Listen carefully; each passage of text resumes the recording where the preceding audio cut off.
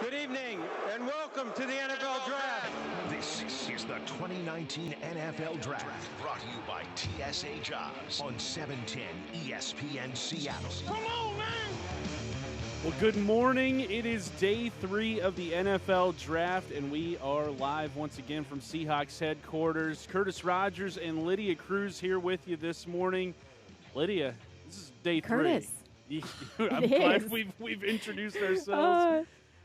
This, as they say, this is where Pete and John make their hay. This it's is their bread and butter. Yeah, day 3 is where everybody that has ever become a superstar in this organization, it feels like, this is where they're found. And today the picks will start in mere moments with the Cardinals leading off the 4th round. Seahawks with the 12th pick of the 4th round, 114th overall. So far, they've got 3 picks in this 4th round. But before we look ahead at what they're going to do today, let's take a look back yesterday at what they accomplished. Heading into the draft yesterday, they had just 1 second-round pick. They come away with 2, and the second one, I think, opened more eyes than just about any pick that they've ever made here. But yesterday, they started off with pick 37, trading down to acquire more picks. At 47 in the second round, they take Utah free safety Marquise Blair, a man of few words, but boy, oh boy, he can lay people when out. you can hit people as he can, you say things with your body and with your power. And he definitely was a man of a few words on the conference call yesterday, but man, is he impressive. Watching film of him is fun. And if you play in the Pac-12 and you've seen him before, you've also seen the other side of that, where it's not fun to watch him and play against him. Absolutely. He's got, I think, 4 targeting penalties last year, just because that's how he plays. He plays with a nasty streak, and it is a fun type of ball to watch. Jake Heaps, our very own Jake Heaps here at 710. Quarterback guru. Yeah, quarterback guru. Compared him to Cam Chancellor, which is about the highest praise you can give a safety, especially one that plays with just such a physicality the way Blair does. And then yesterday, also in the second round, they traded up from 77th overall, which was a third-round pick, to the last pick of the second round, which was originally held by the New England Patriots. And they closed out round 2 by drafting the star of the NFL Combine this last year, the breakout star, the guy who everybody looked at and was just like, is this a Greek god among us? Is this a human being? Exactly. How is he alive? He of the 1.9% body fat. We're talking about Ole Miss wide receiver DK Metcalf going with pick 64 to the Seahawks. Just, one of those picks that really makes you stop in your tracks and it's like, whoa, okay. So it's interesting that they made the pick for Metcalf because it kind of goes against a lot of what Pete and John have done here, where they've kind of shied away from those workout warriors, the guys who may not have the greatest game film, but just showed out at the Combine and blew everybody away, where I think Metcalf falls into that conversation. But when you look at his just physical presence, I mean, you can't help but think of the possibilities. Like, holy cow, this could be something special here if he's able to kind of harness that power and harness all of the skills that he's got to become, a top flight receiver in the NFL. And you saw Russell Wilson tweeting about it yesterday. As someone who is probably pretty darn excited about it, I heard Jake Heaps talking about it on the stream yesterday as well. If you're a quarterback, that's somebody that you can get excited about. I know one drawback or complaint about him in the past is just his ability to run routes, and can he run in not just a straight line. But I see a lot of potential there. Absolutely. And, I mean, you could hear it in DK Metcalf's voice in cut number 11, just how elated he was to finally get that call from an NFL team, and specifically the Seahawks. Hello? DK. Yes, sir. Hey, it's John Schneider with the Seattle Seahawks. Hey, how you doing? How you doing, bud? Good. You doing all right? Yes, sir. Hey, yes, man, sir. get fired up. We're going to make you a Seahawk right here, okay? You all right, bud? All right, man. Congratulations. Thank you. You got to help me out in the weight room, though. I'm a little slow in that area, okay? Thank you. Yeah. All right. Look forward to this, brother, okay? Here's Coach Carroll. Yes, sir. Thank you. DK. DK, this is Coach Pete Carroll. How you doing? I'm doing really good. Okay, we'll both cry together then, all right? Why y'all wait this long, man? I know you had to wait a little bit, but that doesn't matter because you come to Seattle, man. You're gonna play with the Seahawks, and you're gonna catch footballs from Russell Wilson. So get your ass ready to go, big fella. We are fired up for it, and the staff is excited. Listen to these guys. Here's your staff. How about that? Thank you. 5. DK, this is awesome, man. We're so excited about this. I can't even tell you. I mean, one of the great moments every year. I got chills, man. Yeah, the Seahawks every year they post the audio of the call where Pete Carroll and John Schneider are with the prospects, and they give them the news that they've been drafted by the Seahawks. And every year, those have been some of the great moments of the draft. And I don't think there's a phone call that we've heard in the years that they've been doing this better than that one. You can hear in DK Metcalf's voice just how much he loves the game and how grateful he is for this opportunity. And I think that's a key thing that you want to find in these prospects are people that not just, love the game, but also are aware of just how lucky they are to be in this position, because only 250-something guys get picked out of the thousands of college football players out there. And every kid that has played football in the backyard, this is something they've wanted to do. And every single one of these guys that have been drafted here so far and what's coming up later today, I mean, they've wanted this too, and you can hear in Metcalf's voice just how much he wanted it. And I think also he clearly embodies what Pete and John are about when it comes to grit, and talk about somebody who's going to have a chip on their shoulder. You heard it in his voice, falling farther than he thought that he should have, and a lot of people had him projected because a lot of people worried about he had drawbacks on him. And I think that is actually perfect for what they're trying to do here. Guys that have a little chip on their shoulder. We've seen it over the years. I mean, how much do we hear about that 2012 draft class and their draft grade? D grades from Mel Kiper Jr. It will live on epically. And I think that having that fire and that motivation fits so well here in Seattle. And yeah, just a cool moment, because again, we love sports a lot of times just for the people and the human element of it, and it doesn't get more real than that. So cool. It certainly doesn't. DK Metcalf, I think the standout pick of yesterday's draft. Also in the third round, the Seahawks taking Utah linebacker Cody Barton, teaming him up with his teammate Marquise Blair, who they took in the second round. When you look at what they've done so far, Lydia, in the draft, going defensive end with their first pick, secondary with their second pick, wide receiver in the second round, and then linebacker, have they addressed their biggest needs right away? I think so. I really do. And I know there's different philosophies about drafting best available, drafting for need. I think they have gotten some of their guys at a better value. Some guys that I just think John Schneider's having a fabulous draft, honestly. And yesterday I had one of those moments where I just can't believe he hasn't won Executive of the Year. Because that's a travesty. I mean, just on Tuesday morning, having come in or having at that point having 4 picks, and now to look at what they've accomplished in this week, it's pretty phenomenal. I think they've addressed some of their biggest needs. Of course, you still want to add depth, and I'll be really interested, honestly, at the end of today. And Pete Carroll said it before. That's when they really go to work. Yeah. What do they do with the undrafted guys? And so I'll be really interested at when the bell closes today. Yeah, when the closing bell. I mean, yeah, you mentioned the undrafted success that the Seahawks have had here. Jermaine Kearse, Doug Baldwin, who I'm just going to call it Poona Ford. Let's call it right now. Ford Let's as go, well, Poona one of the Bear. highest rated run stoppers a year ago, according to Pro Football Focus. I mean, this is their day. By the way, the Arizona Cardinals made their first pick of the 4th round. Hakeem Butler, wide receiver from Iowa State. So somebody who I think a lot of Seahawks fans had their eye on today is somebody who could fall into the Seahawks' lap at any point. Well, he is off the board now. The Cincinnati Bengals are now on the clock. We will get you the Seahawks 4th round pick 114. It is the 12th pick of the 4th round. We'll get you that coming up later in this hour. But Cody Barton coming off his year at Utah, linebacker. I look at what they've done so far in this draft, and I I can't find a single bad thing to say about the positions in which they've picked. Defensive end, clearly the biggest need.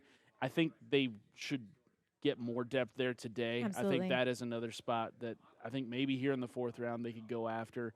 And then in the secondary, I can't fault them for taking a safety or just anybody out there, Marquise Blair.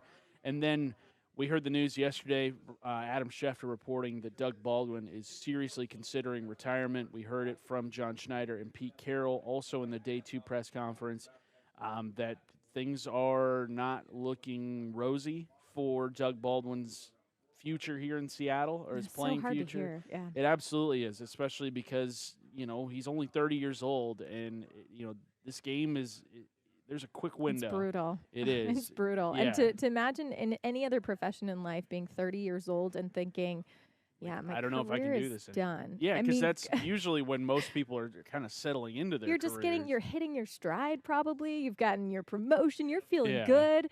Not in football, not in professional sports in general, but particularly in football. And must be a terrible and horrible thing to have to come to terms with that based on your own health. It's personal for everyone. I heard Dave Wyman talking a little bit about this yesterday. Just he himself couldn't imagine being in that position where you don't just always want to play and come back and have more. And then juxtaposition with Danny O'Neill's opinion, which I thought was really insightful too, is that everybody's health is so unique and so different. Yeah. It's hard to place a judgment on that because if you're done, you're done. Yeah, and we all realize it at different points in our lives, and maybe Doug Baldwin is a guy that's realizing, hey, I've got a lot more life left outside of football. I need to be in my best shape for the years ahead and not have, long-term ramifications and just throwing your body through that ringer that is an NFL year, an NFL season, because it's not for the faint of heart, for sure. No. Coming up next here on the 710 ESPN Seattle Draft Special, we will get you the Seahawks draft pick here in the 4th round. Slated to pick at 114, but as you know, John Schneider and Pete Carroll, they're never done wheeling and dealing, so we will get you every single update heading your way here on the Draft Special. Curtis Rogers, Lydia Cruz, 710 ESPN Seattle.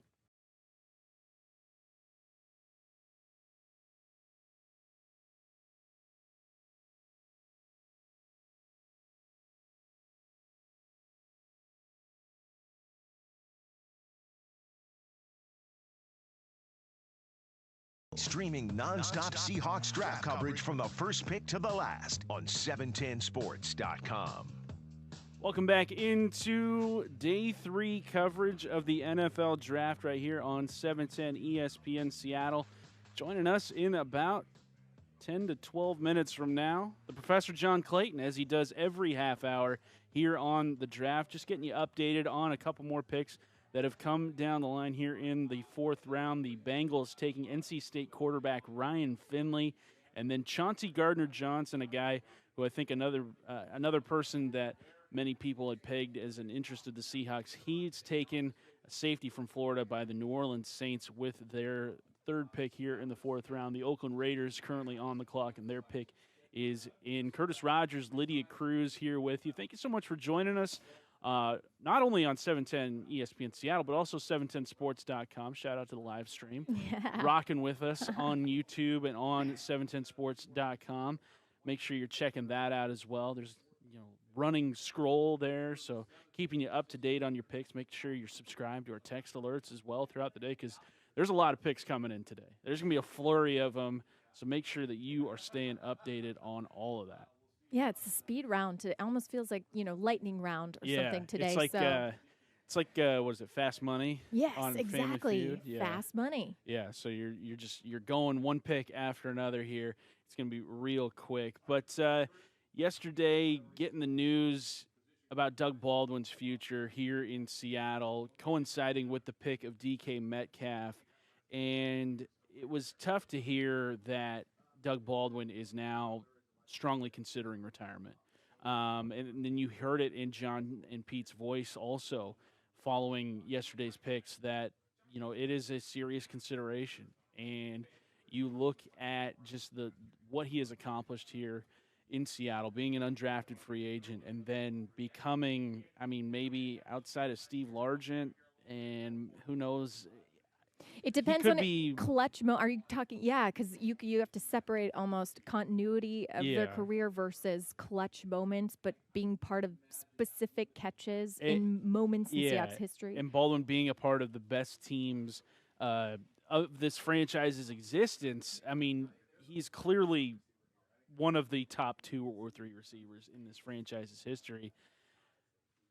But you look at it, it's not just his on-field production, though. It's in the locker room as well. Maybe more so, honestly. His Yeah. leadership, what he has meant to his teammates and the people around him, that's the part where you can't really replace that. No. Right? You can find someone to fill a role on the field, but leadership is forged, not drafted. No, and it's something that, you either have it or you don't. Doug Baldwin certainly does. He's seen just about every guy come through in the last decade or so here, and he's done his thing, and he's been a great example for other guys who have come here, especially the young players who may not understand the NFL life, and Doug has been able to give them great perspective on that, and tell them, like, hey, like, this game, like, I'm one of the lucky ones to have played for as long as I have. Like, this game is quick. Like, the average NFL career is just about 3 seasons. So, no one is guaranteed a lasting spot in this league, and Doug Baldwin certainly is one of those guys who has outplayed his expectations, certainly when he came into the NFL. I mean, it's like his own college coach, Jim Harbaugh, he didn't really have much faith in Baldwin during his time at Stanford, which kind of goes to show you just kind of how much Baldwin was able to kind of internalize that and turn it into, just a remarkable career. And there's echoes of that when we spoke about DK Metcalf and his phone call and how emotional he got, feeling like he fell past his value and he waited too long. Doug Baldwin, there's a little bit of an echo there, not because obviously Doug not drafted, but that grit and that having that chip on your shoulder. It's just an interesting echo to see. And Doug's going to do so many great things off the field beyond football. And that he has so many interests outside of football, beyond football. I could see him getting involved in any part of the coaching side of things and in the players union side of things. He's such a layered, rich person. It's fascinating and fun to talk to him. So, yeah, this will be a bummer for the Seahawks, but you have to do what's best for your health. Absolutely. Maybe he does have it in him to give it one more go, but you look at just the surgeries and the operations that he's had this offseason, I don't blame him one bit for saying, you know what, maybe dealing with this every single year isn't worth it. Is hard for a lot of people to believe because it's like, oh, you got a job in the NFL. Like, why would you ever give that up? But at the end of the day, you got to look out for your health. Yeah, and there's a difference between playing hurt and injured, and most professional athletes at any time are playing hurt. Yeah. And we just don't know about it. We don't know everything that they go through on a daily basis. And you could tell last year, that was a rough year for Doug. You heard it in a couple of his press conferences. That was the first year, which is remarkable that he has really been injured to that significant degree. And you could just hear it a little bit in his voice. So, what a remarkable career. We talked about undrafted free agents and the impact that they've had on this team over the years. I mean, same year as Jerron Johnson, Ricardo Lockett, and Mike Morgan. 2012, Jermaine Kearse and Deshaun Shedd. The next year. And then, some of these names have been pretty darn impressive. It'll be fun to watch what Pete and John do later today. Let me ask you this, though, Siraj. Okay. If in fact, Doug does not play this year, and we have sadly seen the last of him in number 89, do you feel confident and comfortable enough with what the Seahawks have done so far in this draft and with what they have on their roster right now? I would be a lot more comfortable if they got another receiver, especially because of how raw DK Metcalf is. You've got Tyler Lockett, who is the most solid thing going for this wide receiver group right now. We don't really know the future of Jerron Brown in the wide receiver group. And then beyond him, you've got Amara Darboh, who's still here, but he hasn't shown anything in his 2 seasons. In fact, he was hurt all of last year, so he couldn't play. No, there's no guarantees he'll be on the roster heading into 2019. If they can go out and get a wide receiver later on here in the draft today, I think that would put me at ease. Maybe even go out and get a wide receiver after that May 8th compensatory pick deadline, because that's why we haven't seen the Seahawks do much in terms of free agency over the last couple of weeks, is because they want to have those 4 compensatory round picks next year, so that they can have 12 total picks, including that second what a round turnaround from this year. Yeah, to going from 4 picks just about a week ago to then 5 the day before the draft to now 9. At one point, it was up to 10. Wow. So, I mean, just John Schneider working his magic as he always does this time of year. Just a lot of people in the NFL look at what the Seahawks do, and they're so quick to give them those season D grades. But, I mean, Pete and John, they're just playing their own game. They don't worry about what anybody else does in this draft. They go out and get the guys that they have pinpointed and said, like, that's who we want. I don't care what, I don't care what Mel Kiper's saying. I don't care what Todd McShay is saying. We're going to go out and get our guy, and look at this run of success they've had. Seems to be working quite fine. Yeah, and it's that just kind of philosophical human principle of, would you rather get someone that on paper or by some projection says could be a success and he ends up not panning out? How would you feel about that versus taking a chance on a guy that maybe everybody has panned but you believe in?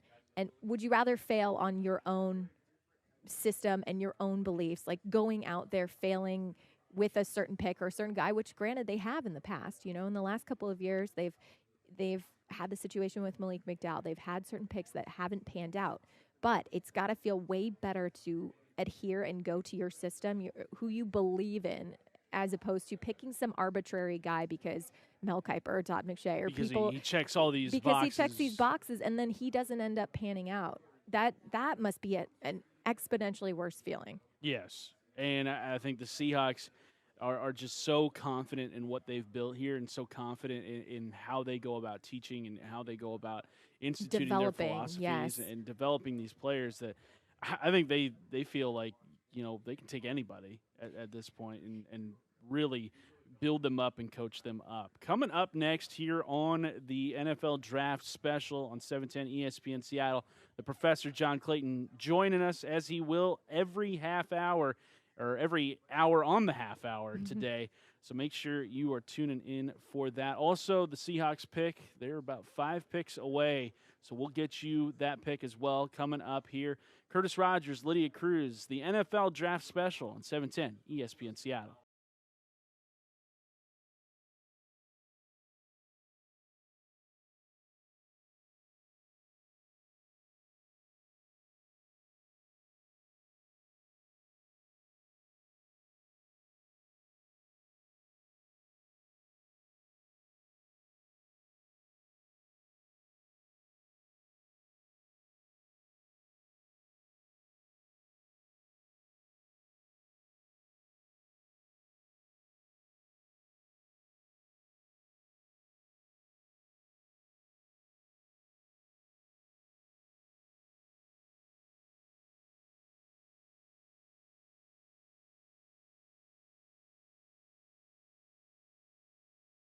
Draft coverage from the first pick to the last on 710sports.com. Welcome back into our Saturday coverage of the NFL Draft here on 710 ESPN Seattle. Seahawks just 4 picks away here in the 4th round, picking at 114. But, I mean, that's a footnote to bring in the Professor John Clayton, who joins us now live here at Seahawks headquarters. John, good morning to you. Good morning. How are you? Doing good. Excellent. Doing good. Yeah. John, day 2 came and went yesterday. The Seahawks making 3 picks. Marquise Blair, the safety from Utah. DK Metcalf, the wide receiver from Ole Miss. Cody Barton, the linebacker, Blair's teammate at Utah. Were you impressed with what the Seahawks did yesterday? I thought it was solid. I think what you can see, the last 2 years, they're going back to old school. Last year they wanted to try to get back to the philosophy of running the football. They took Rashad Penny in the 1st round. They tried to get bigger on the offensive line. This year you can see they're getting back to hitting. They want to try to make sure that you get guys that can hit. And so with their first-round pick, they get a guy 283 pounds who can really good bull rush. He's not the quick twitch type of guy, but he's still fast. He's a 4.72 guy. So they make that move. And then, of course, the move yesterday, taking a safety who can just want to crunch you. I mean, he just wants to destroy you, kind of getting into that Cam Chancellor type of thing. Naturally, the most exciting pick was the DK Metcalf one, in the sense that they, get a guy that at 64 is just an incredible athlete, and he's going to be a hit-or-miss type of guy. But if you would have taken him in the first round and missed, it would have been a disaster. You take him at 64, now you have a chance to work with him. I mean, he's a 4.33 guy. He's 227 pounds. I mean, he lifted more on the bench press around on the bench than the two offensive linemen taken in the first round from this area, because they were like 22, 23, and he was 27. So, I mean, you can see they're getting a new philosophy, and they're trying to get younger. They're trying to create competition at so many different areas. So you can see that's the philosophy, and that's the way it's been really the last 2 years. What would you expect out of them today? I mean, we talked about it earlier. This is Pete and particularly John's day, right? I mean, and now he's got 3 4th-round picks. Yeah, he's got the picks to work with. What do you see happening today? I would still think it's going to be a little bit more on defense. 2 of the 3 picks will probably be defense. Maybe they'll take a cornerback. That could be a possibility. There's a good outside pass rusher, a quicker guy, a smaller guy, 255 to 260 pounds, probably do something like that. And then just now he's starting just getting depth. And, if they like somebody, they might trade up. It doesn't look like they're going to trade up right now because they're about 4 picks away. But I would have to think that, again, defense seems to be the key, because they're trying to build as much depth on defense as they possibly can. And that defense last year, I mean, it was good, but it wasn't like the defenses that we've seen in the past for Pete and John. So biggest key to you, is it adding depth? What is getting back to the defense that Pete Carroll likes to play? Just the competition, because, I mean, when you realize, like last year, they changed 11 starters. And a lot of those on defense. I mean, they replaced just about everybody in the secondary, except that, Earl Thomas made it back, and, he didn't make it through the season. So they were able to come back and get some depth in that way, get some starters now. This year, it's a matter of building some depth. And I think you can see, they want to have as young of a roster as they can, but have it set up so the competition can be. Because, like, here they are. They've got 4 safeties. Bradley McDougall is a Pro Bowl caliber safety in the sense he was a Pro Bowl alternate, but now you've got Delano Hill being challenged by, McKeese Blair, and you've got Tedrick Thompson challenged to that point. And that's what they're trying to do, trying to get that deep competition, because depth, they weren't deep last year. Now this is a chance with all the draft choices and trades and everything else. By the way, almost a record number of trades yesterday. Really? I mean, everybody's copying kind of the the John Schneider model. There was 6 draft day trades the first day, 18 yesterday. Wow. I think the record's 20, and there's already been 4 so far today. Is that a trend that you've seen developing over the years? I mean, is it kind of like the home runs in baseball, or are we just seeing trade? Is the trade juiced? I mean, are we getting more trades than ever? Yeah, because that's been the trend the last 2 years. I mean, last year there was a total overall of 99 trades, where you go back 3 years ago, it was in the 50s. And so what's happened, you get a whole bunch of younger general managers. They're willing to trade draft choices a little bit earlier. They kind of view the draft picks as just simply numbers and not actual entities until it actually comes true. Well, what was really pronounced today, this year, is that you had 7 teams that had traded out of the first round. Seattle traded one of their picks, and these were mostly playoff teams. 7 playoff teams that traded out of the first round. It was Dallas getting Amari Cooper last year. Chicago traded their first 2 picks this year in the deal to get Khalil Mack. Then you have teams like Seattle trying to trade down. I mean, the Rams. I mean, the Rams. By the time Seattle drafted, the Rams had already made 2 or 3 moves, and they were down in the bottom of the second round. So they didn't even take a draft choice until then. And so the philosophy is like, okay, if you're taking somebody in the low first, if you're a playoff team, and that's 21 to 32, they're all second-round grades for the most part. And so the grades from like 21 to about 50 is about the same. So if you can get some value for it, or if there's something that you want to move up to do, you just do that. That's impressive. James Osborne did this with the baseball draft and actually found that the biggest value for that was in the top first 15 picks, and that anything really in the second half of the first round was not worth the same. You might as well pick in the second round per se. And so we're seeing that kind of in football as well. Wow. Yeah, because, I mean, normally it's going to be 15 picks. They're going to have first-round grades. Everybody has a little bit of a different defensive philosophy in that, and somebody's not going to have the same grades. But you usually averages out to 15. So if you're at 21, and John Snyder's recognized this for years because he's been in the playoffs so often, that you might as well try to get some value for it. And so here he was.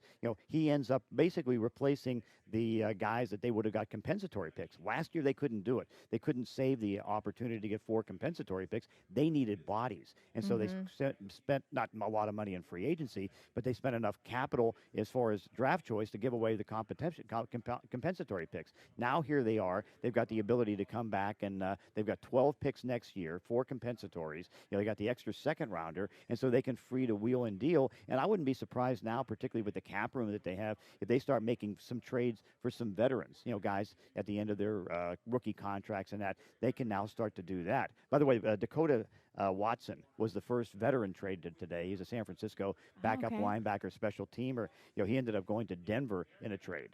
So Seahawks getting close here, right? Yeah, we're at pick 112. Redskins making their selection right now.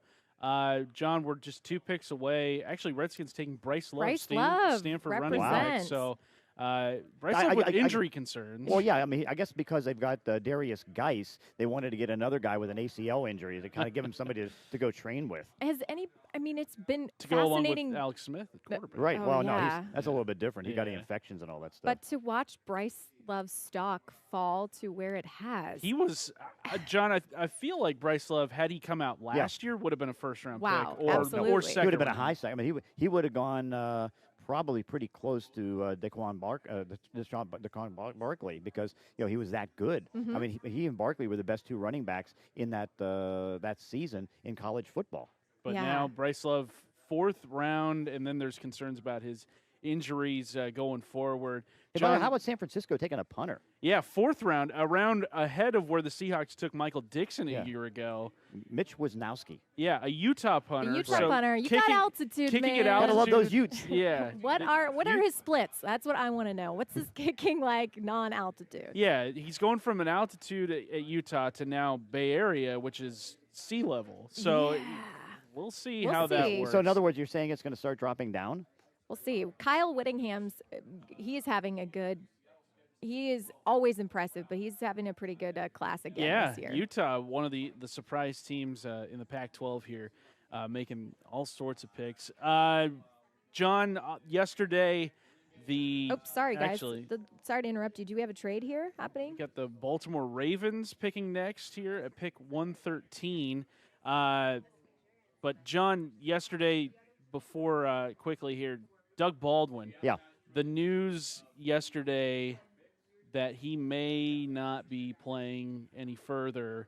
How important now is the wide receiver position to address the rest of the way here in the draft beyond DK Metcalf? Yeah, I mean, they've addressed it to a certain degree. I mean, they got DK Metcalf, and I would imagine they'll probably add a veteran, whether that's going to be, trying to get Jermaine Kearse or somebody else. But, it's not like they have to revamp things, but they're losing their best receiver. The guy that, Russell Wilson trusts the most. He runs great routes. I mean, Tyler Lockett, fortunately for them, emerged as a very good receiver last year. But now it's a matter of who's going to be the number 2. And so is it going to be somebody like David Moore who can grow into it? DK Metcalf, I'm sure, is just going to be used like a 4th or so. They have, Jaron Brown. He can come up and do some things. And, again, Amari Darbo, they were able to get him back, but he hasn't been able to do too much so far. So they just have to have somebody grow, and that's the idea. It's like now you have competition. John, some breaking news here with the Seahawks. They were on the clock. Yes. Oh, my God, they traded down? They traded down with surprising. the Minnesota Vikings going from pick 114 to pick 120, also acquiring pick number 204 in that deal. So they're up to 10 draft choices 10 now. Draft choices. They'll be making 6 picks today as it currently stands. So we've got a lot of picks coming our way, and they're going to come in a hurry for sure because now from 120 they had pick one. It'll be 120, 124, 132, and 142. So they'll have instead of 4 picking picks in about a 22-pick window this afternoon. It's going to be rapid fire here. Are you ready for that? I'm ready for it, yeah. Yeah. Are you ready for it? I'm ready for it just because we've been sitting around, like, as each day has started, they've traded back their first pick, and like, let's get it going. A couple updates. I mean, Hakeem Butler went to Arizona with the first pick of today at 103, and so you can see, both Arizona and San Francisco adding a lot to their receiving core. So that's been kind of interesting. Then of course Cincinnati traded up for a backup quarterback, and getting Ryan Finley, taking him with the second pick in the 4th round. Interesting story out of the New York Jets.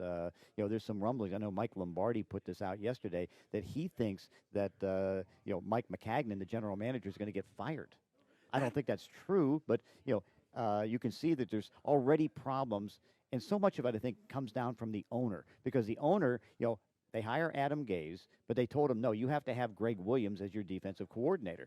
And so now the owner is ordering them to have a 3-4 defense where Greg probably wants a 4-3. There was this big dispute in the last week over who they should take with the 3rd pick. Greg Williams and the coaching staff were all pushing to try to get Ed Oliver because he coached, Greg Williams did, Aaron Donald. Donald, of course, being the guy that is right now the best player in the league as far as on defense. And they wanted that to happen. McCagnon said no.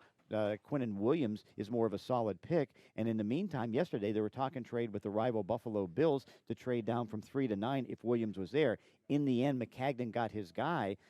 We presume he's going to keep his job, but there's a lot of internal things going on there. You know what's another weird thing with the Jets? You know who Adam Gase's father-in-law is? Yeah, Joe Vitt. Who him and Greg Williams may not have the best relationship dating back to their days in New Orleans. With the Bounty Gate stuff, that just seems so combustible. He testified against Greg in Bounty Gate. That just seems so combustible. Like, what are they doing over there? John, thank you so much for joining us. Thank you, sir. We wish the Seahawks would have picked while you were here with us. I know, that would have been nice. Yeah, it would have. I'm just going to be right over there. So. Yeah, so we'll holler at you if that pick does come down. Yeah. Absolutely. He is the Professor John Clayton. He'll be back with us around 10:30 here today. Every hour on the half hour here in day 3. If you haven't heard, the Seahawks trading down from pick 114 to 120, also picking up pick 204 along the way. So we will get you that pick when it happens. Curtis Rogers, Lydia Cruz, 710 ESPN Seattle.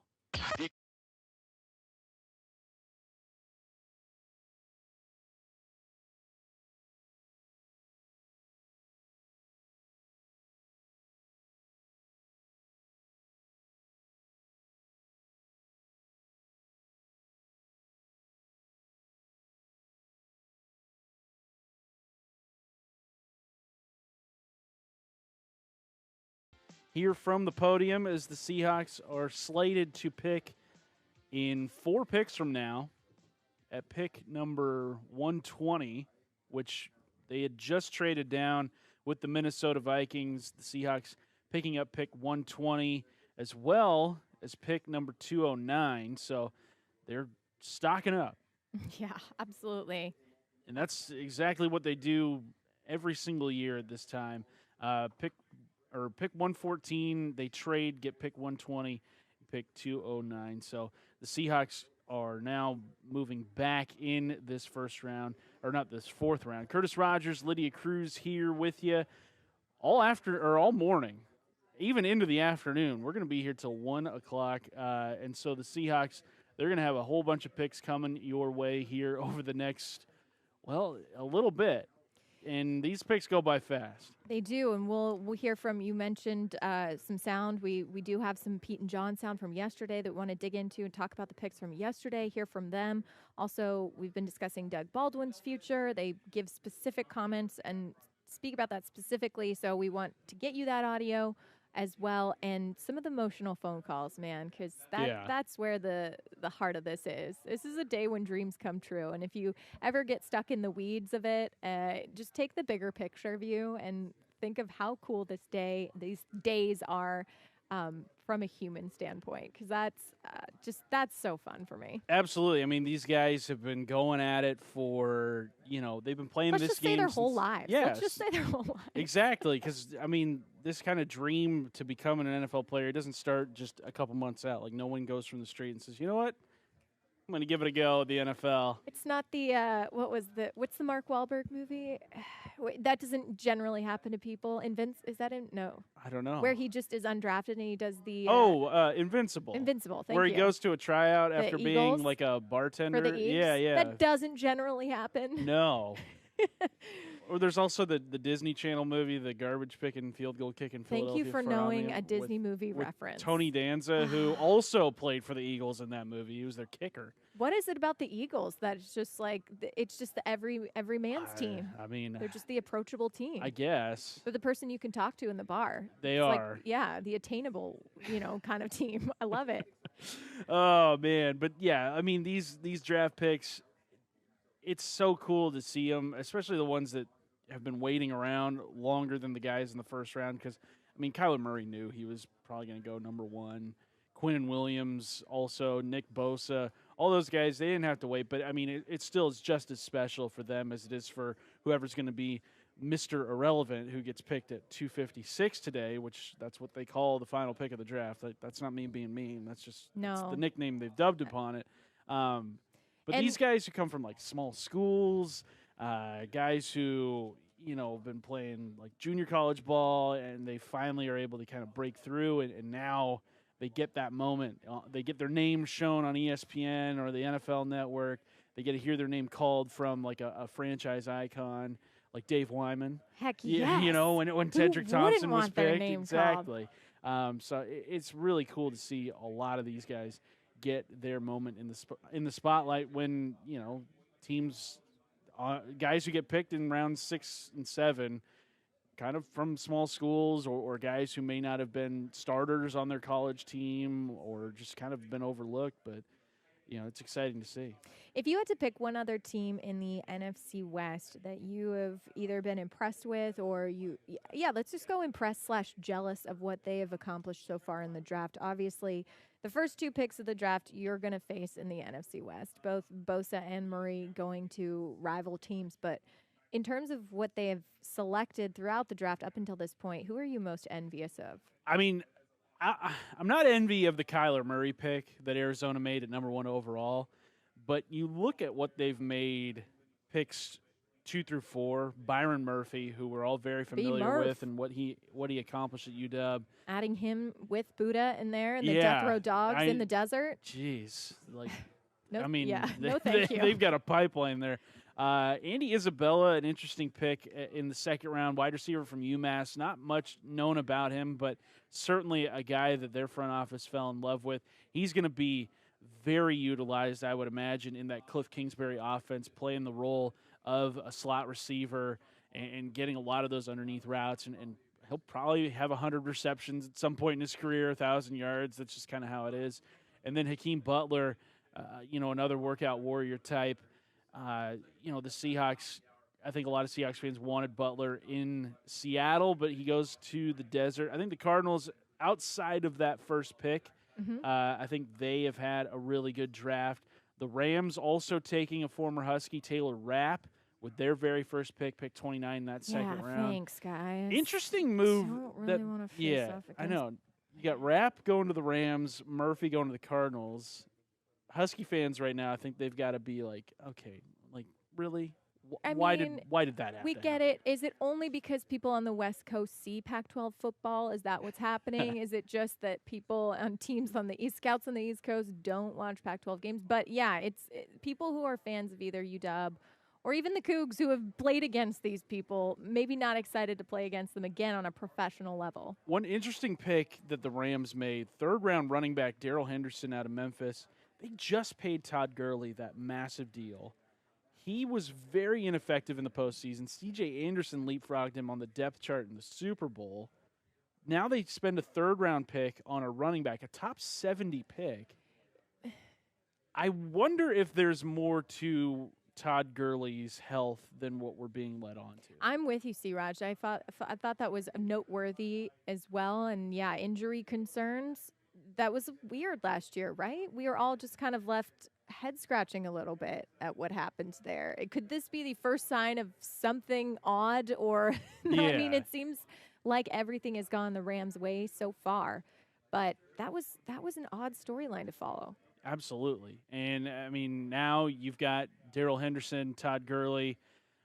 I mean, the Rams, I still have them as the most talented team in the division. I think they are going to challenge for an NFC West title, but I don't think it's going to be as runaway as it was last year. I think they're going to get a lot stiffer competition from the Seahawks and also from the 49ers. We saw it last year, just how closely Seattle played the 49ers. By the way, the Seahawks, they are on the clock now. All right, let's go. They are back on the clock. We know we've said that already today, but this time we mean it. This time we mean it. Yeah, so I think with the Seahawks on the clock, I think now is the perfect time to take a break. Let's The Browns pick is in. We will get you the Seahawks pick coming up here after the break. Do not go anywhere. Curtis Rogers, Lydia Cruz, 710 ESPN Seattle's NFL Draft Special.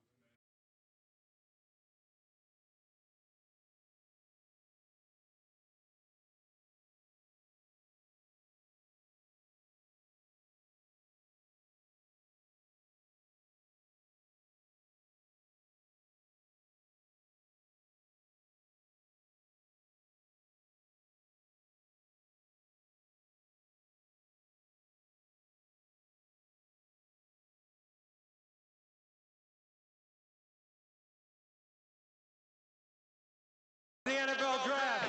This is the 2019 NFL Draft, brought to you by TSA Jobs on 710 ESPN Seattle. Come on, man. Second hour of 710 ESPN Seattle Saturday draft coverage. Curtis Rogers, Lydia Cruz here with you from Seahawks headquarters in Renton. Lydia, we've been waiting for this moment all morning. Here we are. Seahawks pick is in. They have made a pick at pick number 120. Where do you think they're going here? Best guess, I think it's still secondary for me. I would like to see something or pass rush. I mean, defensive, I think in my mind no matter what, but bolstering that defensive line and or maybe something in the secondary. And it looks like the pick has been made. No fancy announcement of it, but the Seahawks addressing the wide receiver group. Oh, hey. A man by the name of Gary Jennings, a wide receiver from West Virginia, who is 6'2", 190 pounds. So wide receiver. There you go. Which I totally think, opposite of what I was thinking. Gary Jennings, the Seahawks' first pick here in the 4th round, a wide receiver out of West Virginia. I think this pick speaks to the importance of building up that wide receiver position, especially with the Doug Baldwin news yesterday. You take DK Metcalf in the 2nd round, Gary Jennings now in the fold for the Seahawks. They have used 2 picks already on wide receivers. I don't know if they're going to make another one at the wideout position, but he is, they have now addressed that, and they have pinpointed it is a very, very important spot. And they will pick here again soon with the 22nd pick of today. That was just the 18th here, so they'll be back on the clock here in a second. But a little bit about Gary Jennings, out of West Virginia, local West Virginia kid, but 6'1", 214, 32.5-inch arms, 9 5/8 inch hands. If you take stock of all those measurables, Brock Heward, that's a shout out to you. I know you do. 4.42 on the 40-yard dash time, 20 reps on the bench press. And was graded by NFL if you buy into their rankings as NFL backup or special teams potential, which I know Pete and John absolutely do not. So they don't buy into those by any means. But, yeah, as you mentioned, somebody who can come in at least to camp and present some competition. You look at the pick of DK Metcalf in the 2nd round, a guy who ran a blazing fast 40-yard dash. Absurd. Gary Jennings also did the same thing, and both of those guys did struggle in the lateral quickness portions of the combine. Jennings clocked in at the 26th fastest 3-cone drill out of the 29 receivers who ran it. But I look at Jennings and Metcalf, and to me that looks like they want to throw the ball deep. It looks like they want to get guys going vertical rather than horizontal, with Jennings and Metcalf, 2 guys who are lightning quick, going deep, and airing it out. You've got Russell Wilson, who is under contract for the next 4 seasons. And I think, picking Jennings here to pair with Metcalf, maybe, who knows how these guys are going to pan out. But right now, at face value, that's what it looks like to me. I would agree with that, absolutely. And some of his strengths, as mentioned, is ability to go up and get those contested catches, just as you mentioned, to play through physical coverage. So exactly what you're saying, Curtis, is seems to fit precisely with their offensive philosophy. And I wonder how Russell Wilson's feeling today. He's feeling pretty good, I think right? so. Okay, you just signed me to a 4-year, $140 million extension, and hey, you're getting me a few more weapons to play with. Couple more of those weapons coming your way. Some advanced stats here on Gary Jennings. He ranked third among FBS receivers in this draft class in what's called marginal efficiency. That stat tracks how efficient a player is based on the exact game situation. For instance, a 12-yard catch on 3rd and 18 less valuable than a 7-yard catch on 3rd and 5. So Jennings ranked 11th in marginal explosiveness, which similarly measures how successful those plays were. That's coming from SB Nation. 4th in catch rate, 74%, and 1st in success rate, which judges how often throws to a receiver keep an offense on schedule. So he sounds very efficient, which is also in line with how the Seahawks love their wide receivers. We've seen it with Doug Baldwin and Tyler Lockett, two guys. Jerron Brown last year. Yeah, Jerron Brown. I think Jerron Brown was one of the team leaders in touchdown receptions, and on the year, I think only had 11 or 12 receptions in total. So, I mean, that just kind of goes to show his effectiveness down near the goal line. But Gary Jennings, the Seahawks' 4th-round pick, their very first pick of the 4th round, from West Virginia, a wide receiver, 6'2", 190 pounds. I'm liking it. I'm liking it. Yeah, it is a need that we mentioned, and I think in the last 24 hours, really, that's kind of incredible how the Doug Baldwin storyline has changed everything since hearing about DK Metcalf and then hearing that Doug Baldwin news. I wonder how much, their draft strategy has had to adjust a little bit in the last 24 hours, but you could certainly hear it in Pete and John's voices yesterday that it does sound a little bit ominous here for the future of Doug Baldwin, and they are following suit and adding depth there at that position. Yeah, so very exciting first couple of moments here in this second hour of our draft coverage. And the Seahawks, they are now, the Ravens are picking right ahead of them at pick number 21 of this 4th round. In fact, Seahawks, they're on the clock. They are on the clock as the Ravens pick is we knew it was going to happen. We're going to get you 2 picks right away here in this very first segment of the 4th or the second hour. Like, after waiting around for the entire morning, the Seahawks trading back a couple of spots to get that pick at number 18 of this 4th round, now pick 22. They are on the clock. In your mind, Curtis, do they have to go defensive at this point? What are you thinking right now? Yeah, I think they got to get somebody on either the offensive or defensive line. I would be much more comfortable. In the trenches, please. Yeah, that's where the game is won and lost. I don't know if you've ever heard that before. But I think offensive or defensive line, I would be more comfortable with a D lineman just because that was their biggest hole coming into this. And the depth of this class in terms of the D-line is absurd. It's where this year's class is going to be remembered, is just how deep the defensive line is. I think with another 4th-round pick, maybe later in this 4th round, the Seahawks do address the offensive line, just get some depth in there, because we saw it at the end of last year. The depth kind of became an issue on the offensive line when Fluker and J.R. Sweezy were hurt. Now you bring in Mike Iupati, who hasn't played a full season since, 2016, 2015? It's been a minute since he's been able to do that, and I think you need to get guys, and like Jordan Simmons, he's a guy who, when he did play, he was effective, but also has injury concerns of his own because he spent most of his college career injured, and then at the end of last season also fell victim to the injury bug. So, and it's Jamarco Jones as well. Yeah, who missed his entire rookie season. Sure. So I think it's vitally important they address that at some point today too. But it's been fascinating too to watch that, because you have a new offensive line coach, and to watch the transition from Tom Gable to Mike Solari in terms of what kind of guys they are scouting and what they want out of their offensive linemen has been really interesting to watch.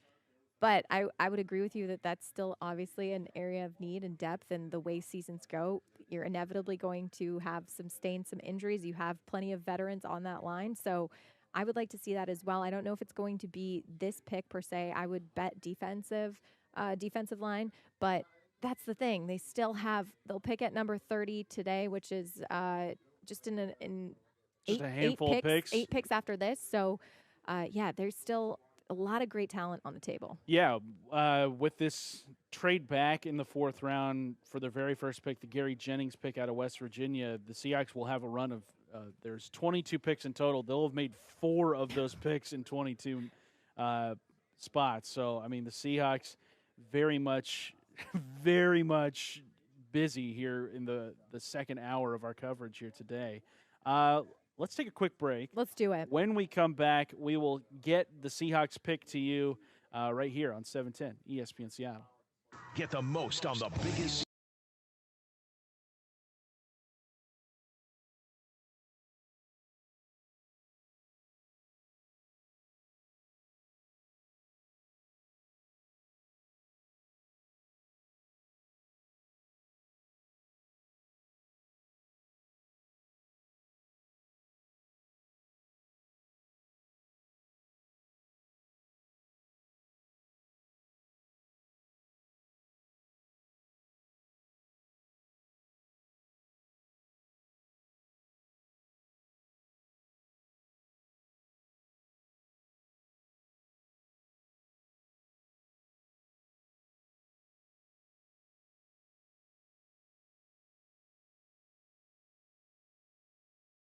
ESPN Seattle, streaming nonstop Seahawks draft coverage from the first pick to the last on 710sports.com. Welcome back into Seahawks draft coverage here on 710 ESPN Seattle. Curtis Rogers and Lydia Cruz here with you this morning. Seahawks pick is in, Lydia. Here we are. We were debating whether it be offense or defense. In the trenches. We knew that was going to happen. And that is exactly what happened. The Seahawks have selected guard Phil Haynes from Wake Forest. Phil Haynes from Wake Forest, a big fella. A very big fella. 6'4", 322, and someone who was a 4-year starter, 3 at guard, 1 at right tackle. So yeah, 6'4", 322. He's got some long arms, 33.5 inches, 9.5-inch hands. So his NFL.com prospect grade is a 5.5, and which is pretty decent for where they found him. How they grade 5.5 is a 50-50 chance to make an NFL roster, which, I mean, around this time of the draft, that's pretty much what it's going to be, where 4th-round picks not necessarily guaranteed to do a whole lot, but there's a chance they could be something. And once again, I've been so impressed with Solari and the way that he has coached up players and been able to get the most out of them. And I honestly wonder what he would do. He's worked with some former first-round talent, obviously, on his line. But it's impressive to see what he's done with these later round guys and really gotten them to buy into the system, what Pete Carroll's doing in a time when it's a passing league, buy into running the football as much as they do. So yeah, I think he's got the leadership qualities that they look for here. That's a constant thing that's been thrown around with this guy's name, is that he's a great leader. So I think that is a great base of starting point for the Seahawks. Some interesting things about Phil Haynes. Basketball, his first love. They do well with two-sport athletes here in Seattle. They do. In high school, only played 1 year of football, and he did it at defensive end. But he was good enough to become a 2-star recruit, got an offer from Wake Forest. At Wake Forest, they flipped him over to the offensive line.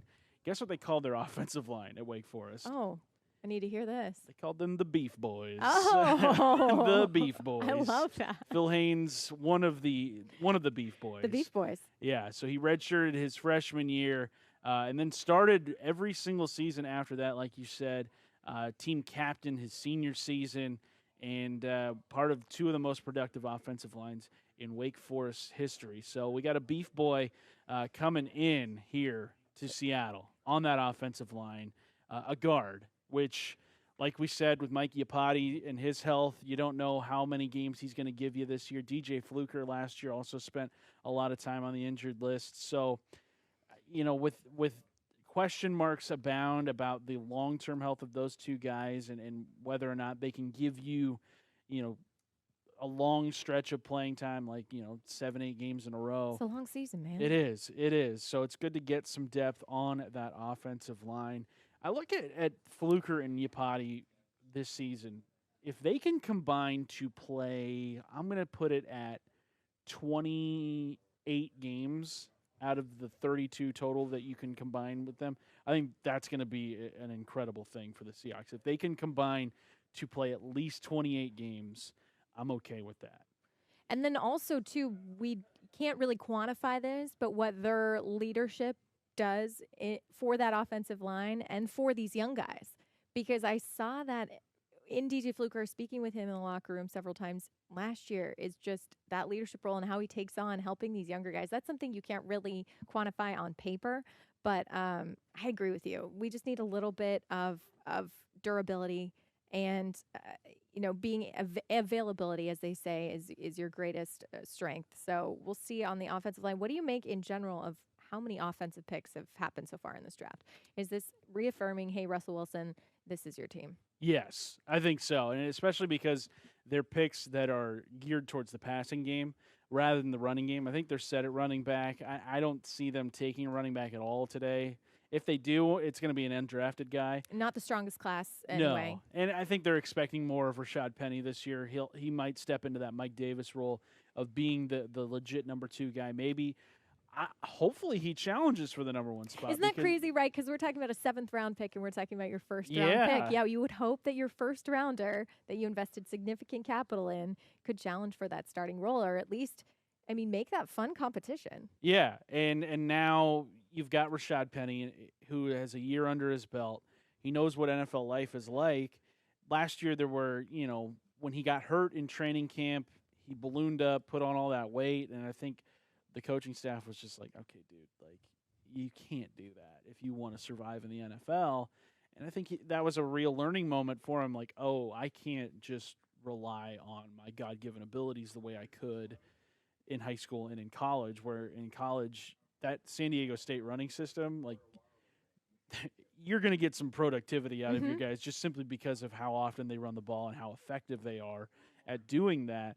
Whereas here in the NFL, you're going up against the best of the best every week. You're not going up against, Hawaii's defense. You're not going up against BYU's defense every single week. You're not going up against Air Force's defense. The way San Diego State goes up against those teams, where you're facing the Rams with Aaron Donald and Ndamukong Suh twice a year. And the Rams, actually, that was a good game that Penny had. It was his first 100-yard rushing game. But I like the emphasis on the passing game, and then obviously figuring out that wide receiver position, because they're still coming into this weekend. There were a lot of question marks. The Doug Baldwin stuff obviously raising the biggest question mark of all of this. But I think you've got guys who are really good at what they do, and that's stretching the field. Gary Jennings and DK Metcalf, 2 speedsters who are going to go long. And Russell Wilson, as we know, is one of the best. He has one of the best deep arms in the NFL. And has had great success with guys who can go up and get contested catches. That's produced some of the greatest moments in Seattle sports history here. Yeah. So. Seahawks up in a couple of picks here. Today they've gone wide receiver and guard. I feel like this next one has to be D-line. Right. What I have been, on the wrong side, I think already. I've been like, it's gotta be D-line right here. No, it's offensive line. So maybe I'm just not gonna pick. I'm gonna tap out on this one. I'm gonna let you call this, C-Rod. Okay. I'm gonna go defensive end. Love it. Love it. Love it. Opposite side of LJ Collier. And I don't have a specific guy in mind. But again, it's a pretty deep class, but yeah. How about personality and or just physical attributes that you'd like? With Collier, they went strength over speed. They wanted a guy that had some versatility, as we had heard the Michael Bennett comp several times, somebody who can go inside, drop inside when you need him to. What would you like to see out of this next D-line pick? This next D-line pick, I just want a fast guy. All right, I want somebody like it. Let's go. out of the Bruce Irvin mold. Actually, I do have a guy in mind. Oh, yes. I'm going to go with Oregon's Jalen Jelks, who was a redshirt senior this last year.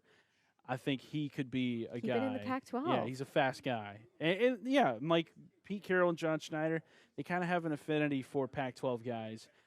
So that's what I'm looking at here. All right. I like it. Yeah, Jalen Jelks. That's my prediction. Mm-hmm. I'm just kind of throwing spaghetti at the wall here, Well, hoping it that's sticks. kind of where you're at the later rounds of the draft so far. And just to recap a couple of the names that have gone off the board here since the Seahawks have last picked. Oh, I just lost my screen. C-Raj, help me out here. Yeah, so since they've last picked, Rennell Wren, defensive tackle from Arizona State, he goes to the Bengals. Thank you. Riley Ridley, a wide receiver from Georgia, goes to the Chicago Bears. Brother of Calvin Ridley, first-round pick of the Atlanta Falcons a year ago. Amon Marshall, cornerback of USC, he goes to Baltimore. Tony Pollard, a running back from Memphis, going to the Cowboys. And a little bit of a running back run in this round. Yeah, and Isaiah Johnson, cornerback from Houston. How about we take a break now? Let's do it. When we come back, the Professor John Clayton, he'll join us live for the Seahawks' next pick in this 4th round. Don't go anywhere. Curtis Rogers, Lydia Cruz, some NFL draft coverage here on this Saturday morning on 710 ESPN Seattle.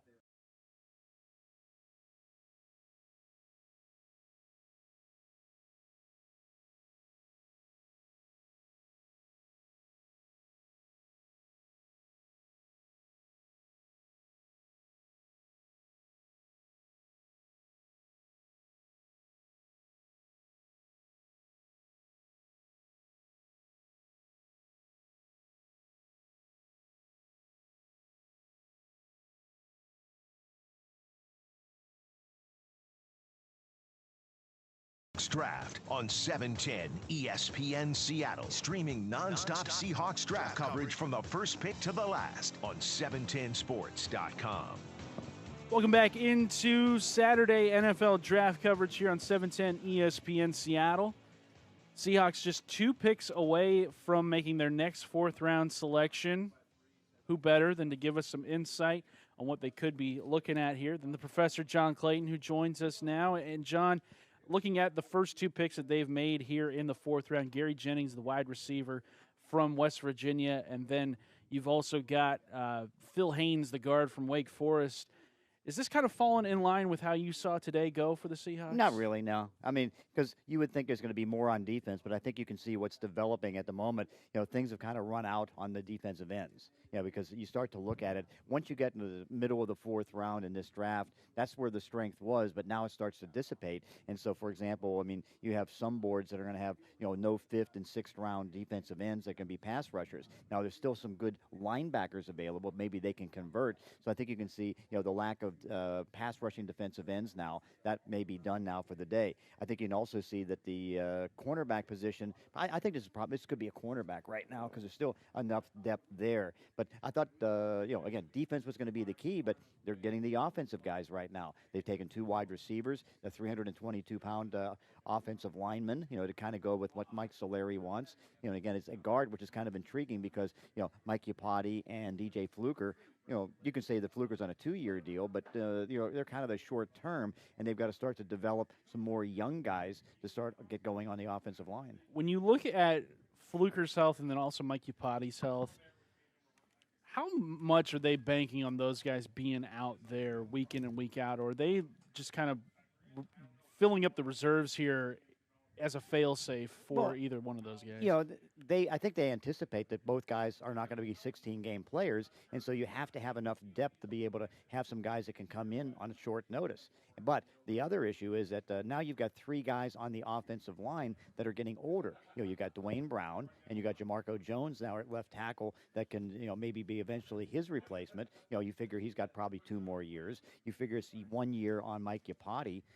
If he does well, maybe he can come back. And then DJ Fluker probably can get to 2 years. But you also start to get the young guys to start to be the guys for the future. John, what would you like personally? If you are in charge of this whole thing, what would you pick? Or do you have a name in mind? No name, no, because you're again, going cornerback. Yeah, I kind of lean. I'm just looking right now at some of the depth that's still available, and so there's like maybe 3, 4. And again, not on. I don't know how they have them on their scale, but about 3. There's more cornerbacks right now than defensive ends. Now, again, if they can find that right defensive end, whether it's going to be Jelks at Oregon or Miller at, at Penn State, that could be a possibility. You hear that? Jalen Jelks. There it is. That was my guy. That was my guy today. Was it? I said the Seahawks were going to go for him. I believe in you, C-Raj, and we know the pick is in. So it is. I'm faith that you called this one. What did you make of the cornerback play last year in particular, John? Well, I mean, part of it was they didn't have consistent pass rush.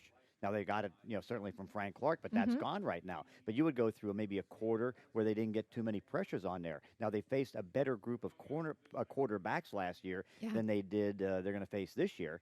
So that can give me a little bit. But also, you have so many young guys. Yeah, I mean, developing. You got three young guys out there trying to at least adjust. I mean, you got Trey Flowers trying to play a different position than he has. Yeah, but I mean, he was great. He was fabulous. Yeah. I mean, he gave as good of a rookie season as Richard Sherman. I think that things start catching up with Shaquille Griffin, and then in the second half of the season, particularly at the end in the last month, I think he was fighting some leg injuries, and so that slowed him down. And so that just happens. But again, with the first year, I mean, it's almost like the criticism that was made of the offense. Oh, they need to do this on offense. They need to do this. No, this was the first year turnaround, and running the football was what they were trying to establish. So you stick with that until it runs out. Now, this year they can add some things, and I think you can see with the two receivers that they've been able to pick up, the play action passes, the deep passes are all going to be part of that, but so much of it is established in the run because the play action isn't going to work if you don't run the ball well. If the Seahawks do take a cornerback at any point in this draft here, are they going to be looking at somebody more to fill that void left by Justin Coleman, or is this going to be somebody brought in to challenge Shaq Griffin at the outside corner there? No, it's they're obviously going to be trying to challenge everybody. That's the one thing. I mean, nobody is safe as far as having their job unless you're Russell Wilson, a couple guys, because, again, they just want more competition. So I know that Pete Carroll feels real good about three options that they have for the slot. So if they do get somebody, you have to see if got the right dimensions and if he's going to be the outside guy or the inside guy. Pick is in. Oh, yes. So we are now just waiting for the announcement to be made. So the Seahawks will be making their selection here, which is this pick has been through, 4 separate organizations already? I know. And, John, again, last time you were on here, you mentioned the amount of trades that have happened this year. And it is mind-boggling. Oh, and here we go. It looks like the Seahawks have taken a safety, Ugo Amadi from Oregon. So I got the school right. C-Raj, you get 50% points. I did not get the player right, but Ugo Amadi, very familiar to Pac-12 fans, 5'9" and 3/8", 199 pounds. Oregon Duck coming to the Seahawks organization. So Ugo Amadi, the newest member of the Seahawks. In fact, NFL.com has him listed as a cornerback. The NFL Network feed has him listed as a safety. So, but also on the network they had slot corner. Yeah. Yeah. So he's a versatile guy. Right. John, what do you make of the Ugo Amadi selection here? And just more competition, at least, because again, he doesn't hit the right dimensions that they like in the cornerbacks. I don't know about his arm length or anything like, but 5'9". So that puts him more in that slot, and I guess gives him the versatility to maybe try to compete at some point, maybe a free safety or that. But again. I just looked at the depth, and the depth looked like it was going to be at the cornerback position. Because now that you're in the 4th round, I mean, you now start to take best guys available that fit your needs and all that stuff. So again, getting back to the defense, and that's where the defense needs more players. So John, you called it. You said secondary. That's exactly what the Seahawks did here. So John called secondary. I called school. I know. Between the two of you, this was 100% correct. We got it. I love this.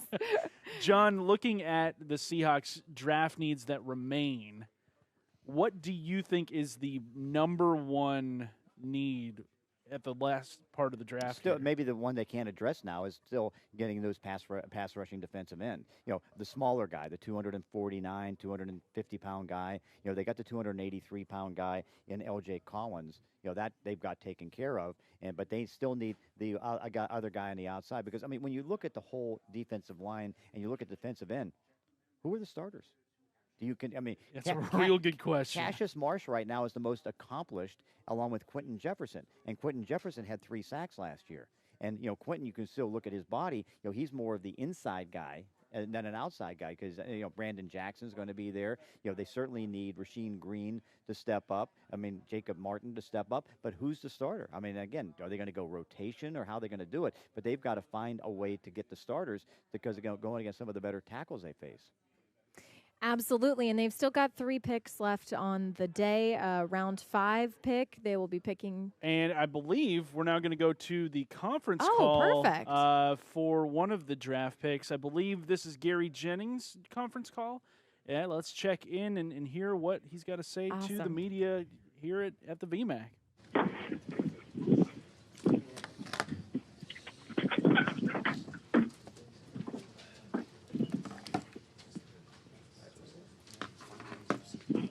Gary, how does it feel? Feels amazing. It feels amazing. Did you have any inkling the Seahawks are going to take you? Yeah, we've been having some great conversations, and it's just I have no words right now. It's crazy. Did you come out here for a visit, Gary? No, sir. No, okay. Gary, how much did you play in the slot in West Virginia? I played in the slot the majority of the time for my past 2 seasons, and I played on the outside for my freshman and sophomore year. So I have a pretty decent background in both areas. How would you kind of describe yourself as a receiver? What do you do well? I have great hands. I have great speed, and I'm a playmaker. When a play needs to be made at the end of the game or in crucial situations, I'm the guy to go to. What was the experience like when you finally got that call from these guys and say you don't have to wait any longer? It was a feeling like no other, and for it to be Seattle as well, it's a perfect fit for me. It's for the system and what they do as offense. I was just going to ask if you say that specifically because of Russell Wilson or what you like about their offense.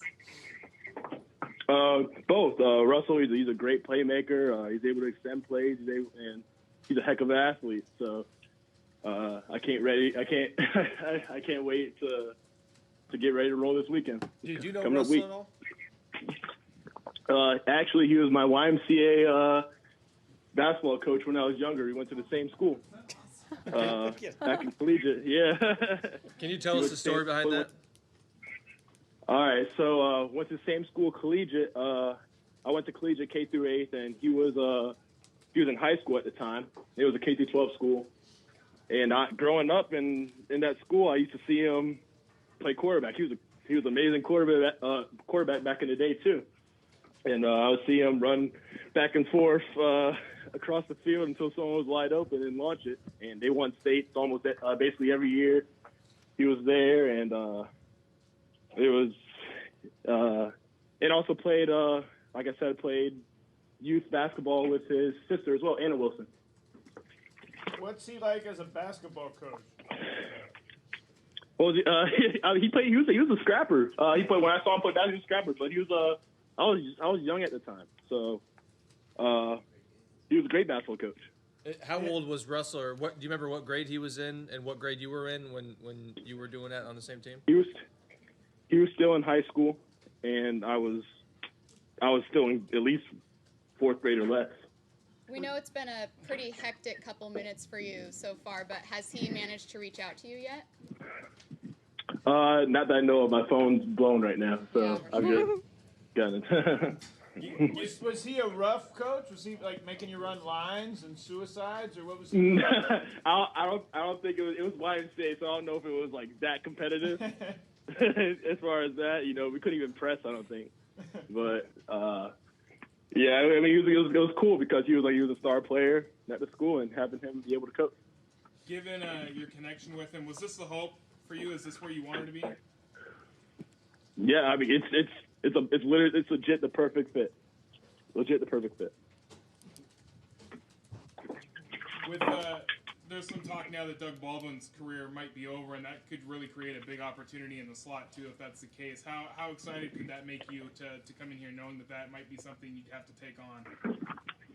I mean, I'm just ready to roll I'm just ready to roll for next week. That's all I'm concerned about right now. Thank you, Gary. Thanks, Gary. Congratulations. Thank you. No problem. Thank you. All right, there you go. That is Seahawks' 4th-round pick, Gary Jennings, wide receiver from West Virginia. Former player under Russell Wilson during his YMCA basketball days. It was meant to be. How cool is that? What a small, large world it is. That's John. Of all the draft day stories that you've seen and heard over the years, where does that one fall in? It's an interesting one because you would think, like Russell Wilson, of course. I mean, you remember he used to go to Peyton Manning's summer camp and all that stuff. And so, I mean, you see that a bunch of times, where sometimes it can be just a small world. But it's interesting to see that Russell was doing some coaching. And to basketball, too. I mean, yeah. we hear a lot about his baseball career, but we knew he was a multi-sport athlete. So I'm trying to imagine Russ as a basketball coach. Oh, would he be able to lay down the law? Would he be really rough and tough? Competitive? Yeah. Did he, as all basketball coaches do? Separation and preparation. No time to sleep. He's telling, like, these youngsters that, no, there's no time to sleep, you guys. Did he do the quintessential basketball coach thing and roll up his team's, like, roster in his hand and just come on, guys. Some interesting picks here in the 4th round following the Seahawks selection of Ugo Amadi from Oregon. The very next pick was the New England Patriots. They may have taken the heir apparent to Tom Brady, Jared Stidham, quarterback from Auburn, at 31 here in the 4th round. And then the Rams dipping into that Washington pipeline once again. Greg Gaines, defensive tackle, going to the LA Rams. John, you look at the pick of Jared Stidham. Is that the next guy in line, I guess, for Tom Brady's job? Yeah, he can sit for 4 years and then hit free agency or something of that nature. I mean, that you knew they were going to take one because all they have is Brian Hoyer, and they needed a young guy to try to develop. And I think that people aren't going to rush Tom Brady out. I mean, Brady plans to play 3-4 more years. Now it's 1 year at a time, but they all. And that Bill Belichick always likes to invest in a quarterback. Like he's taken 2nd-round picks, 3rd-round picks, and all that, but they never get a chance to be on the field because Tom Brady's always there. So I guess you could say, he could be the heir apparent, but how much air is he going to get because Tom Brady's not going to give him much room to do much. Yeah, Stidham coming into this season was one of the more hyped quarterbacks in the draft. Former 5-star quarterback in the college game, was a Baylor transfer, playing at Auburn, and fell this year to the 4th round. Husky fans might be a little bit familiar with his play as Washington played Auburn in the kickoff game this last year, week 1 of the 2018 season. But Greg Gaines of Washington, the defensive tackle, going to the Los Angeles Rams at pick 32 here in the 4th round. Seahawks, their next selection is coming up in the 5th round. We've got pick 142. Pick 142, which was originally through the from the 49ers through the Giants. That originally belonged to the Lions. Here we go. Let's draw a flow chart. The 4th team that the Seahawks, or this pick has just about touched every team so far, at least a quarter or an eighth of the league. I'm doing radio math. This isn't good. Yeah. Hey, by the way, Michael Jordan, he's been drafted. Oh. Not the former, but Michael Jordan, center for Ohio State, is now staying in the state, playing for the Cincinnati Bengals. John, thank you so much for stopping by, and we'll get your analysis on the Seahawks 5th round coming up. Okay. Coming up at 11:30. Sounds good. All right, that is up ahead. Seahawks just a few more picks away from their first 5th round selection. So far, we've seen them go wide receiver. We've seen them go guard. We've seen them go secondary. Do they go defensive line? We will find out soon enough here. Curtis Rogers and Lydia Cruz with some Saturday Seahawks draft coverage on 710 ESPN.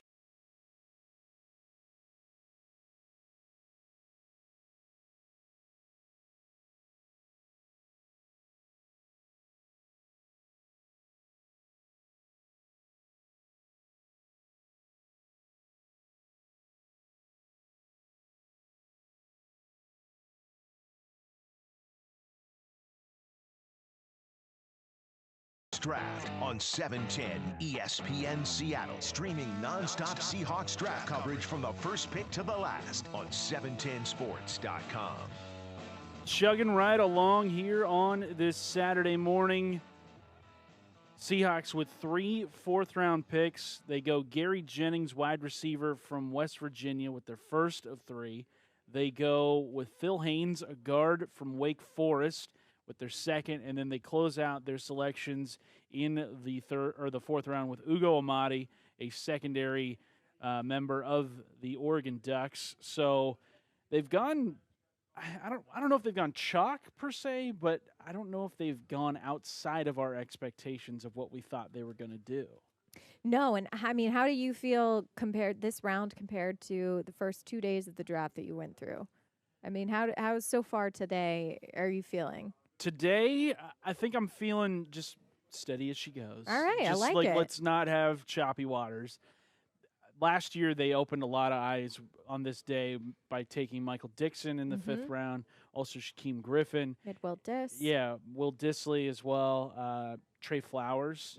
Absolutely. And those are some of those picks that you can't, again, sometimes these don't feel like the sexy picks these rounds, but those are the people that it takes time to see them develop and to see also Pete and John's vision for these people, because sometimes it's not necessarily even the position that they played in college or the position that they had in mind. And that's fascinating to me. Yeah. So some of these guys, they get picked at, defensive line. As we've seen before, that's not necessarily where they end up. They could very well be moved around. And, Ugo Amadi, who played some cornerback, some safety, the Seahawks listed him as a free safety, which is certainly interesting. That's now 2 safeties they've taken, unless they do have plans for Amadi elsewhere in that secondary, maybe move him around kind of in that Deshaun Shedd role where, you can play 3-4 different positions. Certainly does not hurt to have versatile guys in that secondary, as we've seen over the last couple of years. The Bradley McDougald in the fold, somebody who can play both safety positions. That is tremendous value. Is there a position, honestly, where Pete and John do not value versatility? I mean, for a while there, it just felt like they wanted to even rotate the offensive line out, where they're just like, let's get in, like, this guy can play this guard and this. Is there a position where they value specialization way more than they value versatility? I mean, besides quarterback. Maybe punter. Yeah, right. But no, I mean, because even Michael Dixon's got versatility. We know that he's got an arsenal of tricks up his sleeve. Yeah, he's got just one of the wilder. Plus, we even saw him run a ball last we year. did. So pick who knows? up a first down. You just don't know. In his own end zone. So it's just the Seahawks certainly making things interesting here with this just run of picks. They've made 3 of the 4 that we had spotlighted in about a 20-odd number pick range. I say that, C-Raj, because as baseball fans, too, we are also in the era of baseball specialization. Yes. Where everybody is essentially picked to do, you can be a pitcher you can be a left-handed specialist who is coming into the game to throw. Well, we'll see how it changes with the future rules here and having to face the 3-batter minimum. But you can come into a game as of now, essentially, and throw 1 pitch. And just the way that specialization is valued in baseball, to see Pete and John kind of go the opposite route. I know it's a different sport, but in value versatility. At times, for me as a fan and a viewer, it's like kind of aggravating. The offensive line in particular, where you just heard Pete say, well, this guy can play multiple positions and shifted him around. Well, isn't continuity also a value? Isn't learning your position and becoming confident in it important? So at times it's been frustrating, but you have to buy into their system too, because it has also worked out so well for them to have those versatile athletes. We heard from Gary Jennings earlier in the hour. This is pretty cool. Let's hear from Phil Haynes, guard from Wake Forest, as he is on a conference call. Could you talk a little bit about your journey from being a basketball player to being an NFL draft pick? I think this is Right.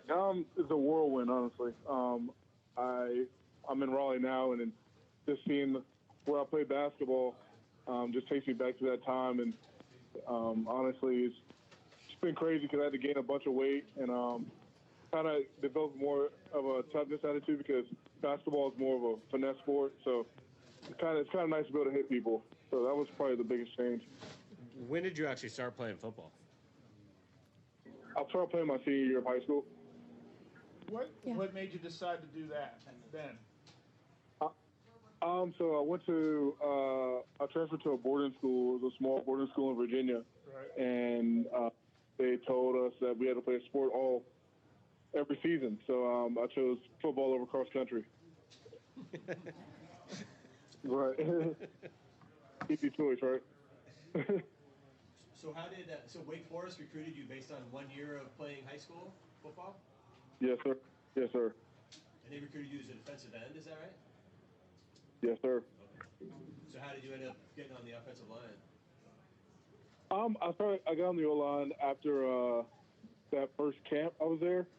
We realized that Coach Clawson brought me into his office and said, we don't have too many O-linemen. We want to develop for the future, and we want to test you out at O-line. You don't have much football experience, so we just want to try you out over there. As soon as I went over there, it stuck, and the rest is history. I'm Seattle Seahawks now. Did you think at that time you'd be an NFL draft pick? Honestly, I didn't. They honestly just talked about helping the team, and that's what I wanted to do. And I just honestly just wanted to be a team player and get my education, but now I'm a draft pick, so that's awesome. What kind of basketball player were you? I was like a 3-4, low post guy, but also could dribble out and shoot a little bit, more physical. How did you get to North Raleigh Christian Academy? What led you there? So one of my AAU coaches in basketball started coaching there. So it's kind of easy transition. So I just got over to in North Raleigh because of the coaches. That was Steve Surratt, right? It was kind of through him. Yes, it was through him. Was he your AAU coach? He was not technically my AAU coach, but he was like a good friend. He's an AAU coach, but he wasn't mine. And how long did you play AAU ball? From since I was 11 until I was 18, so 7 years. A lot of stories kind of use a blindside comparison. Do you embrace that, or with him paying for your? Not necessarily. I don't really embrace it because I didn't move in with a different family. I still live with my mom, and I kind of want to be my own person. My goal could be him. I want to be Phil Haynes. That is Seahawks' 4th-round draft pick there out of Wake Forest, Mr. Phil Haynes. The Seahawks pick is in. We are going to stay here with it and get it to you before we head to break. Seahawks have taken their last 3 picks: wide receiver Gary Jennings, Phil Haynes guard, and then Ugo Amadi safety. Lydia, if they don't go defensive line here, I think this will be my first. Are you going to riot? concern. Are you going to just take your computer and smash after it? a 5th-round pick? I demanded it. What the heck are we doing out here? I'm with you though, C-Raj. I think that we mentioned it. We're gonna drop the trenches word several times on this show, but in the trenches, that's where the game's won, and you would like to see them bolster that and add to that. Particularly Clayton, when he was on with us, the professor joining us and talking about that.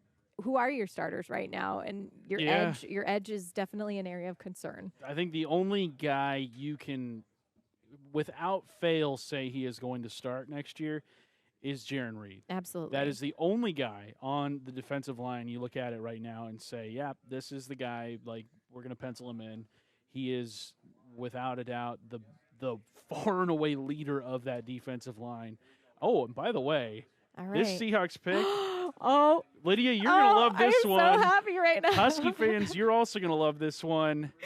Pac-12 Defensive Player of the Year, Washington Husky, Ben Burr-Kirven is a Seattle Seahawk. Ear to ear gritting right now. 5th-round pick, Ben Burr-Kirven. You guys.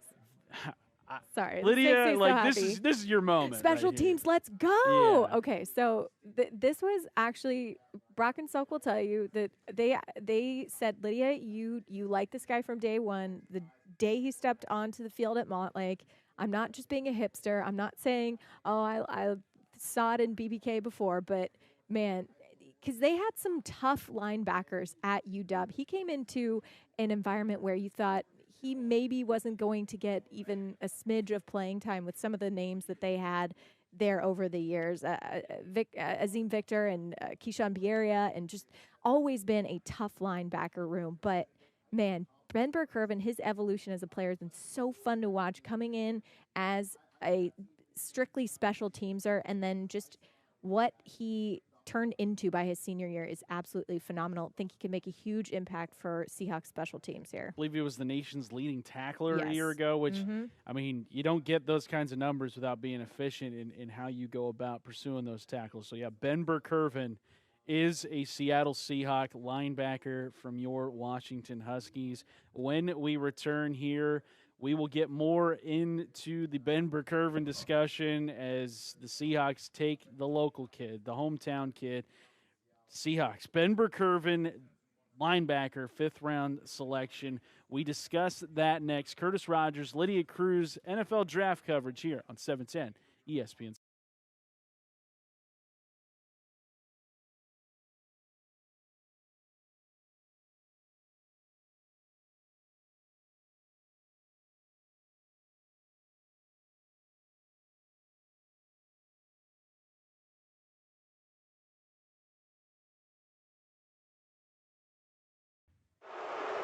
Good evening and welcome to the NFL Draft.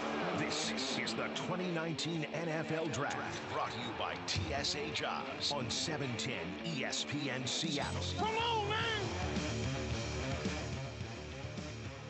Welcome into our 3rd hour of coverage here on this Saturday. Coverage of the draft. Curtis Rogers and Lydia Cruz here with you. And just before we went to break in the last hour, the Seahawks making, well, so far they're only draft pick of the 5th round, at least only scheduled pick of the 5th round, but it is a guy who I think is very familiar with football fans in this area of the country, specifically in Seattle. Ben Burr-Kirven, linebacker from the Washington Huskies, is now a Seattle Seahawk draft pick. They go Oregon Duck in the 4th round with Ugo Amadi. Showing the Pac-12 some love. Let's go. And now they go with Ben Burr-Kirven. They also have 2 Utah Utes getting picked with Cody Barton and then also Marquise Blair. Yeah. So 4 picks this season for the Seahawks so far have come from the Pac-12. But Ben Burr-Kirven, Seattle Seahawk, I mean, for Husky fans, that's got to be just a welcome sight to see. I think so, and I know this pick might be unattractive to some people and say, why didn't you bolster that defensive line here? But look, I think a lot of people question Pete and John's picks in these rounds last year as well, and we're wondering where they were going philosophically with these things. And, man, have they proven themselves right a lot of times in these later rounds. And I think BBK is the kind of guy he's going to be an absolute ball obsessed person. He is going to live and breathe the Seahawks. He is going to be exactly the type of character dude that you want in that locker room. And I think we special teams has honestly been sort of an area of concern that I think that they need to address. And it is, granted, some of the rule changes that have happened over the last couple of years have caused some issues, but I think that is an area that Pete typically pride themselves on.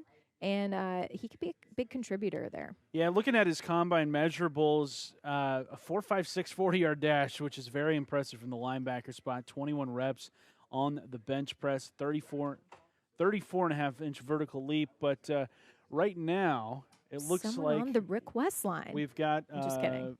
We've got a conference call coming up here, right here. Ugo Amadi. Let's go. Secondary from Oregon, who is joining the Seahawks media assembled here at Seahawks headquarters. Doing just what's this day been like for you?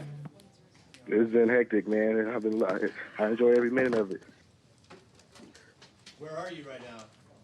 I'm in Nashville, Tennessee.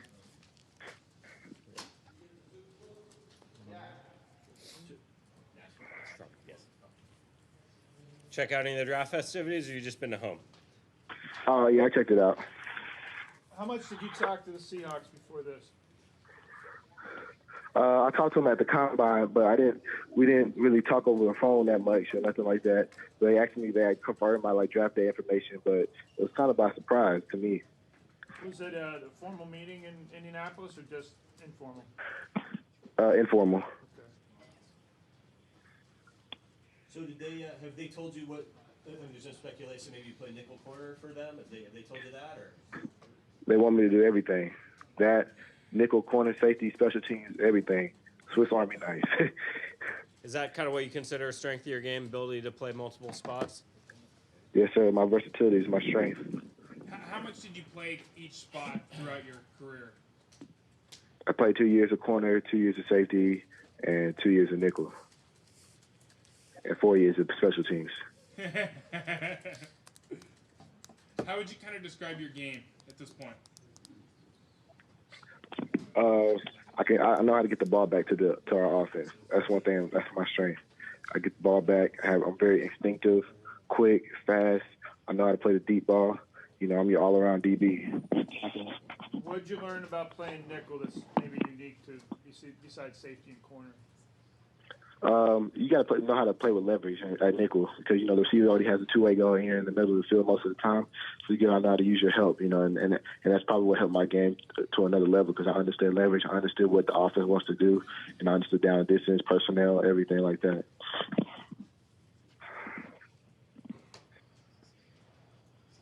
Anything else, guys? No. All right. Thank you, Ugo. Thank you. Appreciate it. That is Ugo Amadi joining the media assembled here at Seahawks headquarters. You look at the Seahawks, and right now, the linebacker position, after the selection of Ben Burr-Kirven, they're deep at linebacker now. That'll make Dave Wyman, Mr. Dave Wyman, pretty darn happy. I heard that mentioned yesterday on the stream that, hey, you know what? It's hard to even imagine because Bobby Wagner, you have him as your anchor. He is playing still out of his mind. And Bobby, only 29. He's going to turn 30, I believe, this year. But you hit a wall at a certain point. It's such a physical position. You will eventually hit a wall. You do need to think about and plan for your future. And Dave Wyman mentioning that. So this, I know, will make him smile. You look at the list of guys who could play inside linebacker for the Seahawks right now. Bobby Wagner, KJ Wright, Michael Kendricks, Austin Calitro, Shaquem Griffin, Cody Barton, and Ben Burr-Kirven. Like that is a deep, deep inside linebacker group.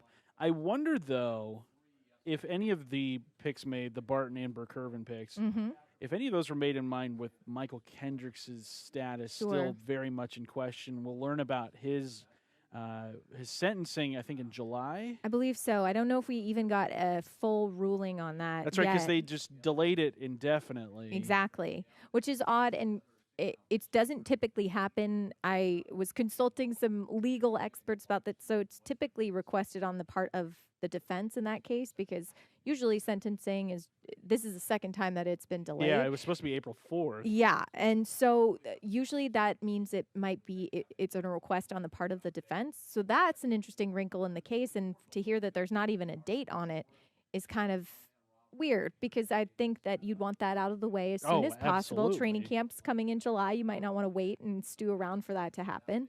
But you're right. This just adds some depth and certainty to that position. Also, a lot of those guys, some of those guys being able to play special teams in there that you mentioned. Yeah, Calitro, Shaquem Griffin.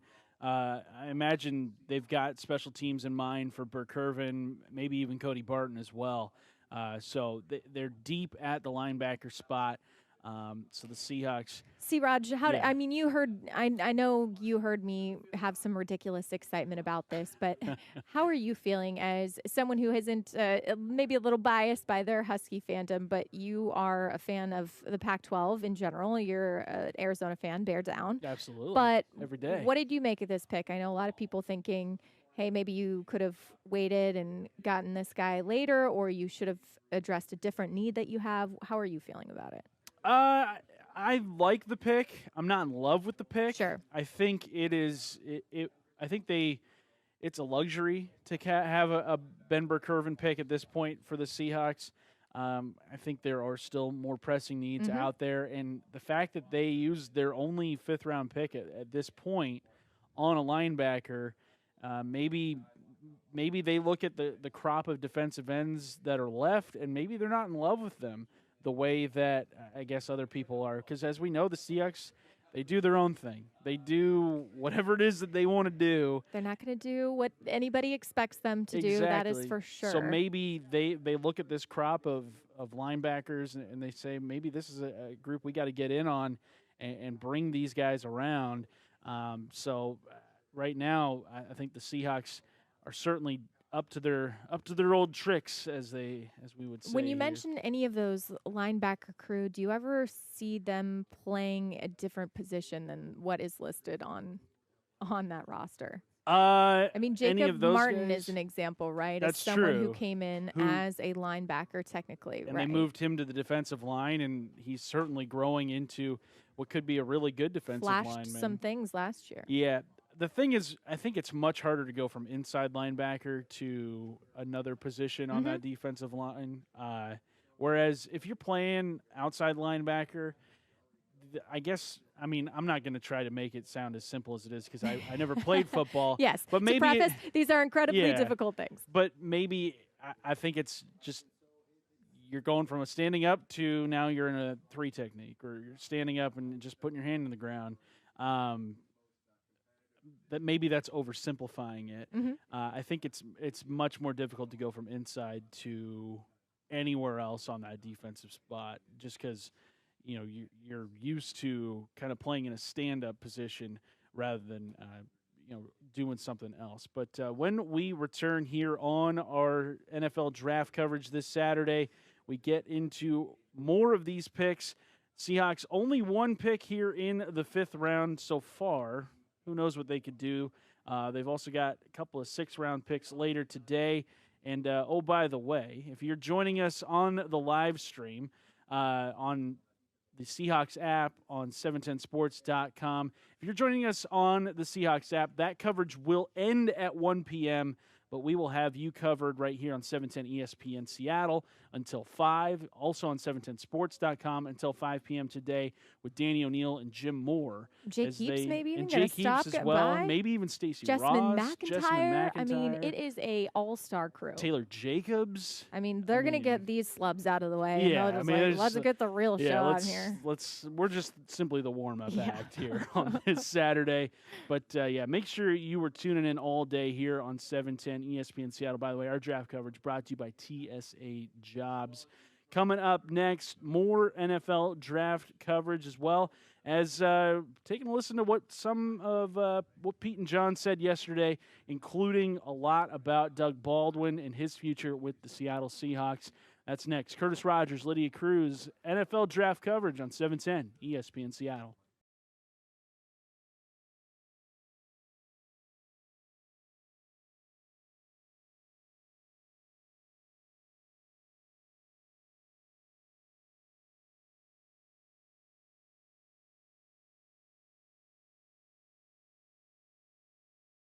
The Seahawks Draft on 710 ESPN Seattle. Streaming nonstop Seahawks draft coverage from the first pick to the last on 710sports.com.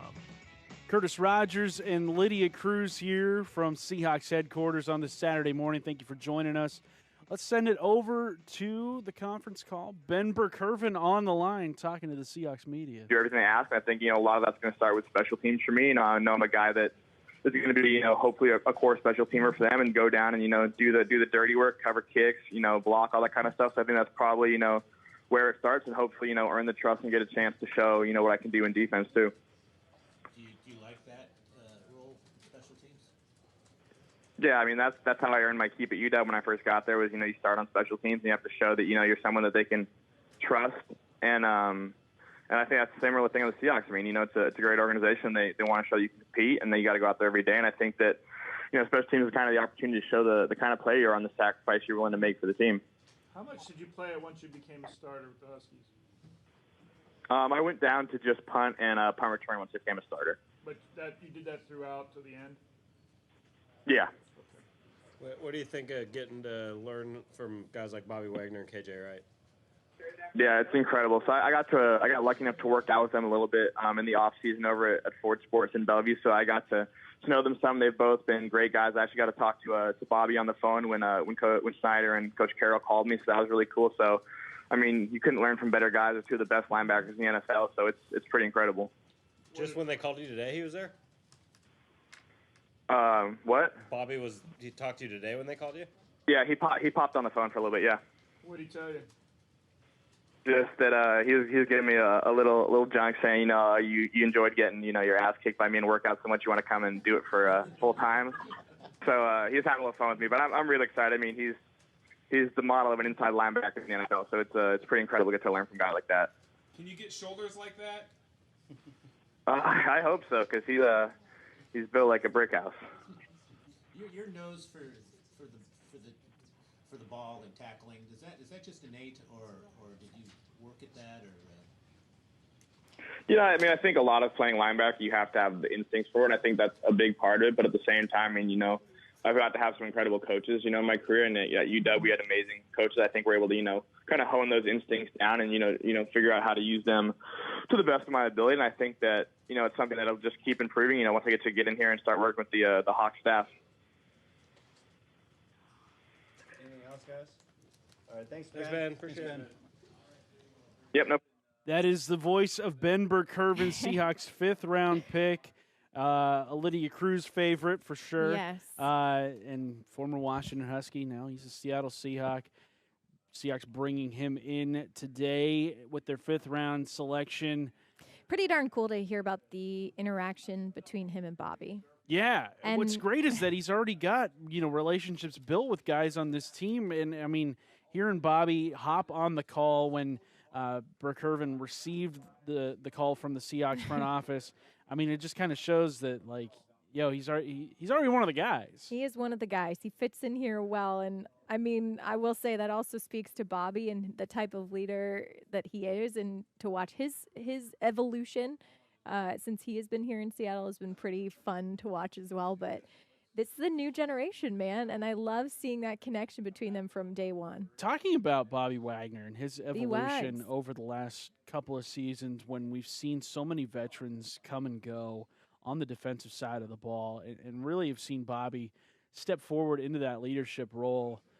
I don't know if I certainly didn't expect him to be as good of a leader as he has been, but he's really been someone that has really kind of taken it upon himself and said, you know what, this is my defense now, and I'm gonna make it a very cohesive group and make sure that everybody's checking in on each other and really getting it going. I think last year when Frank Clark was still here, he was on with Danny David Moore, and he mentioned how the defensive line would get together a couple nights a week and just not even have. I mean, they would have film nights, but they would also go bowling. Friend nights. They would have, they would talk to each other about why do you play this game? Who do you play it for? And just, that kind of thing on this defense, it's more, football is such an everyday thing for these players. It's not just Sunday and it's not just at practice, but these guys are around each other a lot, and you need to have people like Bobby Wagner, who's been around the block and, has certainly accomplished a ton, to be actively involved with these young guys as well and not kind of have them left to their own devices. Well, it's a long season. It doesn't always seem that way as football fans. It seems like it can go by in a breeze because also comparatively games-wise, you have, it seems short if you're a baseball fan, if you're a hockey fan. At the same time, it's a long season, and once you get into, those later weeks and your body is starting to break down, what it really comes down to is, do you have the strength and the camaraderie that is built up and established over time to then play beyond yourself and beyond your body and your limitations at that point, and to play for the people around you? And Bobby's a great example of sort of working from day one to instill that culture in the Seahawks locker room. Because when it comes down to it, if you are sick and tired and not feeling good, but you know that someone else is depending on you and it's somebody that you love and trust and you know everything about their family, their family is your family, then you're going to manage to move beyond your physical ails and do something pretty remarkable on the football field. So, Bobby's just a wonder. And I see him being obviously in the Ring of Honor at some point, maybe possible jersey retirement at some point here in Seattle. I think so. Just taking a look at what's going on in the 5th round. Some notable picks after the Seahawks selected Ben Burr-Kirven with their selection. You had Tampa Bay taking a kicker, Utah's Matt Gay. So both Utah's kicker and punter getting drafted. Shout out to Elevation. Yeah. Shout out to Utah. I mean, yeah, they're showing out here in this there's draft. a reason that Kyle Whittingham is the longest tenured Pac-12 coach. I mean, he is solid, silently just constantly competitive, and he creates NFL caliber players. I mean, it's not difficult, I would think, to recruit to that program based on his track record and what he has done. Yeah, so both special teams members of Utah, their kicker and punter, getting selected today, both going to C-level places, Tampa Bay. So, yeah, I don't know. And then also Hunter Renfrow, who spent about 8 years at Clemson. He caught the game-winning touchdown pass from Deshaun Watson back in, I think it was 2015, 2016, that national title game. And then he also won last year's national title game. So he's a two-time national champ wide receiver. Not to be confused with San Diego Padres Hunter Renfrow. Yes. But he got selected by the Oakland Raiders here in the 5th round. A lot of people had him projected as possibly a New England Patriots pick because he's kind of in that line of the Julian Edelman, Danny Amendola, Wes Welker types. I wonder why they get those comparisons.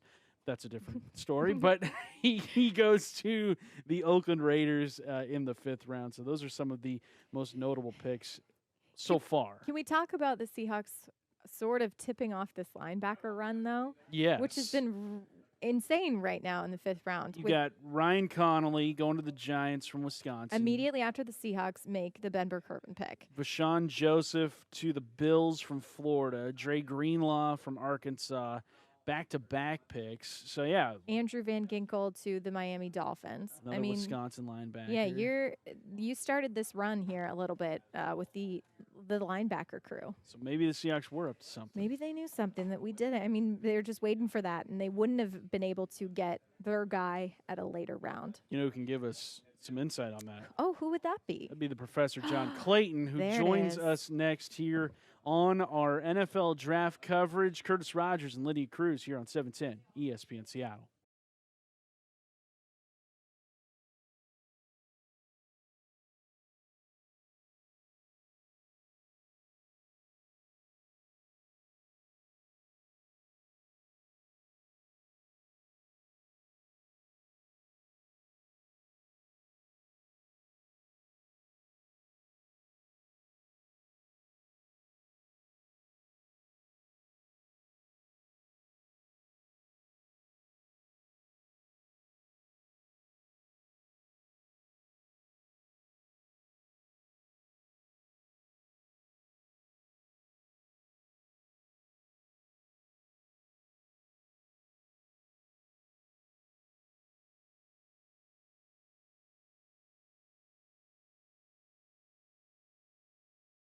Seahawks Draft on 710 ESPN Seattle. Streaming nonstop Seahawks draft coverage from the first pick to the last on 710sports.com. Welcome back into some draft coverage here on 710 ESPN Seattle. You can listen to the show on the 710 Sports app. It's driven by your Puget Sound Acura dealers. John Clayton, the professor, joining us here. And John, since we last spoke, Seahawks making one more pick, taking linebacker Ben Burr-Kirven from the University of Washington. Not going defensive line, taking another linebacker, another inside linebacker to add to what they've already got there. Did that surprise you?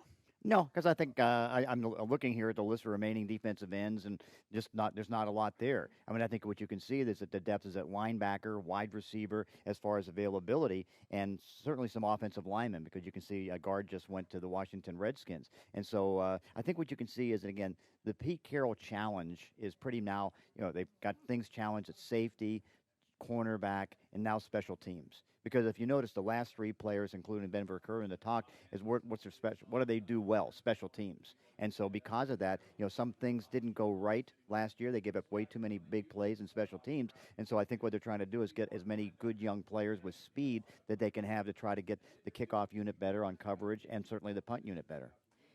Is it been because of the changes in rules what has been sort of a little bit of their drop-off in special teams the last couple of years? I just think, with so many changes last year with the roster, you have a lot of new players trying to do it. They're trying to adjust to some new things, and there was missed tackles and all that. I mean, Sebastian Janikowski didn't help things because, he was not going to be your emergency guy if something goes wrong that he was going to make a tackle at the age of 40. Yeah. That didn't Don't make happen. him run. Don't make Seabass run. And so, now I think you've got a core group that's coming back. I mean, Nico Thorpe's come back, Markevius Mingo's come back, but you also want some of these young guys to come in there and take the spot. I mean, they're going to be good with Shaquem Griffin and all that. So I think what you're going to see is now a big escalation as far as what they're going to do on special teams. If these guys, they're going to make the roster, but now are they going to make the 46-man active roster? The Seahawks not going to pick here for a little while. Yeah. And what, in your mind, projection-wise, would you like to see them do with what is reasonably left on the board there? It's just basically, don't overdraft. Just take what's available. I mean, so best it available. Okay. Yeah, and so when you start to look at some of the excess, I mean, at this moment, it wouldn't be a surprise if a tight end would be, and again, they're solid at that. But I mean, there's about 4 or 5 tight ends that are still hanging around the draft board. Someone who can block, someone who can, Yeah, I just because again, what it comes down to is as you get now this late in the draft, and hey, it's not out of the question that next pick could be a quarterback. I was just going to ask you I that. know, right? When you look at the Seahawks quarterback situation with Paxton Lynch being on the roster, not the most steady backup presence. Could the Seahawks look to add a quarterback here in their next 2 picks? Very possible, yeah, because, I mean, at the moment, there's only been 7 quarterbacks taken so far. And, there's only been like 1 around. And so that's a possibility, too. Because at this stage, I mean, these are guys that are going to be trying to make the roster and not necessarily guys you're going to be counting on. Now, again, this team has been so good at getting 5th and 6th round picks, 4th round picks that can do things. And you can see, like, in a Kirven and that, he could be a guy that could, eventually, develop into like a 4th linebacker somewhere in that category. But he's going to be good on special teams. But at this stage, it's a matter of just, taking what's available. It's going to be a long day for everybody, I know, but are you interested to see what happens when the draft is over? And Pete and John, in their minds, at least Pete before, when they didn't have as many picks to their name, said, "That's when we really get to work." Oh, yeah, but because they do, I know they're going to be very aggressive in unrestricted free agency. And Poona Ford came out of last year. Now, certainly they knew this was going to be a great attraction for a player if there's only going to be 4 picks. But now they've been able to get it up to 9 and 10. Yeah. They're still, that may hold some things back. But no, they're going to be trying to get some of the guys out there to try to at least, fill up the rest of the roster. And again, it's that wait until May 8th and May 7th when you get the unrestricted free agency period over, and then you can start to get some more players added. And that's where they'll get the run-stopping defensive tackle, whether it's going to be Danny Shelton or Earl Mitchell, maybe get a wide receiver, a veteran wide receiver. We'll see if that's going to be Jermaine Kearse, see whether it's another pass rusher. Still waiting to get that veteran guy because I've been still waiting. And again, Nick Perry doesn't count against the against the compensatory picks, but he's a guy that's had 32 sacks in his career. He had a double-digit sack season once, and so what you kind of wonder is that, okay, where is he? Because they could sign him now, and it doesn't cost them anything as far as compensatory picks. We're about 4.5 rounds deep here in the 2019 draft. Which team do you think has gotten the best value out of their picks? I really like Arizona. I mean, they've been knocking it dead. I mean, they got Deontay Thompson, and they got Hakeem Butler. I mean, you look up and down the line, I think they've done fantastic. San Francisco getting 2 receivers, I think they've done well. Carolina's been real solid. I mean, they've been, they come up, they get Burns in the 1st round to be the pass rusher. They come in the 2nd round, they get Cody Ford on the offensive line. They get linebacker help. I mean, they've been really solid all the way through. Will Greer, also the quarterback from West Virginia.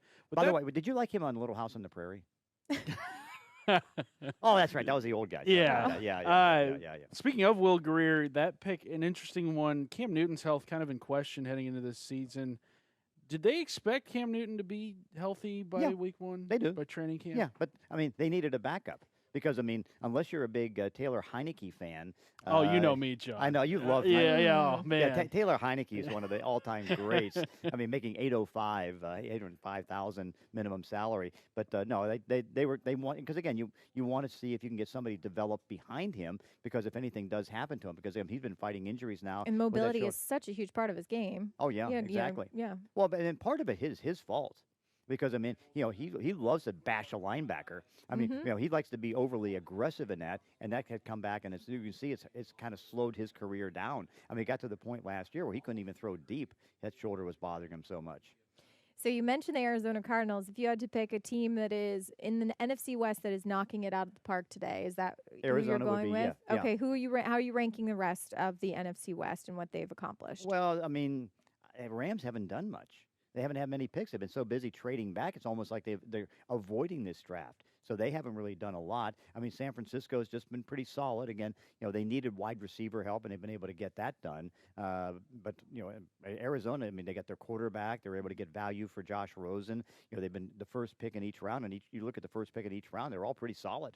You bring up the Rams. What do you make of that third-round pick of Darrell Henderson, the running back? We were going to ask, Backup running back. Backup? Yeah, because remember, I mean, they didn't re-sign C.J. Anderson. They let him go, and so they needed somebody as a backup running back. With Todd Gurley and his health issues, though, could that possibly end up being more than just a backup pick? Doubt it.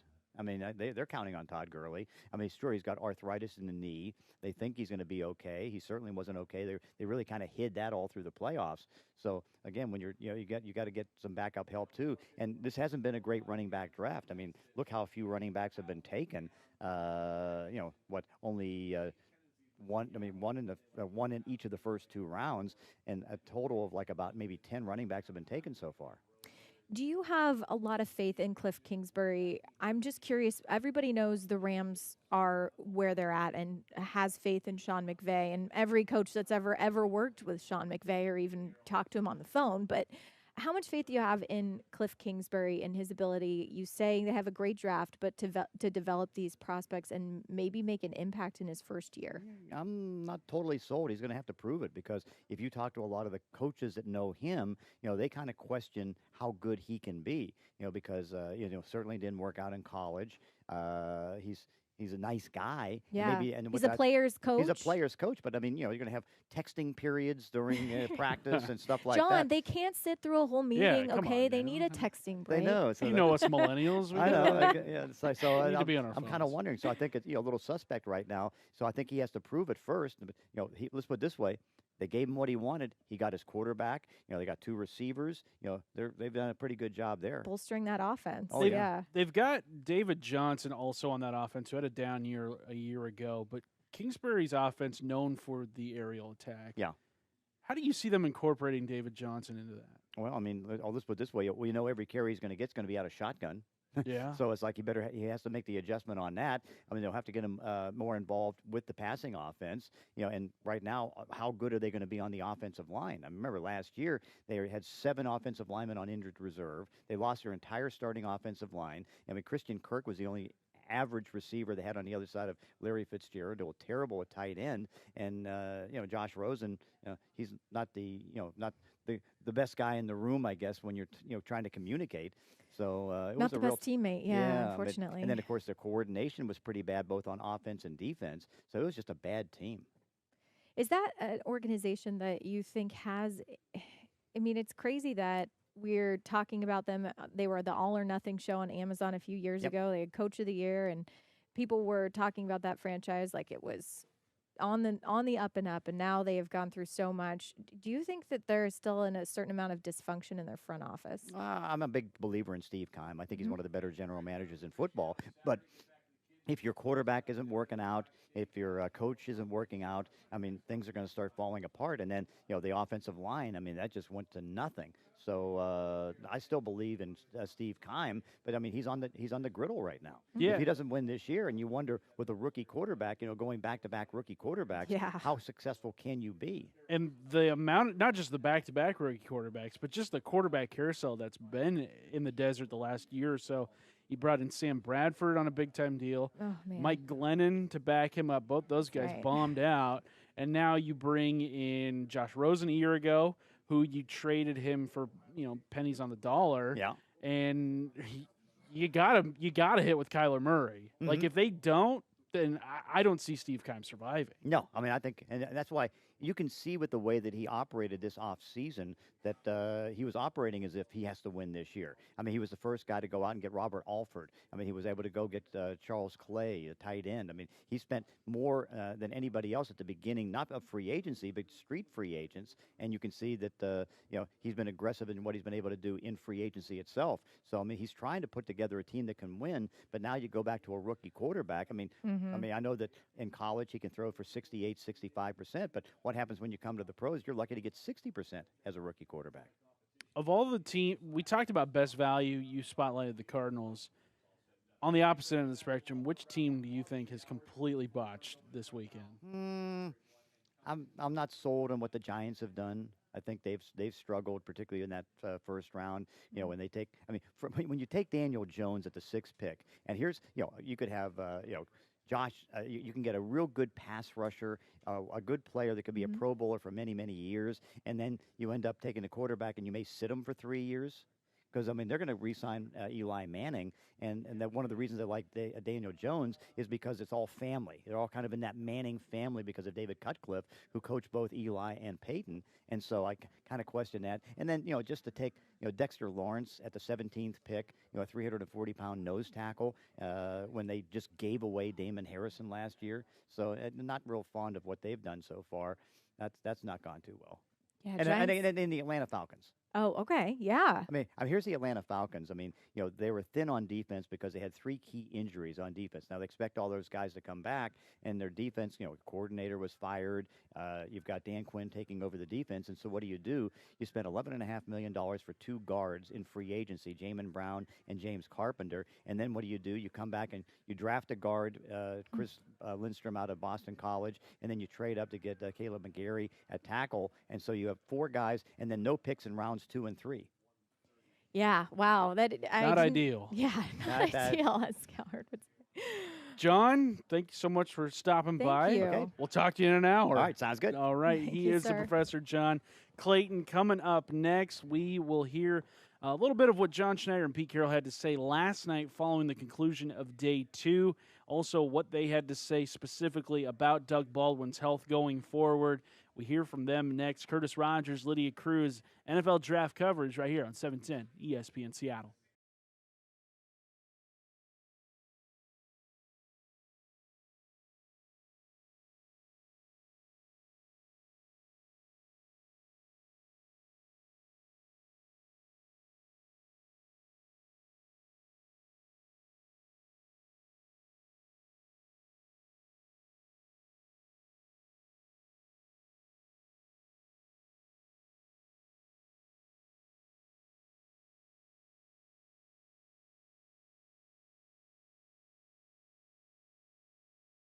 Draft on 710 ESPN Seattle, streaming nonstop Seahawks draft coverage from the first pick to the last on 710sports.com.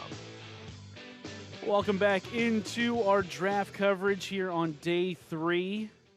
Seahawks very busy. They've made 4 selections today. Took a wide receiver, offensive line, member of the secondary, and a linebacker. That linebacker being Ben Burr-Kirven of the Washington Huskies. So a busy day. Feels like we've lived many lives today, Curtis. Yeah, that 10 o'clock hour, picks were coming, and we were backpedaling. Right. I wasn't ready for that wave of picks to hit and how they did, but man. That's the excitement of this day. This whole process it's a flurry of emotions. I love it. John Schneider was just on NFL Live, I believe, talking about that, and you can see he's in his element, man. This is just, he thrives. Most of us, like normal people, I think, would get nervous in this type of situation or panic, and he just seems to thrive. I mean, it's only the fate of an NFL franchise at stake here over a 3-day window. No biggie. It's only your job on the line. Yeah, exactly. Like this is where you're under the microscope more than any point in your year. But John Schneider, Pete Carroll yesterday, they spoke to the media following day 2. I mean, let's not forget about what the Seahawks accomplished yesterday. Yeah, it seems almost like far away at this point, but there was a lot of great things that happened. Absolutely. Their first pick, Marquise Blair of the Utah Utes, safety. In cut number 1, Schneider and the Seahawks trading up, saying that it was a good day to do that. Really good night tonight. A lot of activity. Our guys did a great job in there. We, moved around a little bit. We actually traded up, which is really weird for us. But yeah, it was great. Excited about tonight. It's interesting that Schneider notes that it's weird that they traded up because that's something that they kind of haven't done in years past. But in the second round, isn't that an area where they have traded up in the past? Yeah. And they've been willing to do it. Yes. You have, didn't they trade up for Jaron Reed? Yes. And maybe Tyler Lockett? Tyler Lockett with third-round pick, they definitely But yes, traded up okay. for him. So they've, in those second and third rounds, I feel like they have traded up in the past. But I agree, as in general, philosophically, no. As a Seahawks fan, it's almost a comical point of like, oh, we're going to trade back. Trading Oh, back. okay. Didn't see this coming. Spoiler alert. Yeah, but Schneider saying it was a good day yesterday. Weird to trade up. But Marquise Blair being the very first pick of the day, the safety, the hard-hitting safety, the guy who lays the lumber, brings the wood every single game at Utah to the point where he was getting ejected a couple of times because of how hard his hits were. Here's just John Schneider's overall view on Blair in cut number 2. Man, just physical, great athlete. He ran fast, true competitor. When he worked out at the combine, we were like, man, this guy could play corner. He's just that kind of athlete. Really intense tempo setter. Just tough, just tough dude. Tough. Question. Yes. There's the Blair Witch Project. How about the Blair Hit Project? I love it. Oh, my gosh. Can we put a trademark on that? There we go. All right. Just have... Coming to theaters to you, 2019. Get wide receivers acting all panicky on camera, like super close-up shots because Marquise is lurking. You just shake the camera a lot and down. panic. Yeah. I really like that. We've heard the comparison several times of, this is the likes of Cam Chancellor, just sort of the tough, gritty, silent assassin out there. His phone call, he was a man of few words. He was succinct and concise, but you could tell that this is a guy, that's okay. A team needs all different types of personalities. And Cam Chancellor fit in just fine here. He was a man of few words as well. Strong, and he fit silent in just type. fine. Yeah. Carroll asked where Blair was going to fit in cut number 3. This is what he tells us. We'd like to start him at safety and inside, knowing that there's other things that he may be able to do, but try to zero him in. We really like him attacking the line of scrimmage. He blitzes well, tackles well, hits well. Great feel. It's his toughness that we really are excited about. He happens to be a really good athlete as well. But we're going to zero him in to make it, focused for him as he starts out at strong safety. It's interesting how the Seahawks last year were incredibly high on Tedrick Thompson, filling in for Cam Chancellor. T2? But then, they kind of moved him in and out of the lineup, Delano Hill in and out of the lineup. Now they bring in Marquise Blair. It's interesting what they're going to do opposite Bradley McDougald at the safety spot this upcoming season.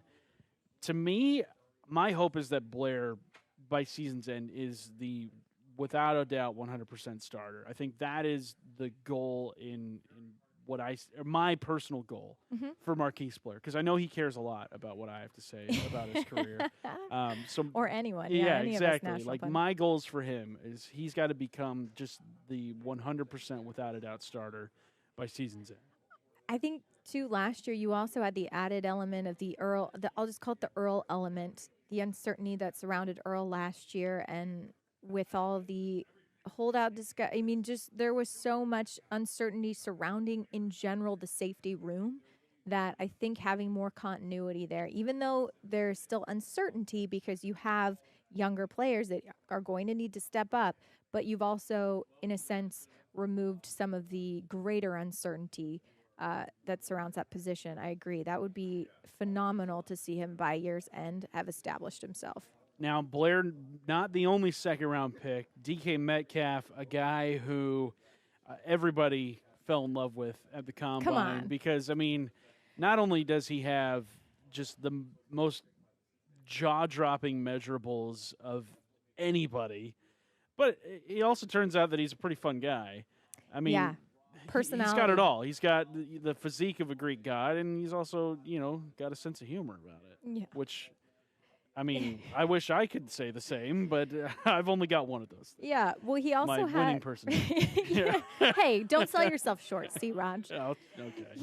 He also had maybe one of the greatest phone calls that we've been treated to. A couple days worth of amazing phone calls because LJ Collier's was epic on the first night of the draft, where I don't think I've ever heard it before, where Pete and John can't get a word in because it is so loud and there's so much excitement on the other side. And your head coach literally has to ask, "Are you still there? Are you still there? LJ, are you with me?"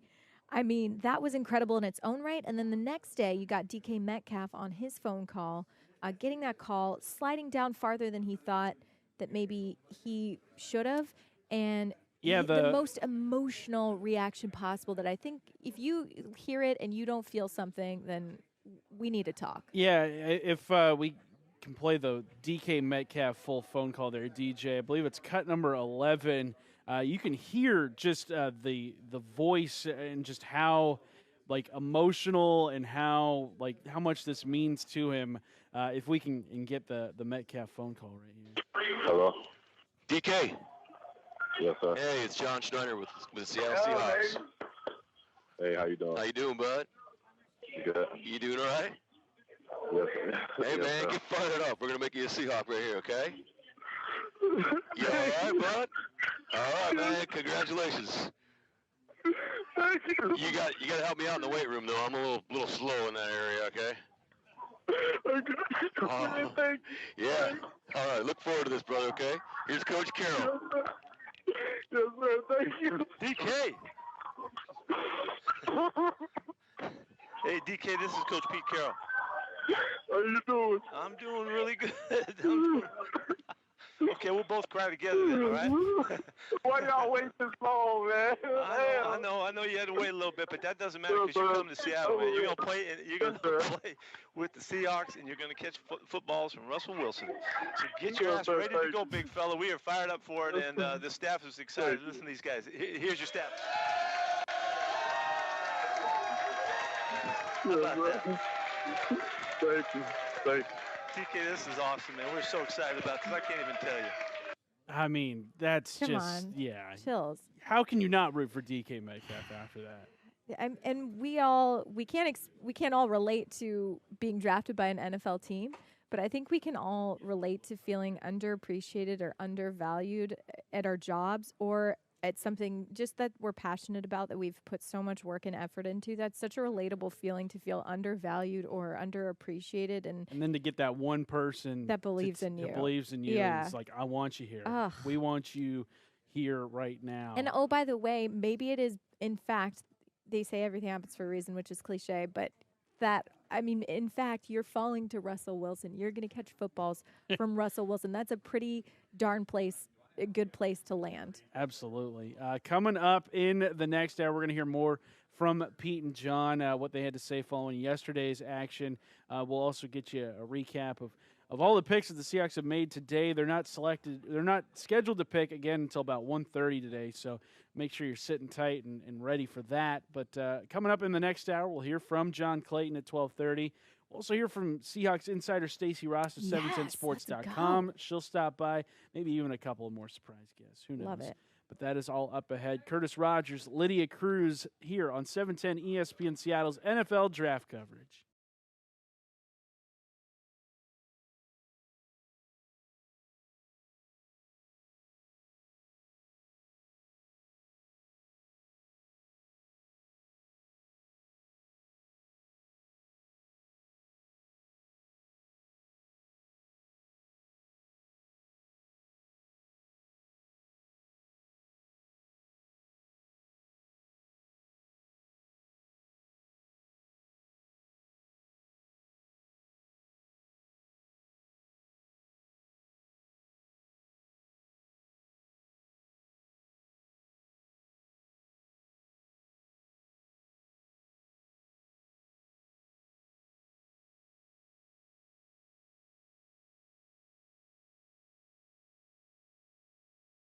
By TSA Jobs on 710 ESPN Seattle. Come on, man!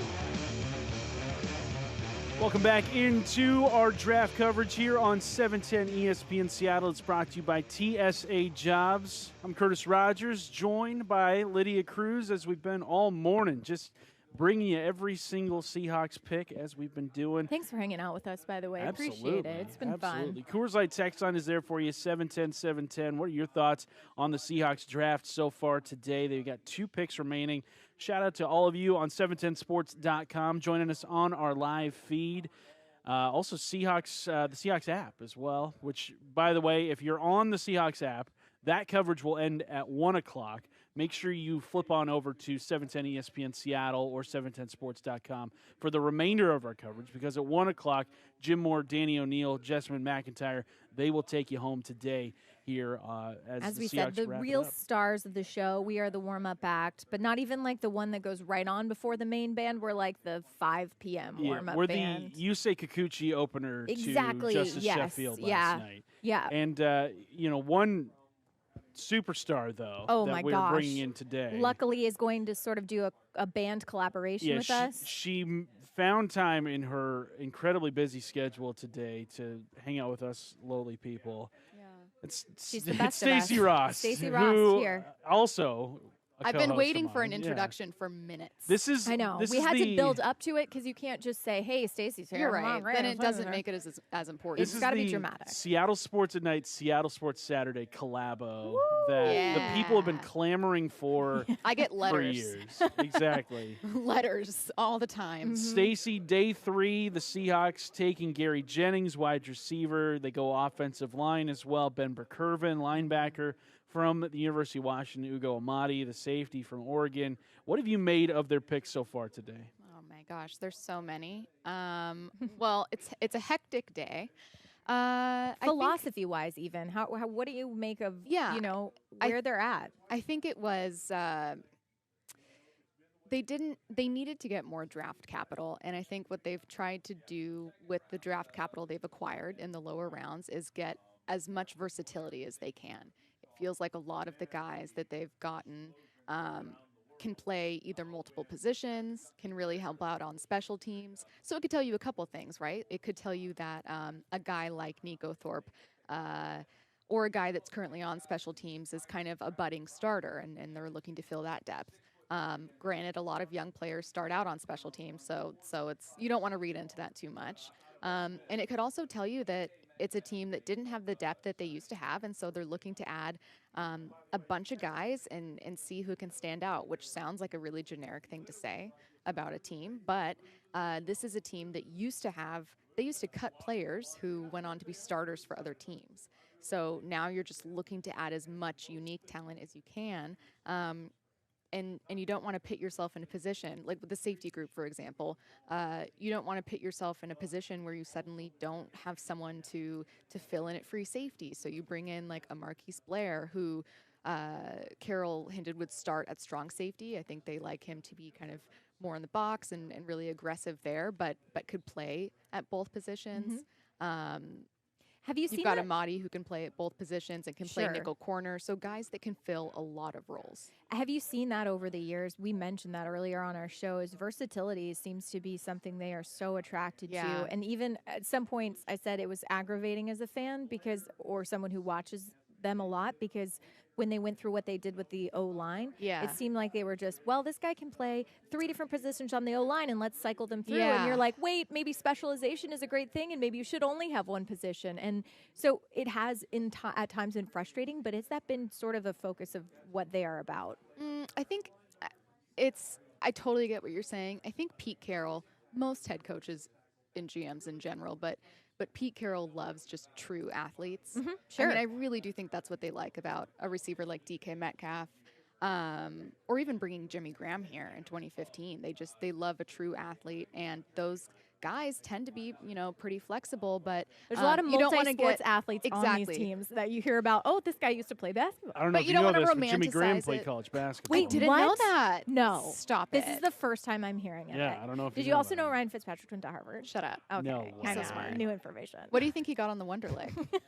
Let's not talk about that. Yeah, that's bad. That's a I was bad gonna- subject for Stacey. When all the scores were leaking earlier, I saw Robert Klemko tweeted out, "Who cares about these scores? It's a standardized test that we shouldn't be leaking." Blah blah blah. And I was like, totally right on. And then I was going to retweet it and say my Wonderlic score, and try to highlight that you shouldn't be ashamed of it. But then I was too ashamed of it. Yeah. So, right. I was going to highlight, like, Ironically- beat yourself, be smart with who you are, Be proud of your Yeah. Wonderlic. yeah, And then you be proud of how good you are at smarts. and then you thought the best. And of- then I yeah. was like, just for the record, I scored in the 2 Single digits. percentile, Yeah. which I think it makes me better at the Wonderlic than 2% of people that took Yeah, that it's not version. like the upper 2%. That's what, so Curtis and I said it at the same time, and Yeah. he was in 98. So Nice. at first I was Perfect. like, I thought, what if we flipped? What if I'm in the top 2 percentile? And then I realized that's not how it worked. Mm-mm. And then it kind of hit And me. then our realization. All right, well, but I see what you were meaning about athletes but and you're about great at people. I'm parties. never going to judge a Wonderlic score Yeah. ever. No. I can't. No. I've That's lost good. that ability. I no longer have that right. What you can judge, though, the Can I? Seahawks. Well, I mean, you're the Seahawks insider. I get tired walking upstairs, to be honest. I don't think I could catch anything in my life. So you're not going to get into like the Brock Heward school of thought where you're breaking into I can't somebody's host the body show. striations Oh, and yeah. I could yeah. host like the fashion show. There we Yeah. go. What did you? What did you make of the What did you draft think? Was day it one? Rashawn Gary with the Yes. white shoulder? I'm not mad strap? at it. I'm not mad at it. I wasn't I'm, either. I'm a fan of accessories you. tied to not like belt, but what's the word I'm looking for? Like a harness or kind of a. It's I'm kind into of like it. the new our own G. Scott also's got like Yes, an asymmetrical Yeah. kind of. I'm Yeah, fine with it. I I'm mostly know. proud with the fact that the NFL draft has.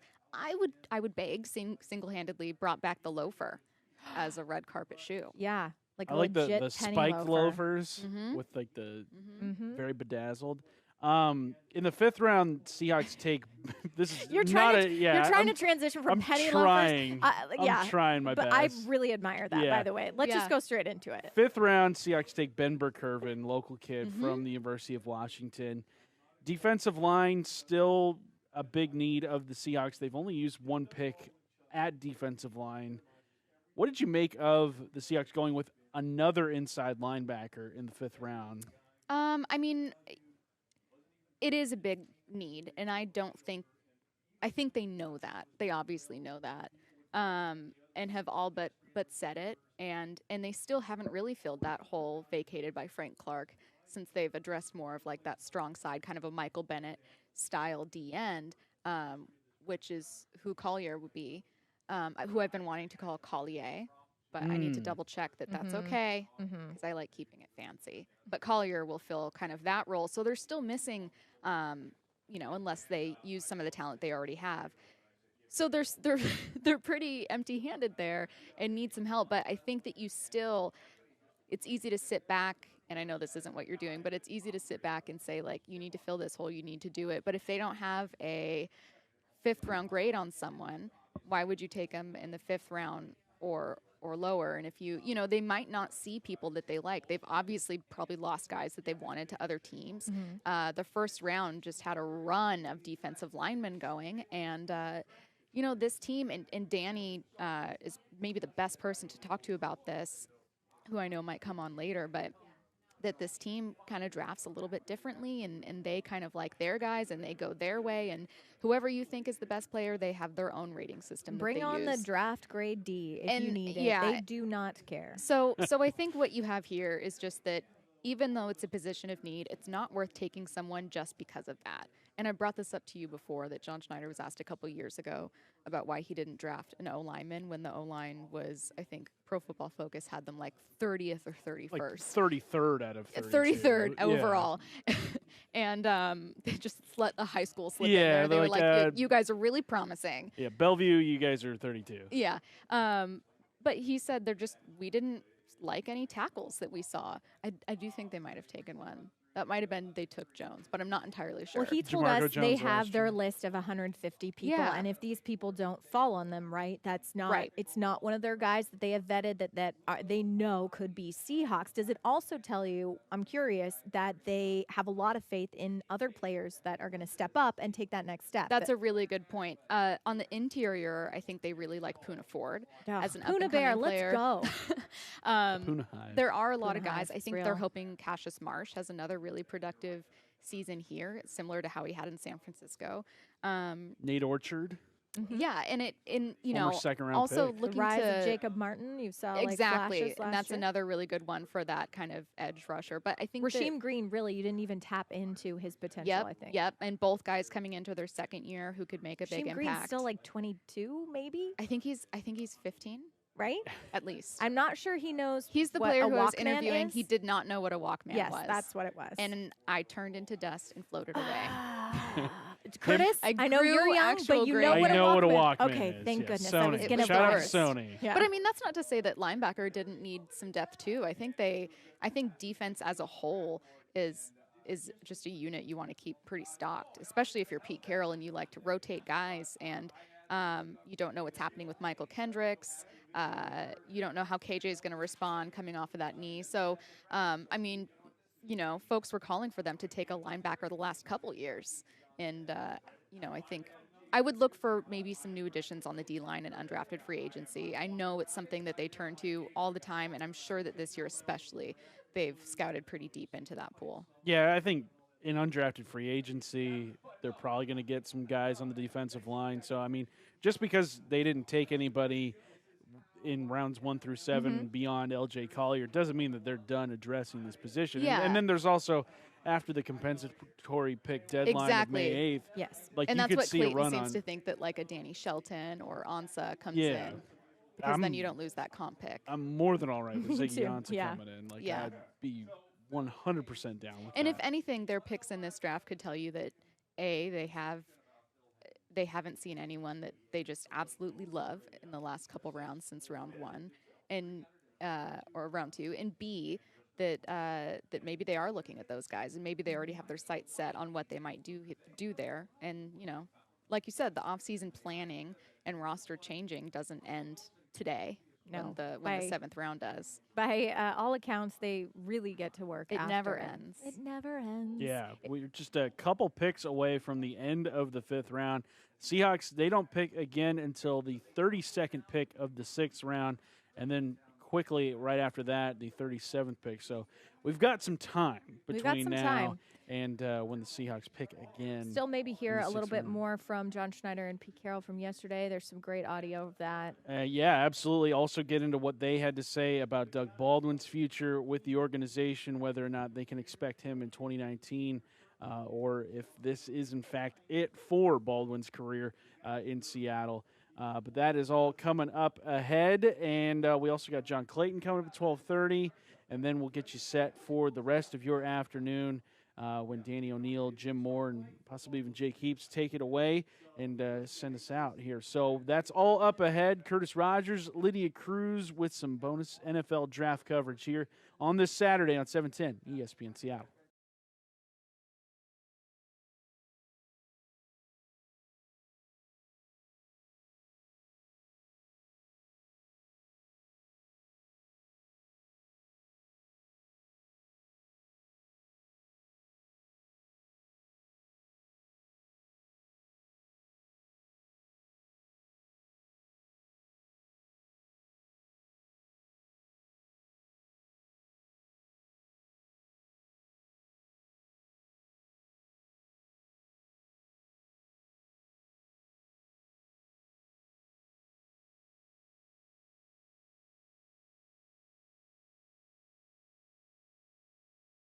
Selection of this round.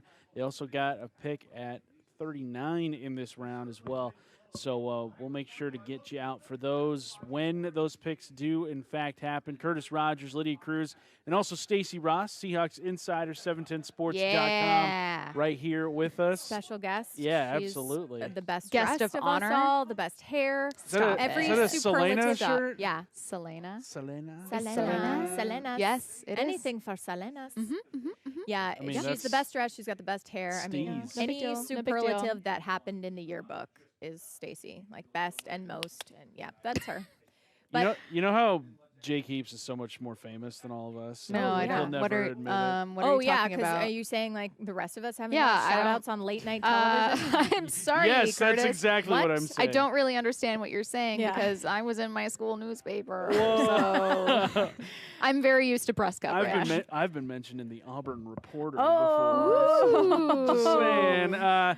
But Jake, yesterday, responding to your tweet about Marquise Blair being the selection of the Seahawks in the second round of safety, Jake saying this is a Cam Chancellor type of player. This guy plays the role of enforcer and loves every part of it.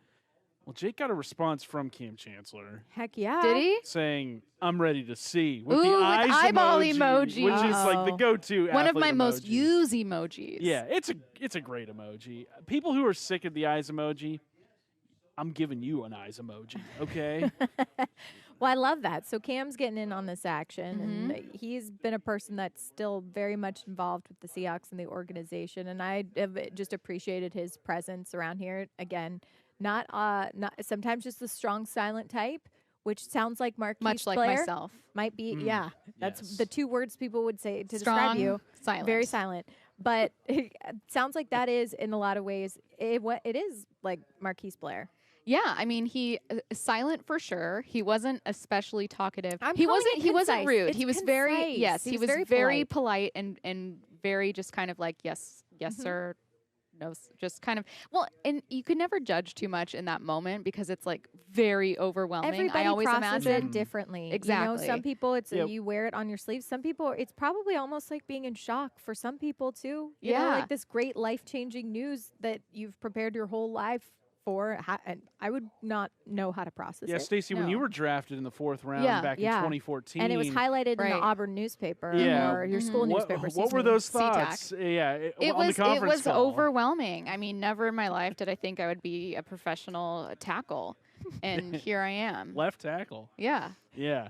giving Dwayne Brown a run for his money. Every time he sees me, he kind of flinches. Yeah. because he knows. Don't be scared, Dwayne. Yeah, no, I'm retired, but Yeah, it was a short career. But yeah, the but a brightest- great one. The brightest stars burn the quickest, right? Yeah, exactly. I just made that up, but No, the brightest stars have already exploded. There we Curtis. go. They've already died. I want to pose this question to you, Stacey. We asked it of Clayton and each other earlier. Is there, when you look at the NFC West and you zoom out a little bit and what they've accomplished in the draft so far, is there another NFC West team that you think you're either envious of or you think has done a better job at drafting so Great far? question. Well, the Cardinals had a lot of draft capital, and they'll certainly. What I will say, I don't know who tweeted it out earlier, since pretty much everyone has done for every team. But they had, obviously Kyler Murray, and then was it Hakeem Butler and another receiver? Did they get a Yes. second one? As far as you have a brand new quarterback, new targets for him, and you've had some top picks.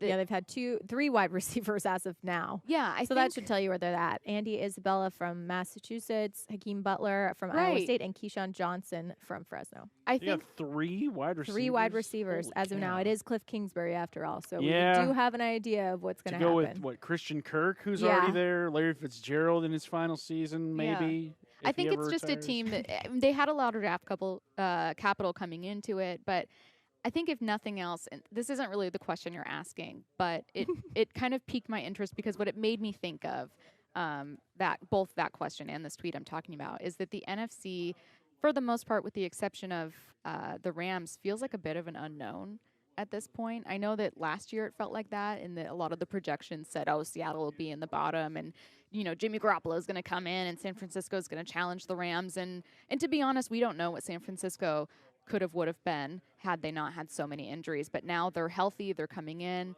they've got new guys. Arizona, new quarterback under center, new targets for him. We have a better idea of what Seattle could look like, and then here come the Rams trying to defend their NFC West title. So I think I don't think that Seahawks fans should be underestimating this division at all. It will not be an easy feat to get 10 wins again or higher than that. So I think that this is more the season that people were expecting last year before the injuries to Arizona's offensive line. They made them suffer such a horrific performance on offense and production there, or the injuries to San Francisco led them to so few wins. I think this is really the season people were expecting. So I'm really curious. I don't think it's going to be easy for Seattle at all. I don't think, the games against Arizona or San Francisco, despite having those first 2 picks, are gimmies for either Seattle or LA. Well, this is a question for both of you. Do you think that this is the toughest, or one of, at least, I think arguably one of the toughest conferences in football?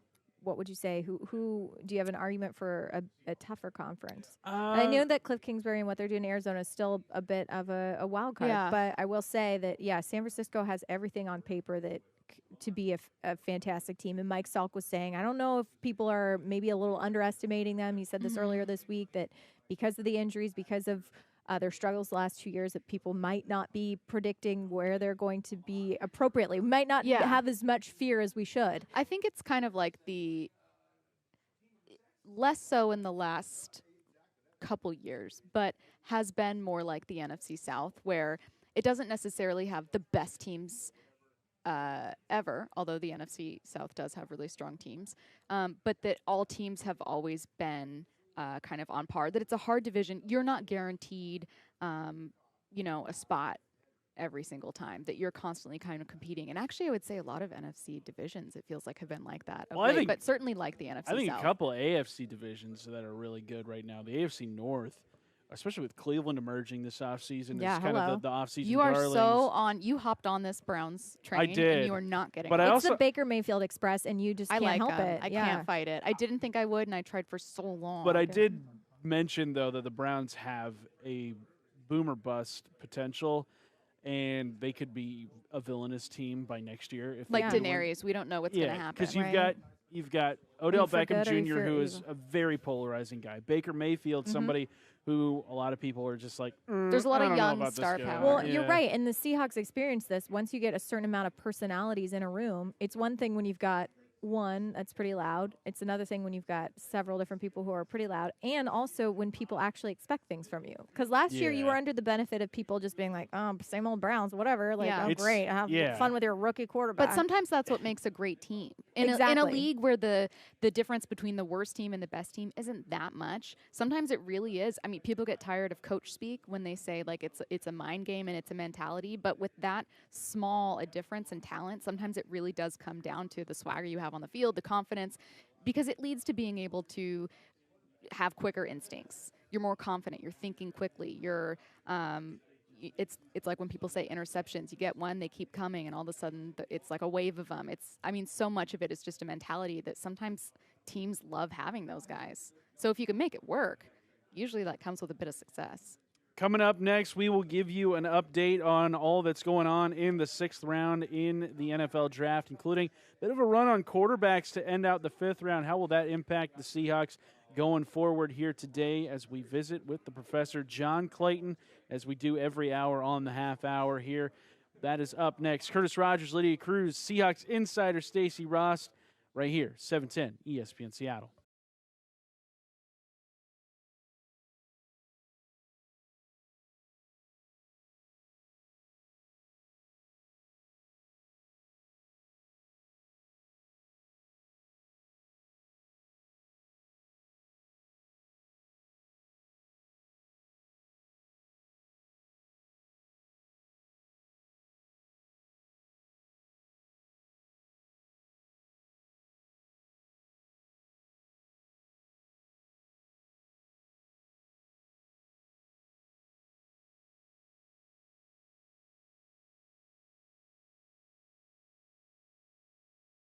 Hawks draft coverage from the first pick to the last on 710sports.com.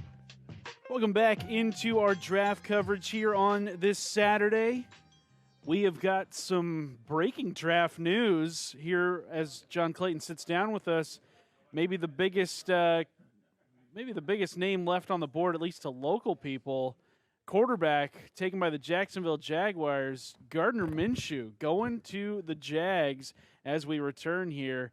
John, you watched Gardner Minshew this year. What do you think about his pro prospects now that he actually has been picked in the draft? No, I think he'll go in as a third and then eventually see if he can develop to be a backup quarterback because he has to make that adjustment coming from the air raid offense, not having taken any snaps from center. I mean, not really having any huddles and things like that. I think he's going to be able to make a quick move and be able to do some things. But again, he just needs some time. And I'm sure because, you got Doug Marrone there with a running type of offense and, they're not going to rush him in to be, doing a lot early, but as time goes on, because he's going to be on a 4-year contract, maybe by next year he could be ready to be a backup. I think the one thing that Tom Coughlin obviously liked is the fact that he's smart. He's a good leader. He's a guy that makes football fun. He's kind of like Baker Mayfield in that regard. And then he's got big hands. I mean, he's got 10 1/4 inch hands, or 10 3/8 inch hands, which of course in the cold weather games, which Jacksonville doesn't face too many, those things really help. It's interesting looking at what the Jaguars have done at quarterback this offseason, going with Nick Foles, obviously a guy who his Eagles teammates thought the world of him, and then Gardner Minshew, a guy who at Washington State, his teammates also thought the world of him. Compared that to what they had in Blake Bortles, where his teammates were just kind of like, well, I mean, this is the best we got. Might as well ride with him. I imagine the locker room in Jacksonville has just got to be, so encouraged by at least a couple of moves that they've made this season. Well, their locker room's a little bit of a mess right now. That's true. Jalen Ramsey's not there. They're mad at Telvin Smith. That hasn't gone too well. So, and then Leonard Fournette's just making headache. disaster. Yeah, he's been a headache. I mean, we got to again. They're not too down on him for not driving around without a license, but they're not real high on him. So there are some issues right there, and there's pressure for them to win. Because if they don't win, I think Tom Coughlin's going to be out, and it's not out of the question if they get off to a bad start that Tom Coughlin may just have to take over the team. Now, we talked a little bit about it earlier, but speaking of that pressure, who do you think in your mind through this draft, through this season, is in the hottest of hot seats? What are some people that you can pinpoint whose jobs feel like they're on the line today and moving forward? Steve Keim, the general manager of the Arizona Cardinals, who's now taken 3 wide receivers along with the new quarterback. I mean, all they do is he's like, yeah, I guess they're really helping their defense out by doing that. But I mean, they've had a real good. I mean, Byron Murphy, they were able to get him, so that was good. But he's on the hot seat. Doug Marrone in Jacksonville's on the hot seat. Dan Quinn. And again, I think I still scratch my head at that draft. It's like, okay, so you sign 2 guards, you pay them at $11.5 million a year, then you draft a guard and a tackle, and so Jamin Brown's not going to be able to start. They're going to put McGarry over at right tackle to be a starter. It's like, now you've just wasted over $10 million. Remember, the right tackle, Ty Sombrero, they actually gave him $4.75 a year, so they're wasting a lot of money, and they didn't get anything in the second and third round because they traded away all those picks. How much does the Falcons' kind of regression over the last couple of years, how much does that fall on Thomas Dimitrov's plate? Some of it. I mean, they drafted well on defense, but then last year they had 3 of their top young defensive players all get hurt, and they're all coming back from major injuries. Certainly the situation with, what's happened with their offensive line. He's been bad. I mean, one of the reasons he had to get 4 offensive linemen in there because he's failed since Jake Matthews to be able to do anything right on the offensive line. And so they're going to be very thin on defense, and a couple injuries, if they have him come back, I mean, they're going to be in big trouble. I know Ron Rivera's in trouble in Carolina, but I think he's had a real good draft, and so I think that things are in good shape there, particularly if Cam Newton comes back, plays. Well, John, looking ahead now, we're still a ways away from the Seahawks picking, but any predictions as of now? We heard John Schneider speak a little bit on NFL Live and talk about the picks that they had already made, talk about Ben Burr-Kirven specifically. Was there anything you learned from him and hearing him talk on NFL Live, or he didn't get into too much on NFL Live. He was pretty protective, and just kind of understandably so. Don't want to tip your hand leading into your I think the biggest thing that he was able to talk about is he did keep his shirt on. That was encouraging. Yeah. Because, we haven't really addressed the Pete Carroll taking his shirt off. Yeah, John, moment. What did you think last night when the story was told on the conference call with DK Metcalf, and then the ensuing video posted on Twitter of their meeting? can you ever recall anything like that happening? Well, I mean, in your well, years let's of put it this way. coverage? I mean, we don't get to see it, but I mean, what they have, he does the staring contest. Oh, yes, I mean, that's right. he did that to at least 2 or 3 of the draft choices to see how long they Right. could stare at him. LJ and of course, Collier said his lasted like 5 minutes. Michael Dixon, it happened to him last year. Yeah, and so I mean, and you can see a lot of this is provoked by Pete, and a lot of it's provoked by John Schneider. I mean, John Schneider, I think, or one of the scouts, was the one that said, "Hey, DK, go in there, take your shirt off." Because here's a guy with 1.9% body fat. I mean, he can bench more than he benched more than Caleb McGarry did. He benched more than Andre Dillard did at 27 reps.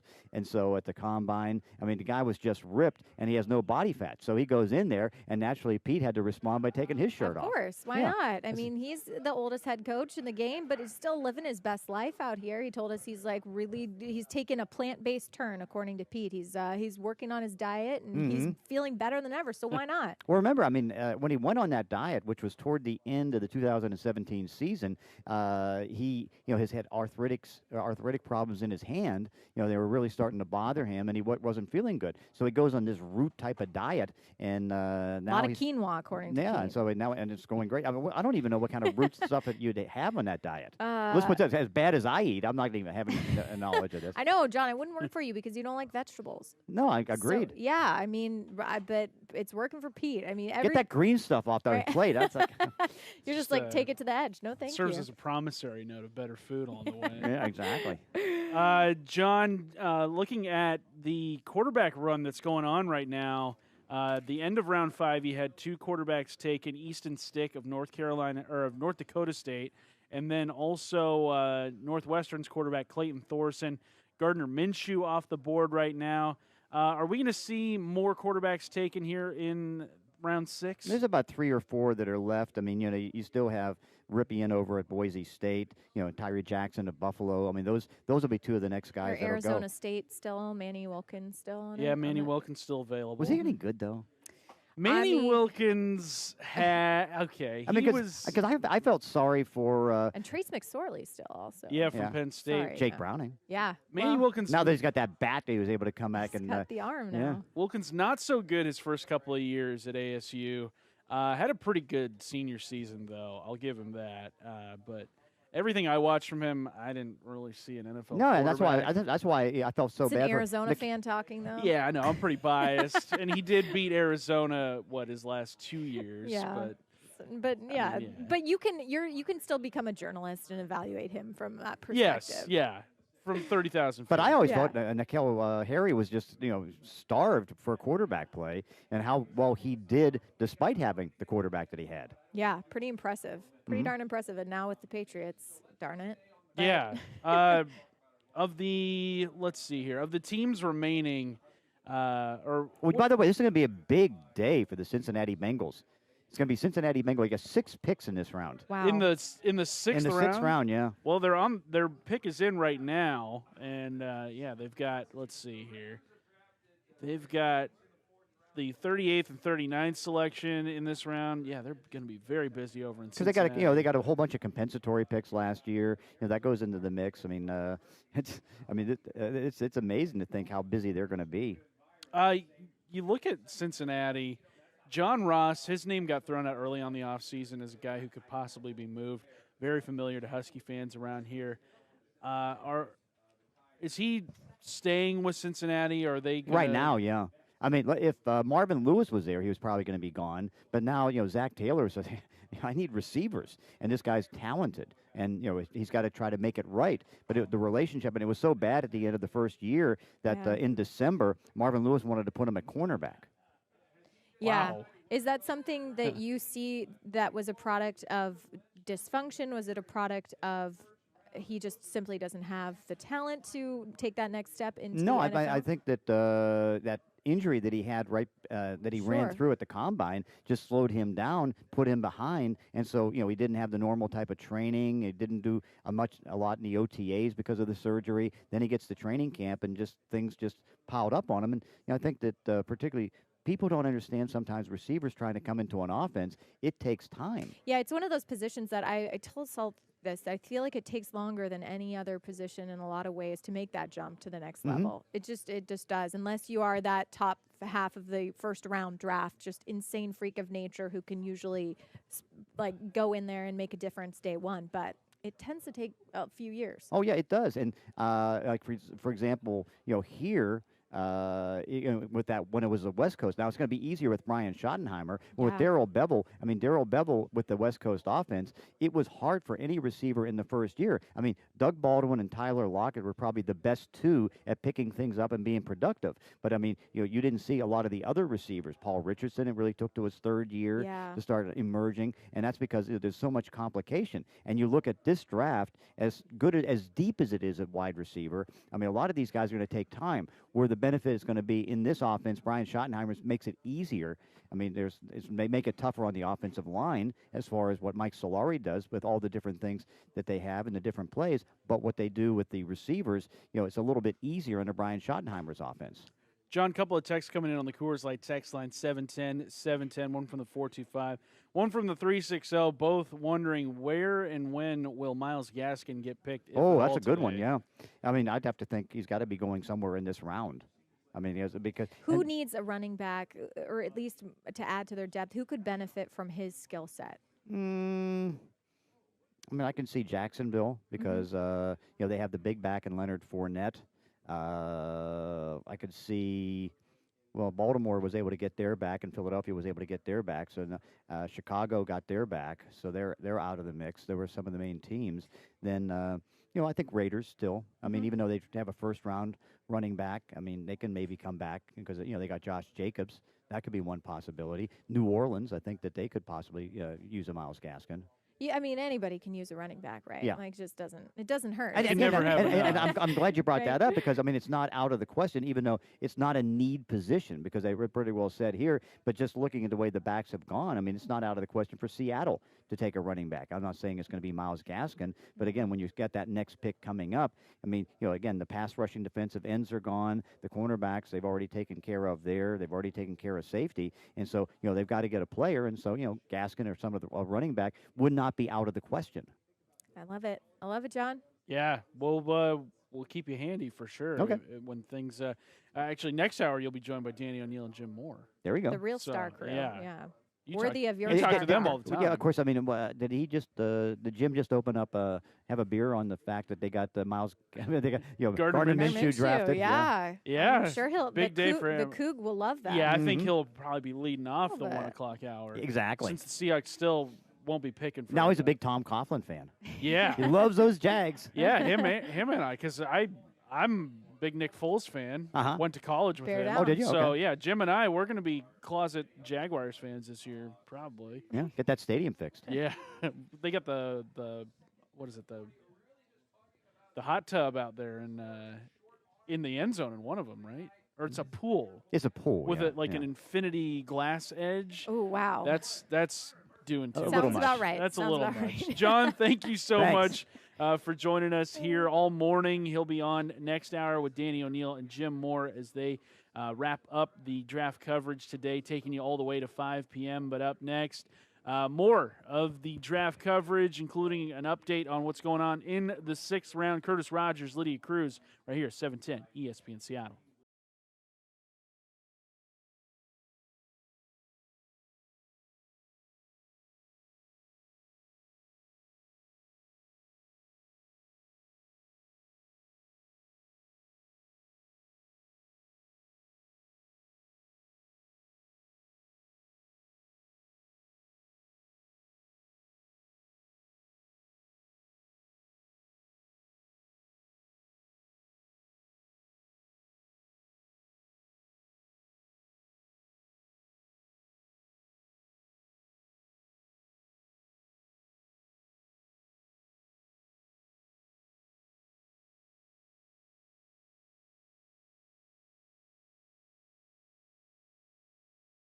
Non-stop Seahawks draft coverage from the first pick to the last on 710sports.com. Welcome back into our draft coverage right here on 710 ESPN Seattle, brought to you by TSA Jobs. Curtis Rogers and Lydia Cruz. Lydia, we've been going at these picks for the better part of 4 hours. Yeah, today. just about 4 hours. And thank you to everybody who has stopped by or dropped by or hung out with us this morning. We really appreciate it. Not just fun. on 710 ESPN Seattle, but also on the Seahawks app, also on 710sports.com, YouTube. We're everywhere. We're just feeling it's just a party. It's an all-inclusive party. You know, we're not exclusive. We're not saying, hey, Mm-mm. there's just one method to get into the party. You can get into the party from several entrances or locations. Which, by the way, did you hear the story? It was a first-round draft pick. I forget who it was. They charged $50 to everyone, not just like friends, but also family. To be, it was Dwayne Haskins charged Dwayne. $50 to No, you don't. everybody to be there at his draft party. You know what? I don't have a problem with that because he hasn't signed his contract yet. Gotta get money. Get money, get paid. No, dude. No? No. I mean, I'm sorry. You're charging like your Aunt Sally to get in the door of your own draft party to That's how you know if she really loves to you. celebrate you. That's how you know if she really loves you. I might like hear that fact as a team, be on the clock, hear that fact, and go, no, I think we have to change our selection here because this guy's charging his own family members to get into his draft party. I wanted to ask you this too. This is maybe a silly question, but I loved when we talked to LJ Collier, Brock and Salk, we did earlier this week, and we heard how he celebrated his draft night, extravaganza. We're like, oh, it was a late night for you. Did you go out? Did you party? He's like, well, no, I just kind of hung out with my family and friends, and then me and my girlfriend went and saw the Avengers Endgame. I mean, that's about as wholesome Because as it was it on gets. Thursday night. Yeah. I like a midnight showing of the Avengers Endgame, and I loved that. Is there something in your mind that you would do or have to do if you were drafted on the first night of the draft? How would you celebrate? Well, I would hope to get picked before 10 p.m. because that's when Chick-fil-A closes. Oh. So I'd head over there. I see. Yeah, head over there, get a number one with some fries. I like it. You're just keeping it simple. But it won't change you. I'm somebody, even though my work schedule has me on the air late at night or doing a Mariners game or whatever, like I love to be in bed before 10 p.m.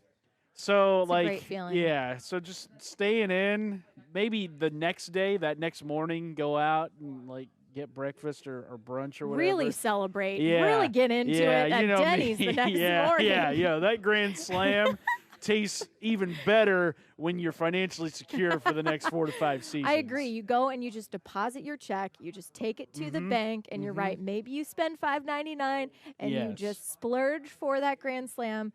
But I'm with you. I would be a very boring celebratory person. How were you celebrating that first round draft pick? Collier really got me. If there's a midnight showing or some sort of nerd thing that's probably happening that night is probably what I would participate in. And just having your family and friends around and, not charging them to get into your own celebration. Yeah. Sorry, Dwayne. I'm judging you a little bit for that. I'm sure you're a very wonderful, nice, cool person. But also, come on. A couple of years ago, the only reason I remember this is because he went to University of Arizona. Scooby Wright, the linebacker, after he was picked Great in the name. 7th round, real name Philip, but goes by Scooby. Scooby, way better. After he was picked, he jumped into his family's pool with his clothes on. Nice. And the NFL Network camera was at his house and showed him doing it. It was nice. a good time. I think that's a good way to The celebrate. simple pleasures in life, you know? Living here in the Northwest, no one has a pool. No. So you don't. It's probably you don't get going to be those pretty opportunities. cold, to be honest. I mean, especially because it's mid to late April. You might have to go down to Lake Washington or take a dip at Alki Beach. And it's more of a polar bear plunge at that point. So really, it's not a celebratory thing. It's more like a dangerous, you might get hypothermia thing. But hey, I support it. Whatever you want to do. But if you do that, you got to make sure that you take your phone out of your pockets. Yep. Because that has completely ruined the pool jumping experience in the last 15 to 20 years. Or just several people that you know of. I mean, it happened to me back when I was 16 and I had a flip phone. Okay, yeah. Well, we won't count that. Yeah, We've all but made mistakes. other than that, we've made it through without good. ruining a phone of actual So there you worth. have it. That's the key to celebratory action. Always take your phone if you're going to jump in a pool. I like it. Exactly. But the Seahawks here picking in round 6, they are going to be making their selection about 16 picks from now. So All we're right. about halfway there in the 6th round. So they're up To recap. pick 32. But yeah, to recap today, they in the 4th round got busy right out of the gates, trading down. But then at pick 18 of the 4th round, they took Gary Jennings, a wide receiver from West Virginia. Very, very fast fella. Also former YMCA basketball player under the guidance of Russell Wilson. Of one Mr. High School Russell Wilson. I mean, what a crazy connection that is. And described Russell as a coach. We heard potentially a little intense. Yeah, I can see potentially that. a little competitive intense, which I love to hear. So they've got that connection. That's cool. And then 8 picks later, the Seahawks take guard from Wake Forest, Phil Haynes, one of the Beef Boys. Love that nickname. Yeah, exactly. Thank you for telling me So, and then to wrap up the 4th round, the Seahawks take Ugo Amadi, a member of the secondary at Oregon, 5'9", so very familiar to Pac-12 fans. And then their most recent pick was at the beginning of the 5th round, guy who many people around here know by the name of Ben Burr-Kirven, BBK. So they took an LJ in the 1st round, a DK in the 2nd round, and a BBK in the 5th round. And you know what? The day is young. There's still 2 more picks, so maybe we could get some more initials. We can add it to ready. DJ. We already have a DJ. If we could just, you're right, Got a build the KJ. acronyms and the initials. That would be very. I'd really appreciate that. So, yeah, it's been an exciting day, and some picks that people aren't going to love. I get it. Some people thinking maybe they reached with Ben Burr-Kirven, that maybe they should have added a little more to their defensive line. It's been quiet on that front since the 1st round, since LJ Collier.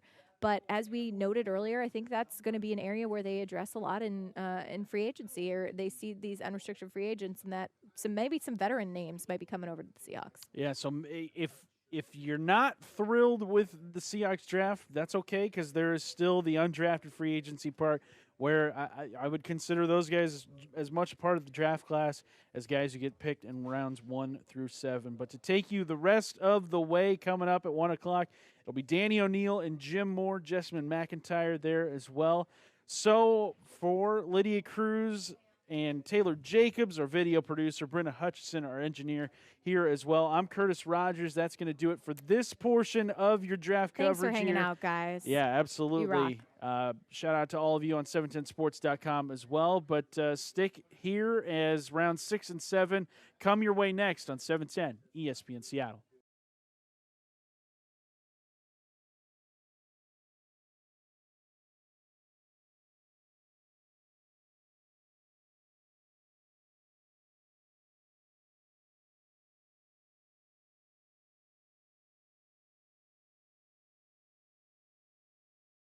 Welcome to the NFL Draft. This is the 2019 NFL Draft, brought to you by TSA Jobs on 710 ESPN Seattle. Come on, man! Welcome to 710 ESPN Seattle's NFL Draft coverage. I'm Danny O'Neill here with the illustrious Jim Moore. Imagine that. You didn't turn on the button to talk before you did.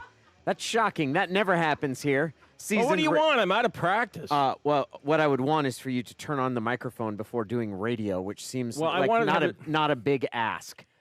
You're probably right about that, but I was more interested in getting a drink of water before I turned on the button and you know, had my wisdom dispensed to the listeners. Is it going to be like this for all 4 hours? Is this how it's going to be? Just the 2 of us back? Oh, no. It's not going to be just the 2 of us because Jessamine McIntyre is here. Jake Heaps is en route. The Seahawks have drafted Ben Burr-Kirven. Other updates, quarterback Gardner Minshew is picked by Jacksonville, going to the Jaguars, who have Nick Foles, as well as Cody Kessler, and there's one other fella that they have there, but a good landing spot. And the Seahawks, well, they started today after making defense an emphasis for the first 3 rounds. You saw they made a big point of going after offensive players, and that started with a wide receiver who shares a little bit of history with Russell Wilson. Yeah, he does. Well, what's the story, Danny? And you've been to this prep school. I have. Russell Wilson went to the collegiate school, which is a very conventional prep school. And by conventional, I would say it is more geared around academics than it is about preparation for an athletics career. It is a very rigorous, it's a K through 12 school. And Gary Jennings, who is a wide receiver from West Virginia, went there from kindergarten through 8th grade. Now, Russell went there throughout high school. That's where he graduated from. And Gary Jennings didn't go to high school there, but when he was in grade school there, Russell Wilson was his basketball coach. And working with the overlap between the high school kids and Gary Jennings, the first of 3 different players that the Seahawks drafted in the 4th round today, and looking to give Russell Wilson another target to throw to. Well, yeah, and especially with the Doug Baldwin news last night, finding out that it looks more than likely that Doug's going to be retired and playing his last down with the Seahawks, and we'll find out more about that when we get a chance to talk to John Schneider later today. But, yeah, I mean, it looks like Gary Jennings could be the slot guy of the future, Danny. I like how he's sure of himself. He sounds like a cocky guy. Larry Stone from the Seattle Times tweeting out something he told USA Today, Gary Jennings, I'm a playmaker. I can be the face of your organization. I can play all wide receiver positions. I'm a great teammate. I'm just a flat-out baller. And Gary Jennings, it was fun, too, to see the conversation. I love these conversations when you hear from John Schneider and Pete Carroll when they talk to the guys and when they get selected, especially with DK Metcalf, the way he just broke down into tears. But Gary Jennings doing the chest bump with one of his friends there in West Virginia. And I think, 4th rounder. And you look at Gary Jennings as possibly the 2nd wide receiver chosen, and it's pretty clear that they're getting ready to move on from Doug Baldwin. When the news first came out yesterday and Adam Schefter reported it was after Seattle's selection of DK Metcalf, I didn't know how to take it because that's information that has bounced around here an awful lot. And I know that I've heard that going back to last season, that there was some uncertainty about whether Doug Baldwin would play going into the future. And as a reporter, you're not sure how to take that because there's no official decision. It's not like somebody's, hey, I'm pondering retirement. There was something definitely concrete about Adam Schefter's report, and in my mind, I looked at it and thought maybe that's providing context to the rest of the league, an explanation of why DK Metcalf was chosen. After hearing from Pete Carroll and John Schneider last night saying, hey, we're deferring to Doug here. This is up to Doug, and I think you can take that 2 ways. The first being that Doug can take all the time he needs to decide whether or not he wants to play, and we're going to give him every opportunity to come back. The other thing was, hey, it's not our announcement to make. This is Doug's. It's Doug's decision. The selection of Gary Jennings and then following that up with the other players that they've picked, coming on the heels of selecting DK Metcalf, I think it puts a little more in place where you see and look at it and say, yeah, I would be surprised if Doug Baldwin played for the Seahawks next season. And it's important to acknowledge what Doug has contributed in 8 seasons, because here was a guy who was, John Schneider said, they had a 5th-round grade on him. They did not draft him in 2011. They recruited him and were pretty ardent in their pursuit of him to sign him as an undrafted free agent, came in here and became the first undrafted rookie since the NFL-AFL merger of 1960. Became the first undrafted rookie to lead his team in receptions as a rookie, which he did. He was one of 2 players to catch more than 50 passes. He's been a mainstay. He's been one of the guys. His number is going to go up in the Ring of Honor. He was part and a leader in the group that brought Seattle its first Super Bowl. Yeah, I was just thinking about it today, Danny, and just thinking about Doug Baldwin, what he's meant to this team, and then how do you replace a guy like that? The relationship he has with Russell Wilson and all the surgeries that he's overcoming, and Pete Carroll talking about it, that the shoulder, the sports hernia, the knee was a process he went through, not necessarily a surgery, but that was the most problematic injury of them all. And you just look at all the Seahawks receiving records. Brian Blades, Steve Largent are right up there, 1 and 2 in most of those categories, but Doug Baldwin is right there at number 3 and even 2nd in some instances. So that's a tough one. It's a real tough one. I wondered what was going to happen with him, though, even if he did try and come back, people were always talking about Doug Baldwin, and it was his decision to make, and I thought, well, maybe it's going to be the Seahawks' decision to make, because do you want to necessarily pay $10 million to a receiver who's less than what he used to be? So I was curious to see how that was all going to shake out, but I'm almost convinced that based on who they drafted with DK Metcalf and Gary Jennings. Now, if they just drafted DK Metcalf, you could say, well, okay, they're looking for that tall burner type receiver. But after getting Gary Jennings, especially when it looks like he plays from the slot, it's pretty clear to me that they're moving on from Doug Baldwin.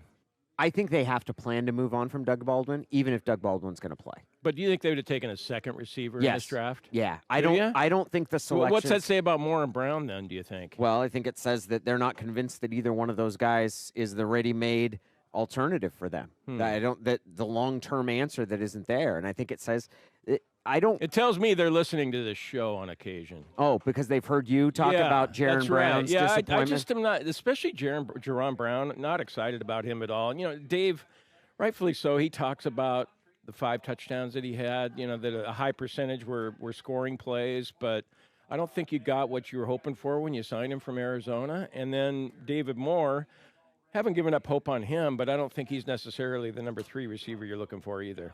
One of the things I've learned from watching how John Schneider approaches the draft and how the Seahawks build their team is that they don't tend to, until they get a Pro Bowler in place and somebody like a Bobby Wagner or Russell Wilson, they'll continue making additions to add to, and they talk about it as competition.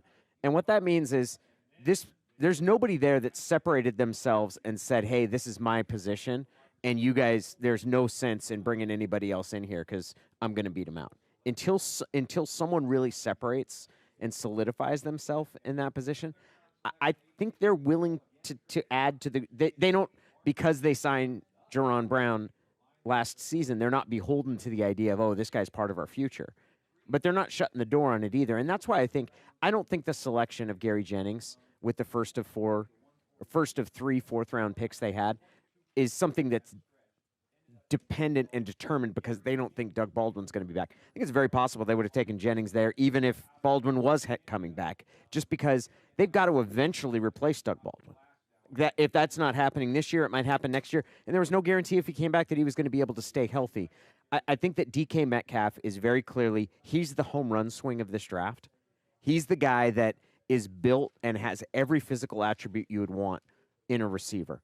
The size, the speed that he has, and he's not as polished a route runner. And I think they look at it and says at the end of the second round, if we get that guy and we can make him a polished, a finished product receiver, we've got a guy who is a top 10 talent. That's a top 10 pick if he has all of that there. He doesn't have all of that, so there's a bit of a risk. I think he's the home run swing in this draft. I think the rest of the guys, L.J. Collier and Marquise Blair, I think that was the Seahawks getting back to the basics of we're going to get some thumpers in here. We're going to get some guys who are tough and who are going to mix it up, and then you run through the rest of the picks that they've made today, and I think that you've seen more of that because they drafted the safety out of Oregon with the third of their 3-round, Ugo Amadi. Phil Haynes was a guard out of Wake Forest. They picked him in the 4th round as well. He's the first offensive lineman they've chosen. And then they went my favorite pick of this draft so far, which probably has to do with my Husky roots, was Ben Burr-Kirven. They took him in the 5th round. I love Ben Burr-Kirven as a player. And that comes after a season. I remember watching him for the first time, and the question we had is, why is he on the field? Why do we have little number 25 out there instead of Azeem Victor? Like Azeem Victor, all Pac-12 kind of player, the guy that broke his leg and kind of sidelined the season, the year went to play in the Peach Bowl. Why isn't he? Why do we have the little guy out there? And that was honestly my initial reaction. And the answer was because Ben Burr-Kirven was a better linebacker than Azeem Victor. He's probably 40 pounds lighter, and he didn't have any of it. But his nose for the ball and his ability to make plays was there. I'm pumped about that. Yeah, I am too. I look at it even as a Coug. I mean, how can you not appreciate Ben Burr-Kirven and what he's done? And, you know, talking about the grit, the Seahawk type of player, Burr-Kirven, okay, so he's always going to be, everybody's going to, oh, he's undersized. Well, okay. If they were saying that about him in college, they'll be saying that about him in the NFL too. And so if he starts out, and I heard him talking to reporters today, if he ends up starting out as a special teams guy, that's fine. But I wouldn't doubt that kid. 6 foot, 230 pounds, and maybe he can put on an extra 10 pounds and still be as effective as he's been. But yeah, nose for the ball, nation's leading tackler, Pac-12 Defensive Player of the Year, and you get him in the 5th round. I was even hoping, I thought, man, it'd be fun to see Ben Burr-Kirven on the Seahawks earlier this morning when I just turned on the draft, and here he is. So, yeah, I like that pick too, Danny. I like the idea that a Coug was dreaming of a Husky and I was, imagining and hoping for a Husky to be chosen. I almost even tweeted it out. I was Really? going to say, Twitter official. Yeah, Look out now. Jim's making big baller predictions I almost now. tweeted that sucker out. I thought, Ben Burr-Kirven, it'd be cool to see him be a Seahawk. And then it was after seeing him because they had the TV cameras there and stuff. And so, yeah, I was kind of – so we'll see how it works out with him. But if nothing else, you're going to get everything from Ben Burr-Kirven. And I just love the kid's name, too. And we'll see him on special teams. He'll be flying around making tackles on the NFL level, I would think. I wonder, though, Ben Burr-Kirven coming in here and then getting the linebacker, that wasn't a very sexy pick. I didn't Cody think. Barton? Yeah, Cody Barton. We'll see. I mean, it seemed like a reach with him. Maybe not. I don't know that much. What constitutes a sexy pick? And when did the Seahawks make them? Yeah. Or maybe DK Metcalf. Okay. Shirtless coming into the room. That's like the entirety of their... Have you seen the video? Where DK yeah, Metcalf. Pete Carroll. Everybody makes such a big deal about Pete Carroll taking his shirt off. If I look like Pete Carroll, I'd be taking my shirt off more often too. Really? But what head coaches do that? Yeah, that's the big deal. Oh, okay. Would you do a show without a shirt? Would you do your shows? I'll do the next segment without my shirt on if you want. Let's move on. Well, we got a stream here. I mean, if it helps the what the hell? If it helps the ratings, Nope, not gonna help. Just Are you gonna, sure? yeah, we're just gonna I go don't know with if that. we told people Jim I Moore think it was would be a shirtless. spike and a loss. See what you've been missing.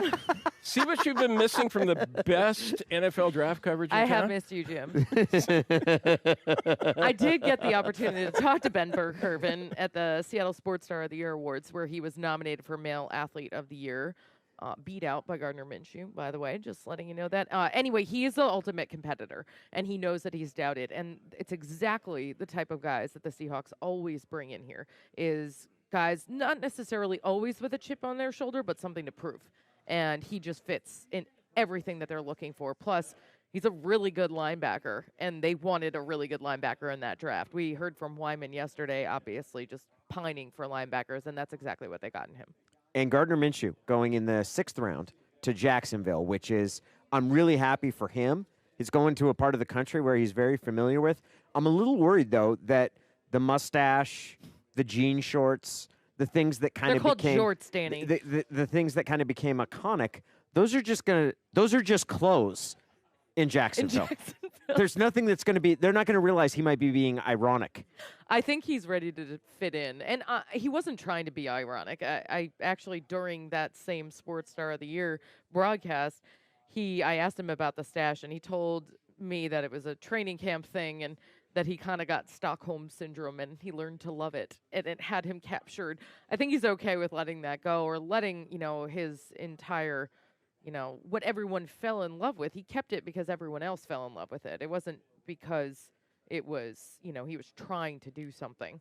So anyway, he told me too, I saw him at the spring game just a couple weeks ago, or a week and a half ago, that I asked him if he would come on with us on 710 when he got drafted. And he said, I'm not doing anything. Pac-12 Network, ESPN, a bunch of networks wanted to send a camera crew to his place, and he's having a hometown party, just this whole entire weekend where he doesn't want any publicity.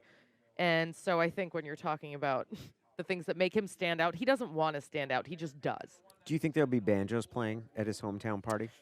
Maybe just like one riff. Maybe just that one. Nah, he's got a good group around him too. Banjos. Don't you think? What, are you going to pull out the Oregon Hillbillies on? No, because this Minshew? is Mississippi that we're talking about. Okay. Yeah, no, they're not manufactured hillbillies like Danny has in his hometown. That's true. They're real. They did. No, wait, before you move on, because I love this Minshew chatter. Jess, what do you think he's going to? I think that's a good spot for him, because Danny mentioned earlier, I mean, Nick Foles, I know he's the starter there, and they paid him a lot of money, and Jacksonville's all excited. They moved on from Blake Bortles.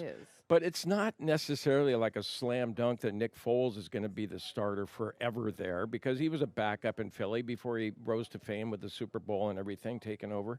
But you look at the rest of the guys there. Danny, you mentioned Cody Kessler. There's also Alex Magoo, who was a 7th-round pick of the Seahawks last year, and now he's in Jacksonville. So the competition, at least for backup, I would think that Minshew factors pretty favorably there. Well, he does. It kind of, I don't want to compare talent to talent here, but it reminds me of the situation here with the Seahawks with Matt Flynn being here and Russell Wilson beating him out.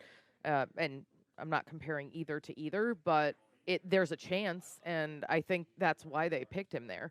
I don't think they're. If you go a year before, if we're going to talk Cougar quarterbacks, Luke Falk was never going to be in that position to compete for the starting job. They considered him a long-term project, and I think Gardner Minshew is a guy that you put out there and you say, let's see what you can do, and he just lets it rip. So he's got a shot. Let's get you caught up with everything that's going on.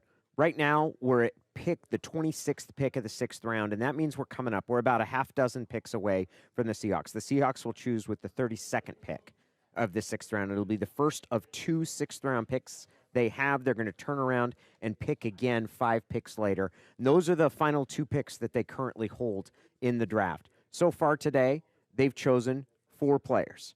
Gary Jennings, wide receiver out of West Virginia. He was chosen with the first of their 3 4th-round picks. Then Phil Haynes, a guard from Wake Forest. He's a big bruiser, a guy who's a brawny player. And then they drafted Ugo Amadi.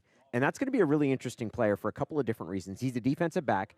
He's played some safety, some corner. He's shorter than Seattle usually likes when it comes to their defensive backs. He's 5'9", but he's someone who has played in the slot as well and indicated that that might be something they're looking at here. And I think that Justin Coleman's success, player who came here, the Seahawks acquired him from New England, and he was a standout nickel corner for them. He's smaller than the cornerbacks that Seattle has usually preferred. And I think that in some ways that might have changed a little bit of the template, made Seattle a little more flexible in some of their height and arm length requirements that they have of defensive backs when they're looking at them as slot corners specifically. Justin Coleman signing with Detroit. And then in the 5th round, the Seahawks picked Ben Burr-Kirven, linebacker from Washington. He's the 2nd linebacker the Seahawks have chosen. So in effect, Seattle has picked as many linebackers in this draft as they have the previous 4 drafts combined when they'd chosen Kevin Pierre-Louis and Shaquem Griffin. Those were the only 2 linebackers that they had chosen in the drafts going back to 2013. And this year choosing Cody Barton from Utah, a versatile linebacker that can play all 3 spots, but is not a pass rusher. So people wondering where he is coming here to play linebacker, and at the outset will be backing up all 3 spots, and Ben Burr-Kirven. The Huskies have had a number of players. Ben Burr-Kirven, he is the 7th Husky to be chosen. Byron Murphy, Caleb McGarry, Taylor Rapp, Drew Sample. Jordan Miller was selected today, a cornerback by the Atlanta Falcons. He was picked in the 5th round. Greg Gaines was chosen, and he was picked in the 4th round by the Los Angeles Rams, and then Ben Burr-Kirven, a 5th-round pick by the Seahawks. We're still waiting to see on Myles Gaskin. Has not been selected. Neither has JoJo McIntosh nor Jake Browning.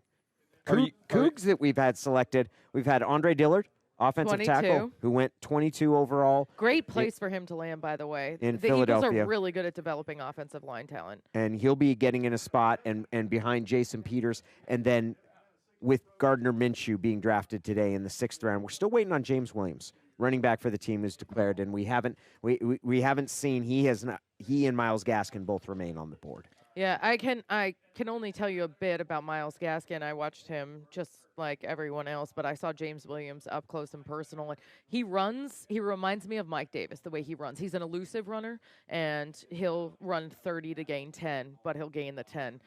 He's a little undersized. His body type is like a mini Chris Carson, if that's the best way. He's very, very strong, but he is a little undersized, and so he can't run exactly like Chris, but he has a lot of opportunity. I do see him as a Mike Davis type, though. You know, Mike was, I guess he came in here with a chip on his shoulder, and then he made it, so I could see him doing that, too. So what do you think, Danny? Can you root for the Rams with so many Huskies down there now? How many are there? Marcus Peters was already there. Marcus Peters is kind of half Husky, though, because he got booted off the team for he was bad behavior. Not our kind of guy. He was an OKG. Yeah, Chris Peterson didn't like him very much. Well, not many coaches do, really, except for the play on the field. Greg Gaines, and then you got, who else went there? Taylor Rapp. Taylor Rapp. Yeah, I'm excited to see for Taylor Rapp, and I was happy. He did not fall out of the 2nd round. He wasn't. The Seahawks opted for Marquise Blair, the safety out of Utah. I'll be excited to see how those guys play. And Greg Gaines also being drafted there. You've seen, and Drew Sample was drafted in the 2nd round by Cincinnati. Washington remains. Was that a surprise with Sample? Yeah, it was a surprise that it was that high. Much in the same way it was a surprise that Will Dissly was a 4th-round pick last year.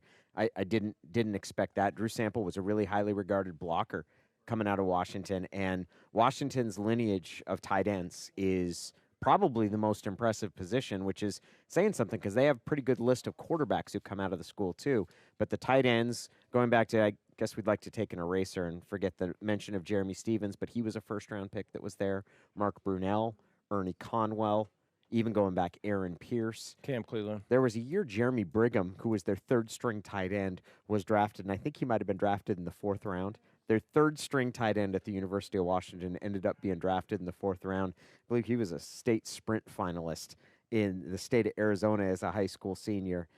What do you think about the Huskies picks, or the Seahawks picks so far? The hometown pick of Ben Burr-Kirven, add that to the cornerback, the safety that they drafted, the defensive back out of Oregon when they took Ugo Amadi. You add that to yesterday, because I thought that the overriding message from the first 2 days of the draft was Seattle was going to get some of the toughness back in its defense. They wanted to restore the swagger of their defense, and they went out and they drafted L.J. Collier, a defensive end who is known for his physical play as opposed to his speed, to play defensive end in that 5 technique spot, not the spot that Frank Clark started at. And then they picked Marquise Blair, who is a hard-hitting safety from Utah. Yeah, boy, Marquise Blair, you look at everything there with him and how nasty he is, and just like you're talking about, it's just reminiscent of Cam Chancellor. And so they're looking to beef up the competition there, too, with Bradley McDougald. And Pete Carroll talks a lot about Delano Hill, expecting him to make a jump this year, and then Tedrick Thompson back on the back end there. But I'm looking at Ugo Amadi, Danny, and of course you're going to have to be a Duck fan with him coming here to Seattle. And I love everything I'm seeing about him too, being a ball hawk and 6 interceptions the last 2 years, including 3 pick sixes. He's a punt returner too. He's forcing fumbles. So the kind of guy that can make plays out there. And defensively, the Seahawks have been fairly good, but they haven't made the plays on the ball like we've been accustomed to seeing them in the past. And so with Amadi, we might see a step up there in the right direction. The Kansas City Chiefs pick is in there at number 29 in the 6th round. The Miami Dolphins are on the clock. We're 2 spots away from the Seahawks. We'll tell you who they pick coming up next here. It's our draft coverage on 710 ESPN Seattle. DK, hey, man.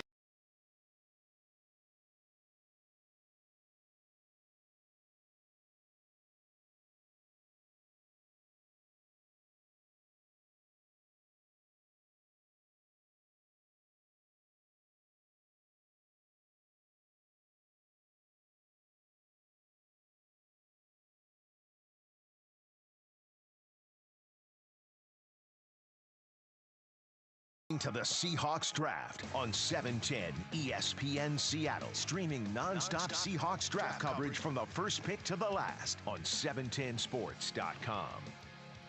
We are here at Seahawks headquarters. Danny O'Neill, Jim Moore, Jessamine McIntyre, and we are joined now by the man with the unrelenting schedule. John Clayton is with us, as he will be the bottom of each hour. John, picks keep coming off. We've got the Seahawks currently on the clock with the first of what are scheduled to be 2 6th-round choices. Yeah, and I would imagine that the way it looks with remaining players, don't be surprised if it's going to be on offense. I know talking to Jim right before we came on the air, he thinks it could be a backup quarterback, and I don't necessarily disagree with one of the next 2 picks. And again, that's because the pass rushers are gone. They've already taken a safety, a slot cornerback, 2 linebackers. And so with what's remaining, it's very well could be on offense. Even though they don't need a running back, it could be a running back because there's a few running backs that are still available. So it's kind of a weird draft because it was so draft heavy on defense early that the defensive ends started to run out in the 4th round, the pass rushers. And there was a whole group of linebackers that were there, and still some linebackers there, and this team's taking advantage of a couple of them. I thought the Seahawks were going to use the pick that they acquired from Kansas City in the Frank Clark trade to try and replace Frank Clark and that speed rush. I think what we've seen, they did use that pick on a defensive end, but L.J. Collier is a very different type of player. I think they're going to use the money they didn't spend on Frank Clark to try and replace that edge rusher for 2019. Yeah, I think that's right. Now, again, it's not like they're going to be spending big money because, again, a lot of this was to make sure that they keep, Jaron Reed and keep Bobby Wagner and keep some of their own players. And by the way, Seattle is keeping their pick. They are going to make a pick at this one. But, no, I think that, whether it's going to be I think everybody keeps mentioning Ziggy Ansah. I know Jim keeps on bringing up Ndamukong Suh, but Ndamukong Suh is not an outside pass rusher. rusher. But, I still wonder if they're going to get Nick Perry in here. I think there's a good possibility of that. Could be a Connor Barwin after May 7th. But I do think that they have to now wait to see what they can get. And also, it's not out of the question for them to use some of next year's picks. They have 12 picks. If they can pick up a right trade for somebody that might be able to be a starting defensive end as a pass rusher. The Seahawks have made their selection. We don't know who it is, but they have made their pick. It's the number 204 overall. It's the 32nd pick of the second round, or of the sixth round. It's the first of two sixth-round picks that they're scheduled to make. I'll get all these numbers straight eventually here, Jim. Don't they have to get another quarterback? They got Paxton Lynch. Well, I know they have Paxton Lynch. That's why they need another quarterback. They got Austin Davis. Oh, that's right. Austin Davis is coaching. It's also could be an undrafted rookie that they end up bringing in. That's something that they've done before. I find myself very uninterested in the backup quarterback because really, why? If Russell Wilson gets hurt, I guess I was right. Sunk. It was a running back. And they've taken Travis Homer, a running back out of Miami, Florida. Travis Homer, a running back, is Seattle's selection there. He's 201 and ran a 40-yard dash timed in 4.48. So Travis Homer is the first running back that the Seahawks have chosen. And after using 3 of their 4 picks in the first 2 days of the draft on defensive players, we've seen a shift toward offense. It's not entirely on the offensive side, but because they've drafted Ugo Amadi, a defensive back from Oregon in the 4th round, as well as Ben Burr-Kirven, but they've now added Gary Jennings, a wide receiver, Phil Haynes, a guard from Wake Forest, and now Travis Homer, a running back from Miami, all added this today. Is not intended. This is basically following the board because, you can look right here. I didn't get some of these sixth-rounders in here, but look at the voids right now at the defensive tackle, defensive end. You can see the voids at cornerback and safety, but they've already addressed that. And so that takes them over to offense. And so you still need to take the value. And even though they don't need a running back, now what's left is going to be a running back. And I think Jim might be right with the next pick. It could be a quarterback. It could be Ripien from Boise State. It could end up being, Tyree Jackson. John, what do you make of the Doug Baldwin news? Are you fairly certain he's going to retire? What do you think's happening? I can't say fairly certain, but I think about as certain as I was that Kyler Murray was going to be the first pick in the draft. So I give it 80%. It's probably really 95%, but you can see he's all beat up. You can see the misery he went through this season. He talked about it once in the offseason and how miserable it was for him. And it's going to take him a lot to try to get his mind right to be able to play because the body hasn't been right.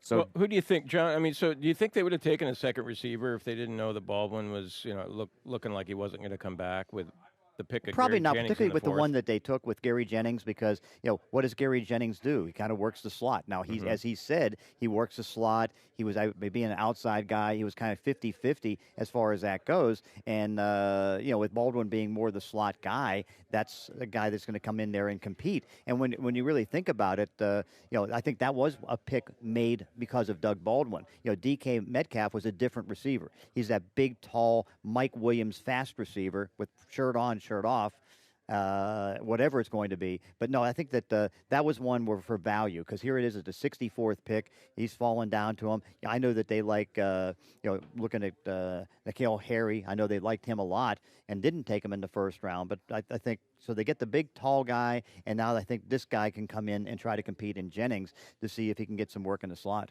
Yeah, it's you just look at it and you go, this Travis Homer from Miami running back, but then you look at the running backs they have.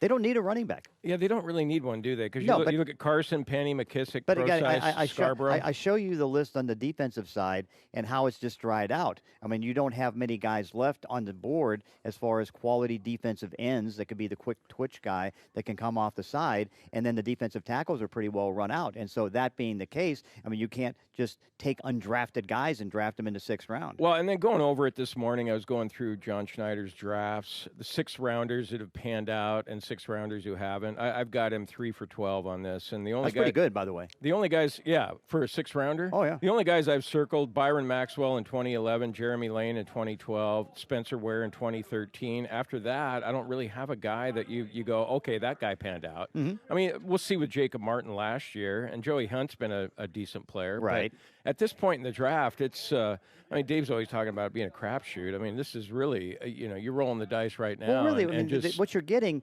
in the 6th and 7th rounds. Now, again, they hit on J.R. Sweezy in the 7th round. They hit on Chris Carson in the 7th round. I mean, they've had great. David Moore was a 7th round pick.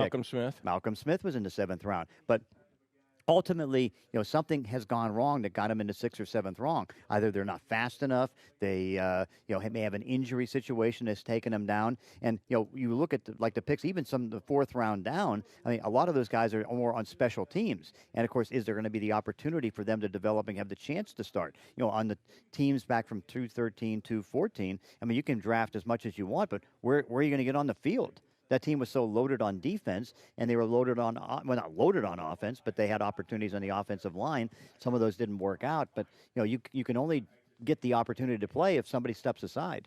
So our draft coverage here, 710 ESPN Seattle. The Seahawks made the first of 2 6th-round selections. They chose Travis Homer, who is a running back from Miami, Florida. We're going to hear from him. There's a press conference that he'll answer questions in a call with Seattle area reporters. And the Seahawks, they're about to be on the clock again. Right now, the Steelers are on the clock with a compensatory selection. It's the 3rd compensatory pick of this 6th round. The Seahawks are 2 teams away. They'll be on the clock. We'll tell you who they select coming up next on 710 ESPN Seattle.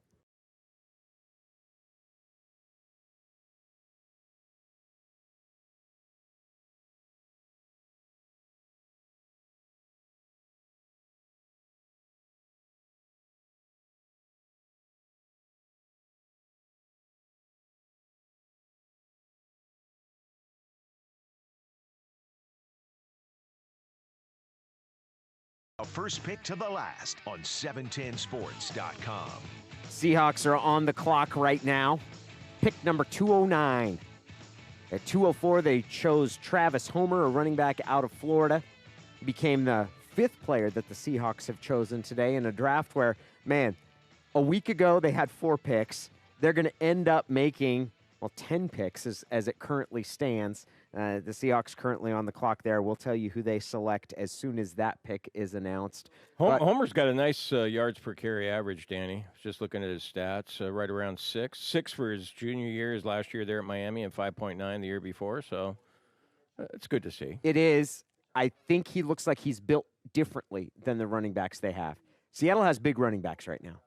Rashad Penny is a guy who's a 230-pound guy with great speed, that size-speed combination. Chris Carson is 220 pounds and absolutely as chiseled as you're going to find an NFL running back. And it looks like Travis Homer. It's going to be more of that kind of fleet of foot, a little bit lighter. He weighed at 200 pounds.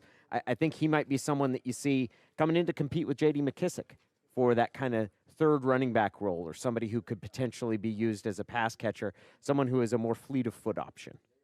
I hope McKissick beats him out. I'll just say that. I know he's a rookie and everything, but I just love J.D. McKissick, and I want to see him out there more often. And, with Mike Davis being gone now, going to Chicago, I think it opens up some room for McKissick to maybe shine a little more. And, you got Carson and Penny. They're going to be 1 and 2, and it's going to be an uphill battle for Homer, but we'll see. I mean, and then you still got C.J. Procise here, and take one last flyer on him to see if he can produce like he did however many years ago it was now, the New England Sunday night game, and then also against Philadelphia the final week, the next week. It'll be interesting. It's Danny O'Neill, Jim Moore, Jessamine McIntyre here at Seahawks headquarters. Jake Heaps is going to be joining us as well to get through these picks. But it's interesting, the Seahawks, with C.J. Procise, he's in a spot where the scholarship has run out. In the past couple years, it wasn't a case that he had to make the team. It was that nobody bumped him off the roster. They didn't have someone better, because I think for a year now they've been in a spot where if they had someone who was a better player than him, he wouldn't remain on the team by virtue of being a 3rd-round pick. And this year is going to be different. This year he's going to have to play his way onto the team. It's not a matter of him getting bumped off of it. When they pick Travis Homer as a running back, and the Seahawks have just made their selection, the 2nd of the 2 6th-round picks. As soon as that player is announced, we'll let you know who it is. But when they pick Travis Homer, I would say this, that C.J. Procise is going to have to beat out Travis Homer and show them that he is a better and more reliable option than Homer to get onto the team this year. Did you ever think it would come to that? Like if you told C.J. Procise when he was drafted that, hey, C.J., in 2019, you're going to have to beat out some kid named Travis Homer in the 6th round. He'd be going, yeah, right. Yeah, well, okay. I mean, you say some kid named Travis Homer. There's someone like that in every single draft. There's some kid named Doug Baldwin who was brought in here as an undrafted free. Like, I don't like the perspective. There's always a chance here, and that's what they breed here. It's constant competition, and No, but what I'm getting at is that C.J. Prosise, with the high profile that he had because of that New England game and the game against Philadelphia, that if you'd told him then that, hey, you've been doing really well here, and we really like what you. I mean, he had a chance at one point when you looked at C.J. Prosise, you thought he was going to be the starting running back for this team. But I mean, I hate to sound cliche and preach what Pete preaches. Christmas has come to the Seahawks. Demarcus Christmas, a defensive tackle from Florida State, has been chosen by the Seattle Seahawks. I thought you were going to say they got a Coug. No, because that would be Christmas for me. That would be a Coug has come to the Seahawks. That would be Christmas for a lot of us if a Coug was signed by the Seahawks. This is Demarcus Christmas. He is the defensive tackle. The majority of us that are here. The second defensive lineman that the Seahawks have drafted, and this is a defensive tackle out of Florida State. Does he spell it like Christmas? Yes, he does. Does he? It is a fifth-year senior that's there. Headline writers will love this pick. Certainly they will. Danny already did. 6'3". Christmas comes early. Yeah, comes in May this year. April. Christmas in April for the Seattle Seahawks. Demarcus Christmas, 6'3", 294 pounds. He is the second defensive lineman that the Seahawks have drafted. Their first player they selected, well, that was L.J. Collier, who they drafted in the first round, pick number 29 overall out of TCU, and the second of their 2 sixth-round picks. And right now, unless they trade future picks or a player to get into the 7th round, the Seahawks are done with their drafting, choosing Demarcus Christmas, a defensive tackle out of Florida State. This ends the draft, and the one thing that I'll say that I'm surprised at is that even as they went up from 4 picks to 10 picks, the Seahawks didn't draft a guy that profiles as an edge pass rusher. They didn't draft someone, even with the trade of Frank Clark, they didn't draft someone who's going to be a speed rusher off the edge. Doesn't mean they didn't draft a defensive end. L.J. Collier is a defensive end, but he's a different type of player. He's someone that's more power, more bull rusher, and a guy who is not going to play the defensive end slot that they refer to as the Leo, which is really the speedy, fast twitch pass rusher off the edge. Doesn't that tell you two things, though? That they either are going to, like with Clayton when the professor was here with us talking about, and he talks about Nick Perry a lot, talked about Baldwin, maybe Ansa, and John always tells us about his shoulder being an issue there, but after May 7th is probably when we'll find out more about that because of the compensatory pick formula and how that's affected. And after May 7th, it won't be when you sign these street free agents. And so we'll see. It seems to me like they're going to dip into that market a little bit. And then it also tells me that they like the guys they have on hand and that they think that they can generate a decent pass rush with a lot of the players they have. And I would think that starts with Jacob Martin, and then you go to Cassius Marsh coming here from San Francisco with the 5.5 sacks he had last year. Nobody who stands out as a marquee guy that's going to take the place of Frank Clark, but maybe, again, by committee, maybe they can stack up a few sacks here and there and get somewhere in the neighborhood of the 43 they had last year. That's a whole lot of hope, though, isn't it? No, it's a lot of hope, and it sounds like DePoto when he's talking about the Mariners. But right. When you start talking about, because the play to their back of baseball cards approach with these guys, if you base it on production, Jaron Reed's the only one that's ever had double-digit sacks out of these guys. There have been four different players for the Seahawks who've had 10 or more sacks over the past 4 seasons. He's the only one that's left. Jacob Martin looked promising, but that's a 7th-round pick. He's coming off his rookie season. Cassius Marsh had 5.5 sacks. He's your second most proven pass rusher on this team. He had 5.5 sacks last year, and he's been traded by the Seahawks, waived by the Patriots, and now cut by the 49ers after they'd extended his contract. And that's not to say he won't be able to make a difference or make an impact, because I think he can. It's to say that there's a whole lot of hope wrapped up in that, and nobody that they picked in this draft is someone that profiles or looks at. In a draft that was seen to be historically deep in the number of defensive linemen, they've taken a defensive end who veers more toward power than speed, and now a defensive tackle in Demarcus Christmas. The pass rush is going to have to come from somewhere else, I would think. Well, I would too, but, we're sitting here trying to analyze it, and on paper you go, okay, where's the pass rush going to come from? And then after the Frank Clark trade, you thought, well, they'll address it in the draft. And they did sort of with Collier, but if they really wanted to address it, they would have made a pick with the 21st selection and also the 29th and taken 2 pass rushers there. So anyway, what it tells me, Danny, is I don't think they're necessarily comfortable with what they have going into next year, but I think they're probably more comfortable than we are sitting here analyzing it, or else they would have made more of a move in the draft. Or they would have made a move to keep Frank Clark and decided that he was worth the money that he was asking for. Though hearing from John and Pete, it sounded like that was much more of a financial decision that they've made. So that concludes the Seahawks' number of picks. They've drafted 10 guys, 6 on defense, including 3 of the first 4 selections that were used on defensive players, 4 players on offense. That includes a wide receiver, 1 offensive lineman. That's Phil Haynes, a guard from Wake Forest. 2 wide receivers, DK Metcalf, who was chosen at the end of the 2nd round, and then Gary Jennings, who was a 4th-round pick out of West Virginia today, and Travis Homer from Miami. So after years of loading up on offensive linemen in the draft, the Seahawks adding just 1 offensive lineman this season, no tight ends, no quarterback. The next step for Pete Carroll and John Schneider is going to be the recruiting of undrafted free agents. The fact that they don't have any 7th-round picks, that actually might work to Seattle's benefit in its recruiting of players, because the guys that it calls right now, or the guys that it contacts to let them know, like, kind of hang with us, they can tell them that we don't have any 7th-round picks.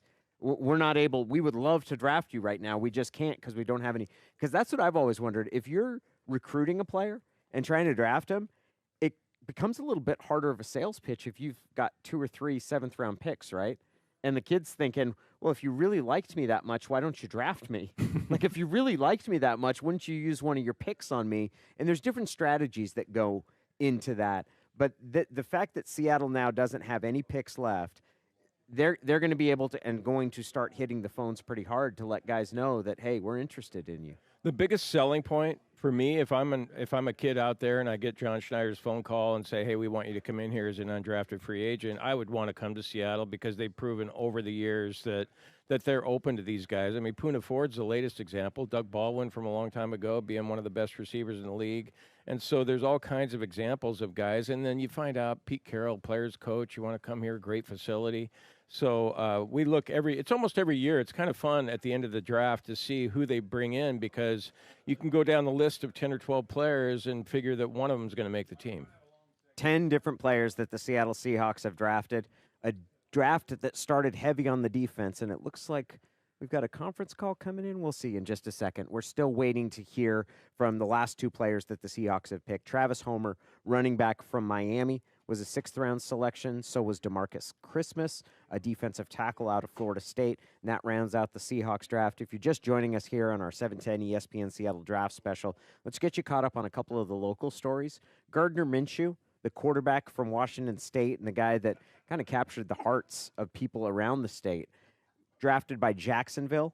He's going to enter what is a pretty, as far as quarterback situations go in the NFL, that is one of the more wide open, because Nick Foles was acquired to be the starter.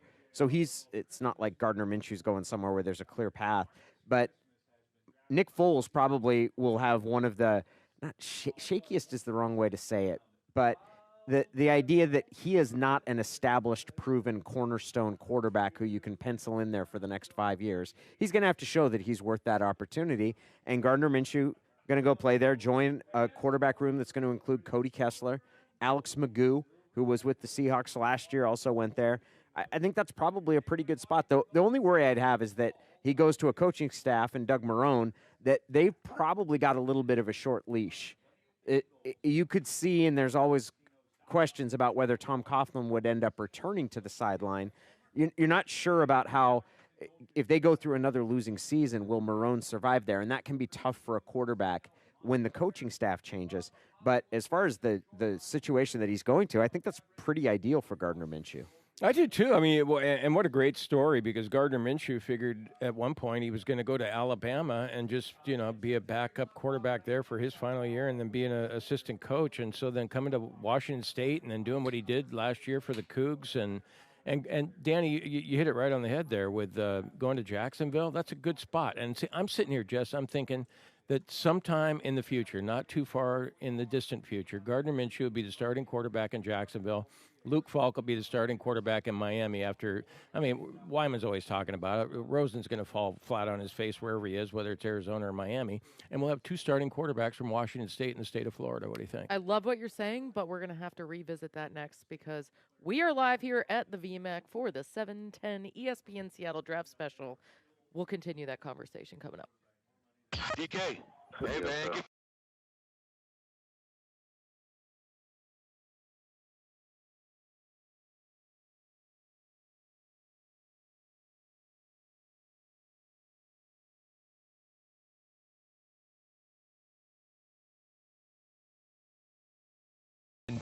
ESPN Seattle, streaming nonstop Seahawks draft coverage from the first pick to the last on 710sports.com. Seattle Seahawks 2019 draft, 10 players chosen.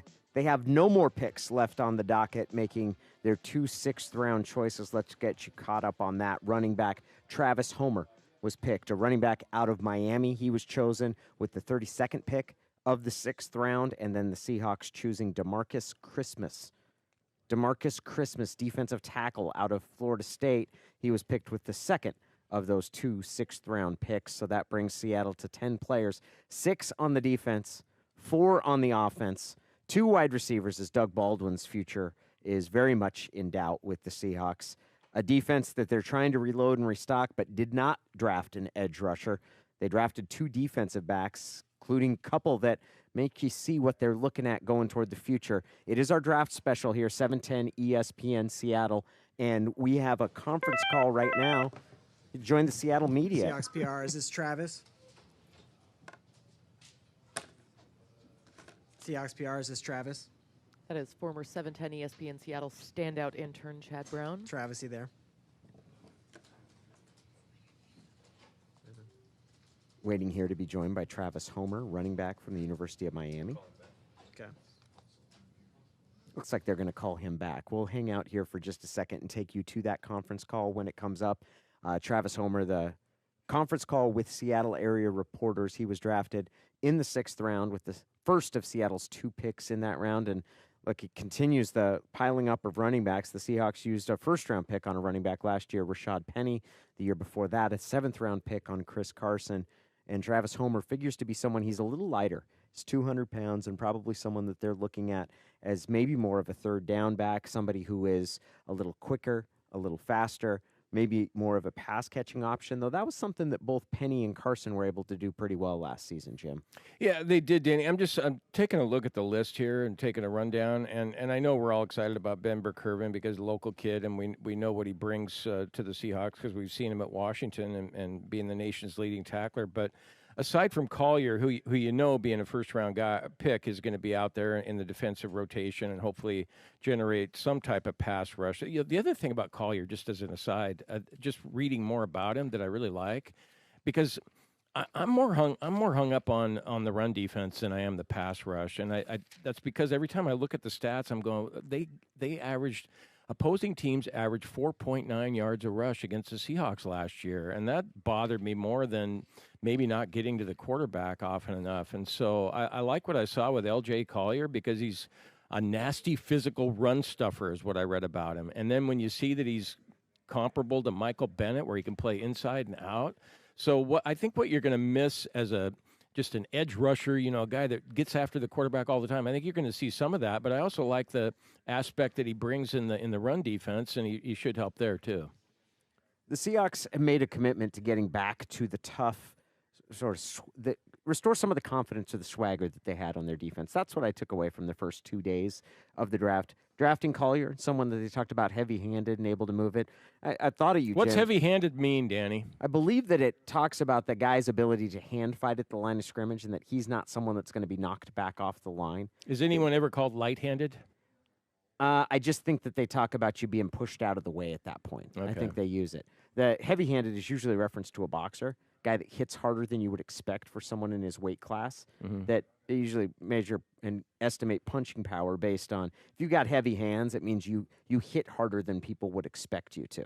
Okay. So when I say heavy-handed, I was like, well, that's a guy that's going to not mind sitting in the trenches and shoving and hand fighting and all of the different things. He's not a guy that you don't call the guy the lightning quick guy coming around the outside. You don't talk about him being heavy-handed.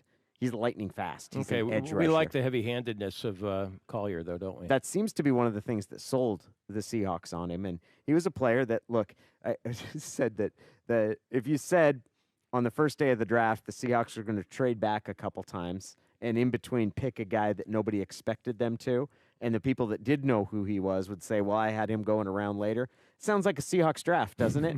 It sounds about like how it goes, that you spend all this time trying to pile up and figure out who they're going to pick, and then they pick someone that everybody looks at it and says, well, I thought he was second or third round pick. And the same thing with Marquise Blair, the safety that they drafted out of Utah in the middle of the second round. And people, I don't think, would have batted an eye if they'd taken DK Metcalf. If they'd taken DK Metcalf in the first round, that was a guy that his pictures of him and his abs became people that were following the draft all of a sudden knew who he was because of his physique. Well, yeah, what do you think about that pick, Danny? Because I know everybody's like, oh, that's like if you went down all the picks, all 10 picks, I think most Seahawk fans would say, boy, I love that pick of DK Metcalf the most. And yet, and then I saw pictures of the kid with the six-pack and everything, and the Pete Carroll video with Pete taking his shirt off, and hearing about his speed, the 4.33 at the combine, the 3% body fat, and so then finding out too that Mel Kiper was the #1 wide receiver prospect for Mel Kiper from ESPN, and you wonder, well, how'd they get him at the 64th pick overall? And then you look a little more into it. Durability being a question, not the greatest route runner in the world. So he's going to be a work in progress. And Wyman talks about it, and wide receiver being one of the toughest positions to make the transition right away from college to the pros. And so I think that's I don't want to say he's going to be a project, but I think it's going to take some time there. And I think we need to get past the pictures of him with the six-pack, because something I read, too, that he might be too muscular. Maybe he needs to dial it down a little bit, although he's an impressive-looking kid when he's got his shirt off, that's Is that for sure. part of the problem that you've had? You've dialed it down because you didn't Well, want to doesn't he look like a bodybuilder? Looks I mean, it's incredible. like, yeah, you don't. So does well, Gronk. He was pretty good. Yeah, I mean, I don't know. I see the six-pack, and I'm going, well, okay, that's cool that you're working out really well, but, why did you drop in the draft? And so you start looking at some of these questions, and yet still, even if Metcalf doesn't work out, you think of it as a value pick, don't you? Because that kid was supposed to go in the first round. I think there's a reason and a lesson to be drawn from that. We do have a conference call right now with Travis Homer, who is this Demarcus? Yes, sir. Demarcus, we got local Seattle media here to ask you a couple questions. Demarcus Christmas, Okay. defensive tackle from Florida State. His press conference with the Seahawks media.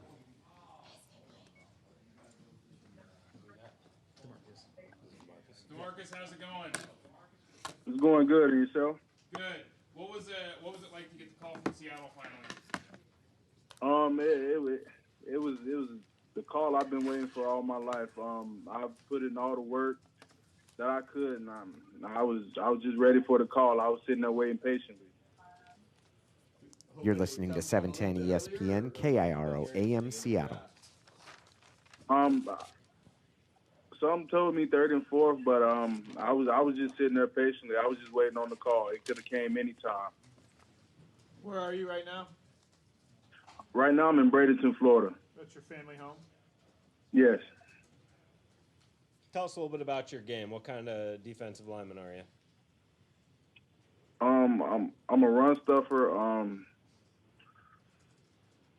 I really working on technique. I can pass rush. How much three technique over the nose did you do? How much? I've been a three technique most of my time playing football. So you said you were more three technique than nose at Florida State? Yes. How much nose did you do, if at all? I did. It was just a little bit less than what I was at a defensive tackle. We played left to right, so okay. I played like both a lot. How much contact had you had with Seattle throughout this process, and are you surprised that you ended up with them when all said and done? I wasn't really surprised. I met with I met with them a couple of times at the Senior Bowl. Talked with them at the combine. So I kind of knew it was coming. I just didn't know when.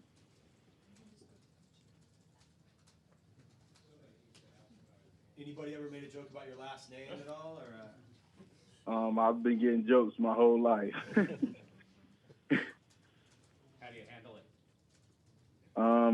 I just laugh at it. So with the last name of Christmas, obviously you were born on the 4th of July too, so kind of a double whammy on the holidays for you? Yeah.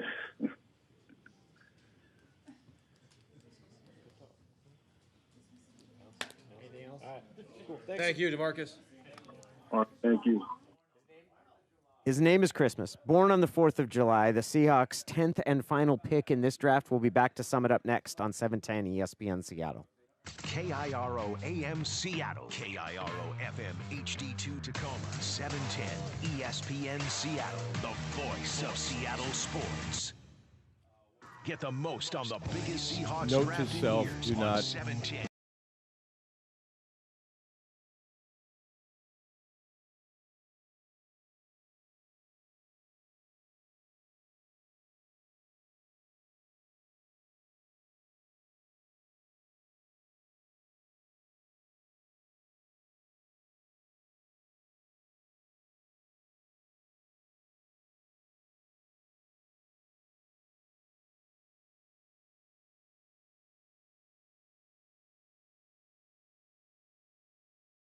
And welcome to the NFL Draft. This is the 2019 NFL Draft, brought to you by TSA Jobs on 710 ESPN Seattle. Come on, man! It is the 710 ESPN Seattle Draft Extravaganza, and the Seahawks have concluded their run of 10 picks in this draft. To summarize, I believe that we've got 4 straight trade downs, and we're going to be joined by Travis Homer, running back from the University of Miami. He was the first of Seattle's 2 second-round selections. We're going to get you to his teleconference here with Seattle area reporters as they talk to him. He was the first of the 2 players that the Seahawks drafted in the 6th round. And it was Travis Homer and then Demarcus Christmas, and we'll take you now to Homer's conference call with Seattle area reporters. All I could say is yes sir, yes sir. I couldn't even think of any other words to say. I was just so excited. Had the Seahawks been in contact with you? Do you think this was a possible destination? Excuse me? Had you been in contact with the Seahawks before? Not too much, but I talked to him a little bit. You have a favorite running back, Travis? No, I don't. But I like to look at some highlights sometimes. I know I was looking at Alvin Kamara's highlights. I like to look at the old Miami running back sometimes. I just like to look at them sometimes. The NFL is such a passing league, Travis. What's it like for a running back to get drafted to the top rushing team in the NFL? I mean, that's definitely an amazing thing. I mean, it's a good opportunity for just the total offense because, a good rushing attack opens up a lot of lanes for the receivers and the quarterback. I think I'm just very, very sorry, I got a little choked up. I just think that I'm very lucky to be able to have this opportunity. Did they use you much in the passing game at Miami? Yeah, they used me. They didn't use me too much, but I was definitely there. Travis, we just got a quick chance to look at some of your highlights. It seems like you're somebody who doesn't exactly shy away from contact. What is it about your running style that allows you to be successful trying to run through guys? I like to be very physical, and I like to be very physical, but I also like to cut on them, give them moves if I have the opportunity. I think just my physicality sets that up down the road as the game goes on.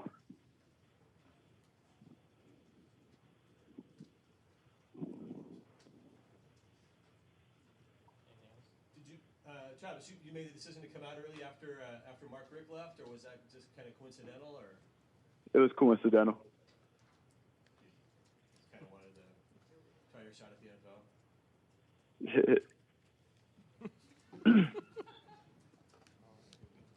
Anything else? Oh, where are you talking from, Travis? Excuse me? I'm sorry, where are you talking from right now? I'm in Miami. Okay, that's your hometown, right? Okay, thank you. Oh no, my hometown is Palm Beach, Florida. Okay, and you're in Miami. Thank you. Yes, sir. Thanks, Travis. Thanks, Travis. Congratulations. Thank you. That is Travis Homer. The Seahawks selected him with the first of their 2 sixth-round selections, running back out of the University of Miami. He goes along with receivers that Seattle drafted, DK Metcalf from Ole Miss. He was at the end of the second round yesterday. They also chose Gary Jennings, a wide receiver out of West Virginia today, as well as a guard out of Wake Forest. 4 of the 10 players Seattle chose on the offensive side of the ball. Pete Carroll's talking to the NFL Network right now. We're going to have his interview with Rich Eisen. That's going to be coming up as our 710 ESPN Seattle draft coverage brought to you by TSA Jobs rolls on next.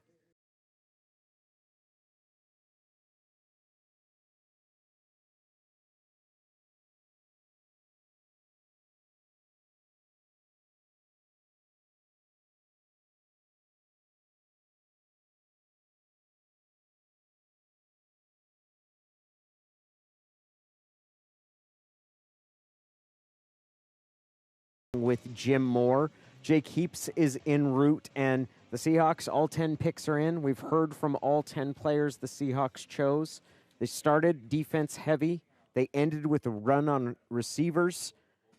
DK Metcalf chosen from Ole Miss at the end of the second round. They started today's draft by choosing Gary Jennings in the 4th round out of West Virginia, someone who shares a little bit of history at a prep school with Russell Wilson back in Richmond, Virginia. And we just heard them wrap it up with 2 sixth-round choices. Travis Homer, a running back out of the University of Miami, and Demarcus Christmas, who was unironically born on the 4th of July, a defensive tackle that was chosen out of Florida State. Yeah, boy, the writers tried, and I don't blame them because you got a last name like Christmas. You got to try and find out, but Demarcus didn't Put yourself in his shoes, though. Yeah. He's just been drafted. He's just been chosen in the NFL draft, and a bunch of people he hasn't met want to talk to him about something he has been kidded about since he was 3 years old. Yeah, that's a good point, Danny. Yeah, it's like, hey, I'd like to, in this moment where I've just been chosen, publicly chosen on national television for my dream job, yes, I would like to revisit all of the jokes that have been made about my name, whether it's Christmas coming early, Christmas coming in March, Christmas coming in May, Christmas coming to Seattle, all of those sort of things. And not only that, but Christmas being born on the 4th of July. He was cool about it. He was. Yeah, I liked his demeanor. And, you know, we talked about Marquise Blair, who was very not verbose. Circumspect. We'll go. Stern. Did you hear John Schneider's quote about him? No, I didn't. They were asked about him yesterday. They were like, they talked about him being undisciplined. And John looks at him and goes, he's a violent player. He's really aggressive. That's exactly 3 targeting what we're looking penalties. for. He did. You know what? I watched one of those targeting penalties, and the penalty against UW was bogus. It was a terrible penalty. He was in the box. It was against Myles Gaskin. He was squaring a guy up. He was not lowering his helmet and coming through. Because when you see a guy, you can target somebody in that situation, but it's when you're coming from the second level of the defense and you're barreling forward and you lower your head to hit it. He set himself and braced for contact. I kind of get a kick out of some of the things reading about him, and I don't necessarily remember Marquise Blair, but you watch Pac-12 football, you know that Kyle Whittingham, they got the solid defense there in Salt Lake City, and so Marquise Blair being a big part of that. But I got a kick out of one of the comments from a scout that I read one of the stories, and the scout said if he wasn't crazy, I'd take him in the second round.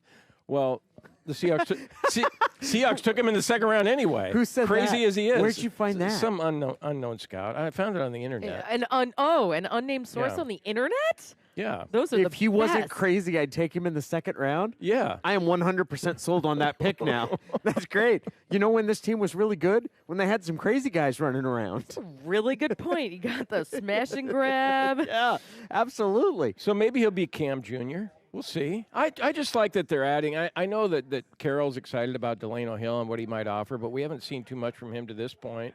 And just having a little more competition there at free safety, strong safety, Tedrick Thompson, not necessarily being the guy on the back end. It's probably going to be McDougald. And so you bring Marquise Blair into the mix, and I think it's going to help the competition. And I think our show is about to get help, too, because we have a guru that's just sitting down here with us.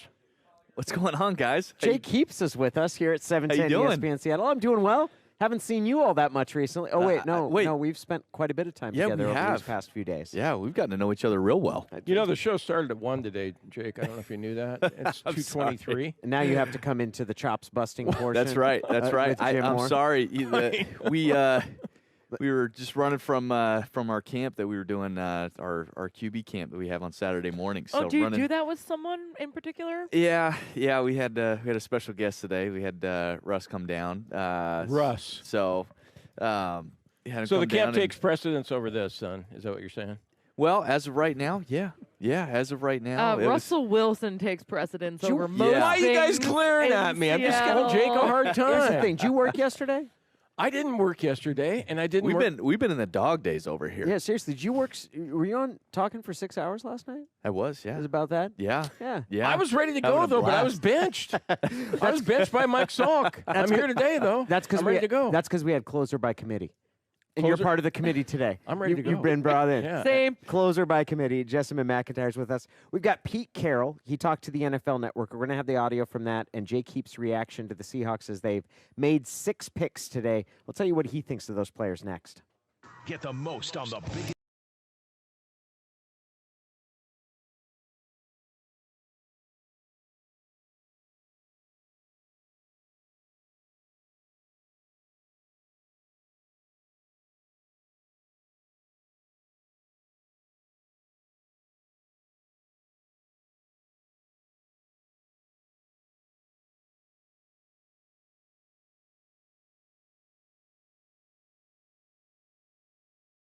Seattle, streaming non-stop Seahawks draft coverage from the first pick to the last on 710sports.com. The Seahawks are through with their draft, at least as of now. They've made 10 picks total, 6 picks today. We bring in the professor, John Clayton. He joins us. Jake Heaps also here. Jim Moore, I'm Danny O'Neill. Our draft coverage is brought to you by TSA Jobs. And just get your initial reaction to the players that we've seen. We've seen some offensive players chosen today, starting with Gary Jennings, who has some history with Russell Wilson. Which is wild, right? It is. Yeah, I actually was, when I was out at camp with him, at first I wanted to know what he thought of DK Metcalf, and he's fired up about it. He's really excited about DK Metcalf and what he can be. And then, to hear the history about Gary Jennings was really cool. To see that relationship that they already have, or, right off the gate, they can develop chemistry. But when you look at Gary Jennings and you just kind of evaluate who he is, it really fires me up because this is a player that works the middle of the field and has great awareness of how to find the zone, can stretch the field vertically. He runs a sub 4.4. He's a bigger bodied guy. He's a 6'1", 215. He's a little thicker than what you would anticipate a guy who's really working over the middle and making his living in a spread offense like West Virginia's. You would imagine it would be more of a shorter type, a little more quickness. And he was asked to run the complete route tree. And as I was studying film and watching him over the course of multiple games, when I had the chance really kind of on my drive over here, I really liked what I saw from him, and I think he can fit into what this scheme is. And ironically enough, there were multiple plays that actually Seattle runs a ton that West Virginia was already running. So that already brings an appeal in terms of what a fit Gary Jennings can be for this offense. All right, let's close out the Seahawks draft. We're going to go to the final 2 picks and talk to you about them, John. Travis Homer, running back out of Miami. He went with the first of Seattle's 2 6th-round picks there at the end of the 6th round. And then Demarcus Christmas, who's a defensive lineman, but he's a defensive tackle out of Florida State. Yeah, and I think that in the case of Christmas, a little bit of that run-stopping type of guy, because he can come in there, play the 3 technique, probably play a little bit of nose too. But, again, they're going to still add somebody after May 7th, whether it's going to be, Earl Mitchell, they can add him, you can add Danny Shelton, but they'll add a veteran in that regard. And when it came to the running back, and I looked, I showed you the list, and the defensive ends were, for the most part, all gone. There were some linebackers left. They've already had cornerbacks and safeties, and so it really pointed that the last several picks, even before was going to be offensive players. And so this is one where, maybe he can come in a homer and be make it as a practice squad guy. If an injury happens or open up, maybe he can make it as the fourth running back. But that's the position they didn't have. A couple positions they didn't have to do anything with. But the way the draft was breaking, particularly in the third day, right after the 5th round or so, it started to lean more toward offensive availability than it did on defense. Let's wrap this up by just giving our overall impressions. Jake, looking at the haul that they made, 6 defensive players, including Ben Burr-Kirven, linebacker from Washington. He was chosen in the 5th round today. Yeah. 4 offensive players, including 2 wide receivers. What did the Seahawks want to accomplish here? Well, I think first and foremost, as we've been talking about, they had very direct needs right off the top. They needed help on the defensive line and specifically with the defensive end, and they were able to get a guy that wasn't necessarily the exact replacement of Frank Clark in terms of length and twitch and being a finesse pass rusher, but man, you added physicality. And I think on the defensive side of the ball, you've got some really nasty guys who love to hit, who love the game, who are tough as nails, and that's what you got with L.J. Collier and with the safety that they were able to get with Marquise Blair. I love the way that he hits, and then you were able to acquire some really good linebackers in Cody Barton and Ben Burr-Kirven, who are just really solid, good football players. First and foremost, over everything else, their height, their measurables, you know that they have great instincts for the game. And those guys, you got to love having guys like that. And I'm sure Dave Wyman was fired up to see Ben Burr-Kirven picked along with Cody Barton. And what it really does with those 2 guys is, 1, it adds depth to the linebacking core, but 2, it really shores up your special teams. And that was a huge point of emphasis that I know that they really wanted to clean up going into this year. And then offensively, you get a freak of nature in DK Metcalf, who very specifically they said, look, we're not asking him to come in and expect him to run the full route tree coming in immediately. We know what his strengths are, and that's already what we do on offense. They're a deep vertical threat pass team, and they got arguably maybe the best deep vertical threat receiver, both with speed and physicality. So that has to excite you, and then they'll grow and develop him over time. Gary Jennings is exciting, and then their guard that they were able to pick up from Wake Forest, I love him. I think he's a perfect mold for what they want to do. He's a mauler, and if you look at his history, guys, I really think that this is kind of a steal for the Seahawks because, 1, it fits exactly what they want to do. 2, he has been developing over time, and if you look at his history from high school all the way through his freshman year to his senior year at West Virginia, he is a lunch pail guy. He's a guy that was a captain and was a 4-year starter there. I mean, those are things you want. I thought you were going to say it was because he has a name that sounds like an accountant. Phil Haynes. He goes right along with Doug Baldwin, Richard Sherman. That's right. David Moore. These don't sound like but NFL isn't it different than players. just the LJ and TJ? And right, all they were going on their initials. I mean, we did have some initials. We had DK going. We had LJ Collier as the 1st round pick. Jim, what did the Seahawks try and do here?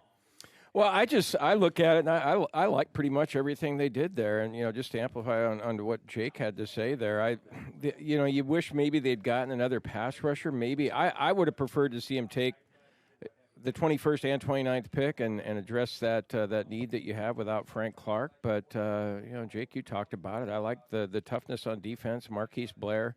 Amadi's a guy who might end up taking Justin Coleman's spot there in the slot. So you like what you see from him. Boy, Amadi, he was a guy that probably before the Combine was expected to go lower, but did some really good things there. 2018 Lombardi Trophy winner, good character guy. Cristobal called him, the Oregon coach, called him the quarterback of their defense. So you like seeing that, adding him. And if he's not the slot corner guy, then maybe he's going to end up being part of the competition there back at safety, along with Marquise Blair, McDougald, and Delano Hill, and Tedrick Thompson. So I just, and getting the wide receivers, you like that too, with Doug Baldwin probably retiring. And so you've got a guy that can take over there in the slot in Jennings. And so, they addressed a lot of their needs in this draft. And I think what you can see is that the theme, last year was adding some speed, adding some size as far as the offensive line. And this year it's a matter of adding physicality and toughness along with speed. Mm-hmm. I mean, you can see the speed with the 2 linebackers that they added. That'll be good for special teams. And I think that each time now challenges. They want to challenge different things. You know, they made too many mistakes as far as tackling on special teams. Now you add some more guys to compete for the special teams job. They got most of their core group back. I think they got 9 out of the top 11 players as far as playing time back on special teams. But now you even have more depth to be able to do. Because last year it was kind of patchwork. It was because you change 11 starters. You don't use the compensatory picks because you need bodies.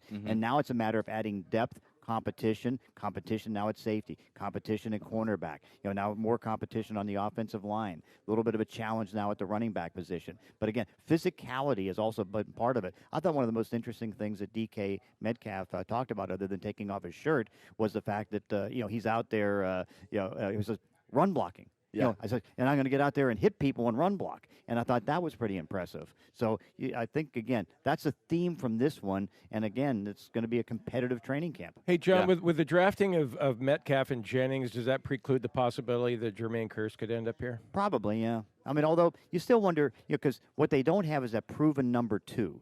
And, again, maybe they anticipate it's going to be David Moore, but who is it? And so, because, well, what about a number 1? Number one's TJ Lockett. Lockett has taken over that. Yeah, Lockett's number 1. He's a Lockett number seem one like a number 1 to you guys? He doesn't, but the thing is I think we're all thinking wrong. I think last year Tyler Lockett showed that he can be a number 1 receiver specifically for this group, and I think you have a guy in DK Metcalf and Gary Jennings. We'll see what they can develop into, but I really like the prospects of those 2 guys. I think Gary Jennings being able to be more of the middle option and having great spatial awareness and running those over routes that they like to run so much, that excites me. DK Metcalf, like I said before, one of the best deep threats and arguably the number 1 deep threat receiver in this draft. You have the ability to stretch the field vertically, and so that alleviates pressure from Tyler Lockett, and also you might get a big surprise out of DK Metcalf. I mean, who knows? This guy could be a legitimate steal for the Seahawks and be one of the great surprises in this rookie class. So Professor, thank you very much. Oh, John's going to We're going to check with you in an hour coming up. Okay. Does that sound good for you? Yeah, that sounds good. All right, we'll talk to John at 3:30. It is our ESPN Draft Spectacular here from the Seahawks Draft Headquarters. It's brought to you by TSA Jobs. We're going to tell you the biggest risk the Seahawks took in this draft. That's coming up next.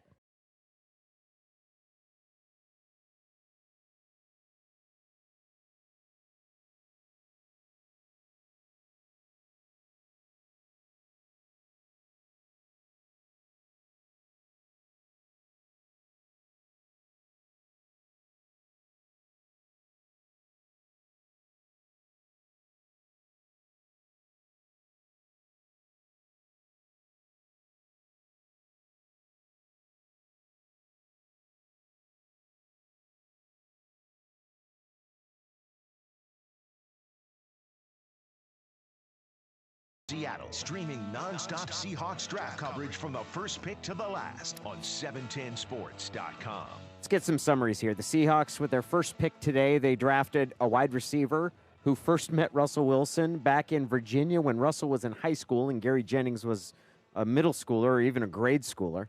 The last pick, the last of the 6 players they picked today, was Demarcus Christmas, who was born on the 4th of July. And you've also had, they drafted a man who became a dad today. That would be Ugo Amadi. That'd be a heck of a day, man. Safety out of the University of Oregon, who has also, and confirmed according to NBC Sports Northwest, has a son. Son came into the world today, so congratulations to them. Pete Carroll was on the NFL Network with Rich Eisen, and we're going to play that interview here. You get a chance to hear from the coach. We'll ask some questions of Pete Carroll and John Schneider coming up here in a little bit. Right now, Rich Eisen started his interview by asking Pete Carroll about, well, with regard to DK Metcalf, was there anything that made you think, okay, we're going to have to go and get this guy? Well, what's most obvious is the great upside. You know, he's got tremendous potential to be a fantastic factor on the team. An unusually gifted football player. That we think in our system, we think we could really bring it out. You know, there's such a great upside that we're really pumped up about it. We wanted to we wanted the speed, and of course we're always looking for the big guy. So we're really looking forward to seeing how we put this thing together. I know Russell's really pumped about it as well, and so we'll try to make the most of it. All right, Coach, this is Daniel Jeremiah. Your first pick, L.J. Collier, defensive lineman from TCU. When I was watching him, he actually reminded me a little bit of Michael Bennett, how you kind of move him around and do a lot of different things, and just really, really heavy-handed guy. Obviously, you guys know Michael Bennett as well as anybody. Did you see any of those similarities when you were studying him during the process? Absolutely. That really was why I went right to that. His versatility, his ability to penetrate. He's got great body lean. He's got great long arms. And he's just got great hand placement on his rushes. He's a very effective player, I think, in the style they play. And we're going to play him just like Mike and see if that fits together for us. I think it's going to work out. Coach Peter Schrager here. Last year you said the term was a graduation of sorts. You end up going to the playoffs, playing in that wild card round. What is the term and what is the mantra as we head towards the rest of this offseason heading into the 2019 year?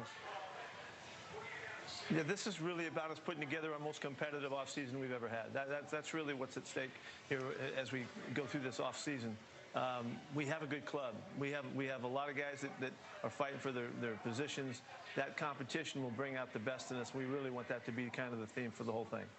Coach, you talk about that competitiveness and how guys get after it. I also know that third part of a game, the special teams, is big. You got a big boost with Shaquem Griffin last year. Travis Homer out of Miami. I love the way that he runs the football, but I love even more his special teams ability. Am I on target with him? Yeah, and if you look all the way through the list of our guys, you're going to see that they all have that kind of a background. And we really want to bolster it. We did it with the kicker. You know, we had great luck last year with our punter. We picked up our kicker this year in the offseason. Across the board on special teams, we wanted to upgrade. So that's why the competitiveness was such a focal point for us in each position that we took. Coach, last one from me on Amadi from Oregon. How do you guys plan on using him? He can do so many different things. What role do you envision for your defense? Well, he's a safety coming into the program, but he did play on the slot all year long in all their coverage packages. So we're going to check him out as a nickel. We're going to check him out from the deep end also. He is a very versatile football player, and again, another guy that we think can contribute in a big way on special teams. So, last one for me. What is it? Cardio? Elliptical? I mean, is it, what is it? Basketball. Basketball? Is that what it is? Hoops. What is it? Very well-rounded program, always hoops. Okay. I just, you know, you're my hero, Pete. I'm not going to be honest with you. I don't think his diet looks like your diet this week. Well, certainly not this week. I mean, my gosh. 15 seconds. There's food there. Yeah, we're a little more plant-based oriented around here now. We might be a little better than Rich is. Not much plant-based around here in Nashville. No plants in Nashville. None of that, I'm sure. Pete, thanks for the time. Appreciate it. We'll chat down the line. All right, guys. Thank you. Okay, see you later, Coach. That's Pete Carroll. We spoke too soon saying the Seahawks were done picking. I look up right now on the NFL Network. The Seahawks pick is in. Apparently, they've traded back into the 7th round. They were done. At least we thought they were done, Jake. Yeah, we did. They had taken 2 players in the 6th round, and here they are, pick 236. Myles Gaskin has just gone off the board. I believe they acquired this pick. Jacksonville had the 235th pick, I believe. So we'll figure out exactly who they got this pick from. I guess they probably had to give up a 6th rounder from next year. That's my guess, yeah. Where's Gaskin go? Gaskin went to Miami. They chose him, which Myles is the 10th Husky to be drafted, I believe, this year. I might be 8th. My count might be off there. It's an incredible run right there for the Huskies in terms of what they've been able to do, the program that they have, and man, they're definitely making a name for themselves amongst the NFL community. Jake, you know what they're going to pick here in the 7th round? I'll let you know. I'll let you know. What is it? I'm a guru. What's your guess? Too. What's your best guess? It's going to be a backup quarterback. See the professor? Yeah. Yeah. I'm right in line with the professor here. Now this one's going to be really interesting because this is, like I talked about yesterday, if they're gonna pick 7 with the backup quarterback situation, this is a guy that they felt was just too competitive in the undrafted market, or they felt that someone else was gonna take him here late. So this is a guy that they have targeted through their process. So I think this is more significant. If they end up taking quarterback, it's more significant than what we realize. The fact that they would choose a quarterback here is most likely because it's tough to sell an undrafted free agent on coming to a spot where a guy never misses. Correct. It's tough. It's tough to sell someone on the idea of, hey, you're going to come here, and on the one hand, it's actually a spot where you could conceivably earn a job, which is tough for any quarterback in the 7th round or an undrafted free agent to come in and make a spot on a roster, because the Seahawks right now, their backup is Paxton Lynch, who did not make it in Denver, and I would consider very much as he's going to have to play his way onto this team. Absolutely. You have an undrafted free agent that come in here, but the Seahawks trading back into the 7th round, they'd made 2 choices in the 6th round, and we thought that was it for them. They chose running back Travis Homer out of the University of Miami. They chose Demarcus Christmas, defensive tackle out of Florida State, and we're waiting to see who they choose here. This will be the 11th player that they chose. It's interesting. Pete used the term competitiveness. When you heard him say that to the NFL Network, Jake, you poked me on the shoulder and said that that's been something you've been thinking about. Well, especially after yesterday when we were all talking about this, I said it, all throughout the 2 days before, is I really believe that this was what it was about trying to acquire depth and trying to acquire competition, especially on the defensive line, and trying to get more of sacks by committee than just necessarily 1 or 2 players getting the majority of the sacks, and that's when they've been at their best.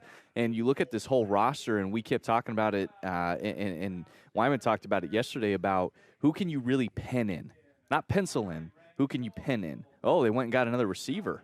John Ursua out of the University of Hawaii. He's the player that the Seahawks have chosen, the 3rd wide receiver that they've drafted. Second today, 3rd overall in this draft. They took DK Metcalf.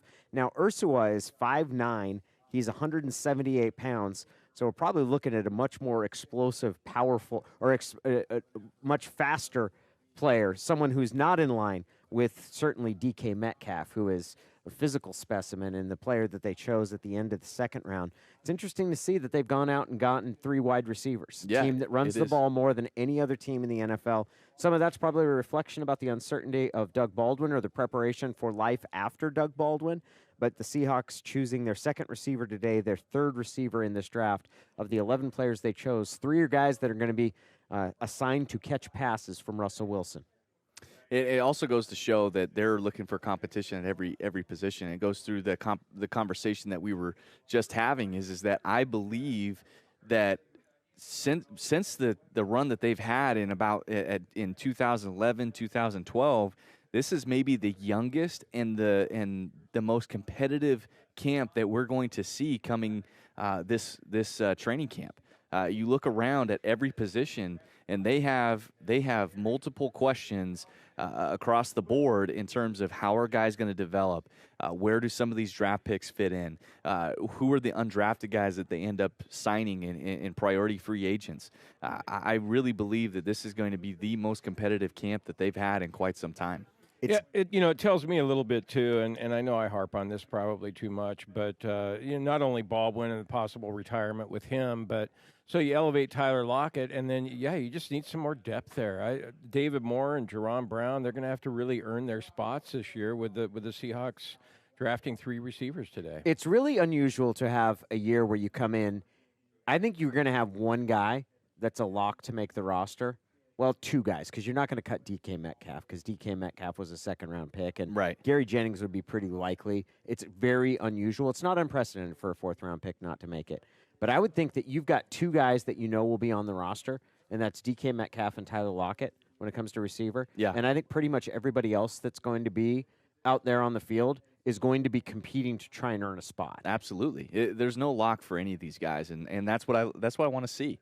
I love the fact that they went out and got Gary Jennings. I love the fact that they move up to pick John Ursua. I mean, to me, Ursua, I haven't watched the tape on him, so I can't confidently say this, but to me, just from off his body type and from his measurables, to me, this seems like this is a guy that's more quick than fast. And if you're going to make any type of comparison from a loss standpoint, then this is more of a body type that's more like Doug Baldwin than necessarily DK Metcalf or Gary Jennings. Those guys are bigger bodied guys. So it'll be interesting to see how he compares to Doug Baldwin and where he could fit in this offense. Well, and an older guy coming in, he was on a 2-year mission with the Latter-day Saints. He's 25 years old, Ursula, so we'll see how that works out. There's as much as, and I'm excited about Gary Jennings. I like reading some of these comments from him. He sounds like a kid that's very sure of himself and is looking forward to making an impact once he gets here to Seattle. But historically, when you look at the Seahawks, they've been swing and miss in the 4th round on wide receivers. Chris Durham being an example of that, Chris Harper. out of Kansas State in 2013, and then Kevin Norwood in 2014, who was my friend, Jake. I don't know if you knew this. I didn't. He shared motion sickness with me, and but other than How that, can you share motion sickness? well, we both you guys passed it back we and both forth had that between each issue, other? but I guess my point is that fourth round receivers have not been one of Schneider's strengths in the past. Do you think if he selected him in the 5th round, he would have been better? Yes, I do. That is a fact, Danny. There's something about That the 4th is- round wide receiver. that like, is a fact. 5th round, he'd be fantastic. In the 5th round, he's 5 for 12, Schneider, on hits. In the 4th round, 2 for 12, regardless of positions. When you look at the 4th round, KJ Wright and Mark Glowinski are his only hits in the 4th round. And in the 5th round, you got Cam, you got Sherm. I gave Luke Wilson the benefit of the doubt, calling him a hit, even though you could call him a He miss. stayed if on you the want. team for 5 years. And then I would say he's a hit. Last year, Trey Flowers, and then the Australian punter. The Australian punter, that might have been a home run for you. Yeah. His foot has magic in it. I think that you see the punting stat, the unusual one today? No. New England, Bill Belichick. You know, they drafted a punter, which is unusual. But you know what's even more unusual about it? He's right-legged. And Bill Belichick always likes having a left-legged punter. You know that? And Where he do you went come for up with this stuff? He went for a. Well, I just look on my Twitter timeline, and Adam Schefter had it. They took the kid from. They took the punter from Stanford, and he uses his right foot. I love it. He really had a tendency to have left-footed punters. You didn't know that? No, God, no. You call yourself an insider? Yeah, I'm going to say that. I'm an outsider, and I knew that. That he likes left-footed punters. Text in the Coors Light text line if you knew that the Patriots like having left-footed punters, because I knew that. Yes, please text in. Yeah, with that's those a big stats. one. It's 7. See what you've been missing from your NFL draft coverage? Seriously, Yep. we did not Definitely be able seeing to it. parse the nuances of the difference between right and left-footed punters.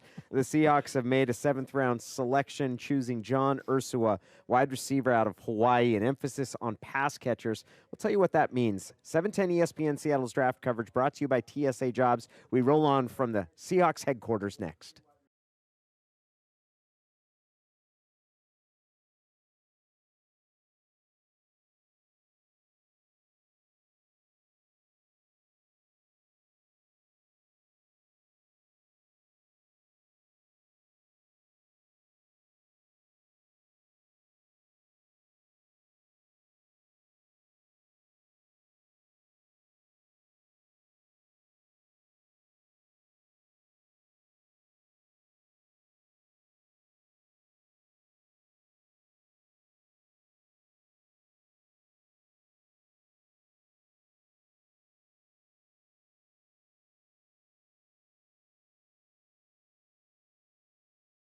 Draft brought to you by TSA Jobs on 710 ESPN Seattle. Come on, man!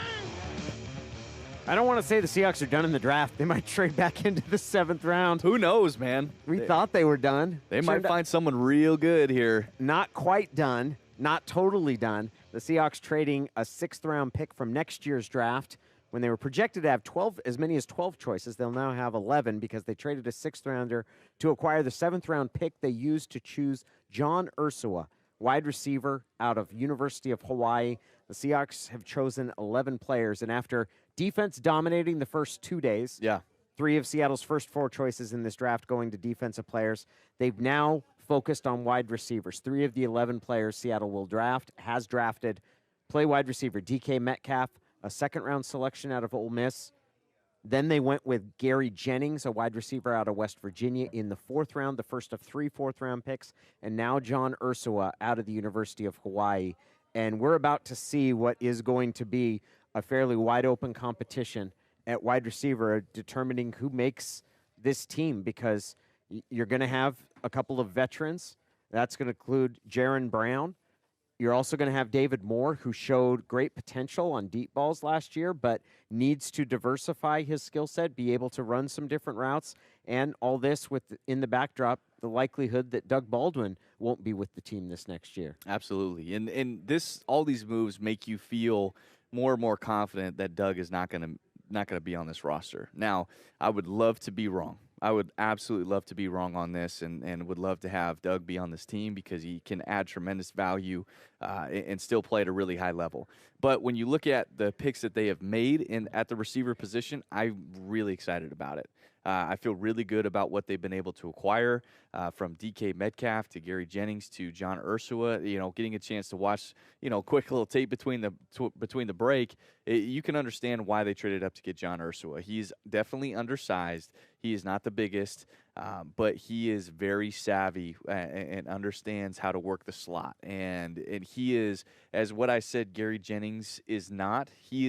Gary Jennings is a bigger body guy that can stretch the field. He has been able to work a variety of different routes in the route tree, but he's not quick twitched. John Ursua is quick twitched in the slot, and he fits exactly the mold of what Doug Baldwin was for this team. So it'll be interesting to see what role. I'm fascinated to see what role they put Gary Jennings in. Do they want him working more in the slot, or do they have him as a guy that can contribute on the outside? That's what I'll be interested to know once Pete and John come back and talk to the group, to the media about those picks. Well, let's see if they even make the team, because we've seen this over and over again with guys that they're drafted lower like this that don't even make the team. But I'm counting 9 wide receivers now on this roster, even without Doug Baldwin, because you got Lockett, Moore, Jerron Brown, Metcalf, who you talked about, Ursua, the kid from Hawaii that they just drafted, Jennings, and then we probably forget about Amara Darboh, but he's back and he's still here. He was a disappointment out of Michigan. Keenan Reynolds, Caleb Scott. So point, I guess, Jake, and you mentioned it. It's the competition is stepped up all of a sudden here at wide receiver, and you guys seem pretty convinced that Tyler Lockett is going to be the number 1 receiver, and I guess he will be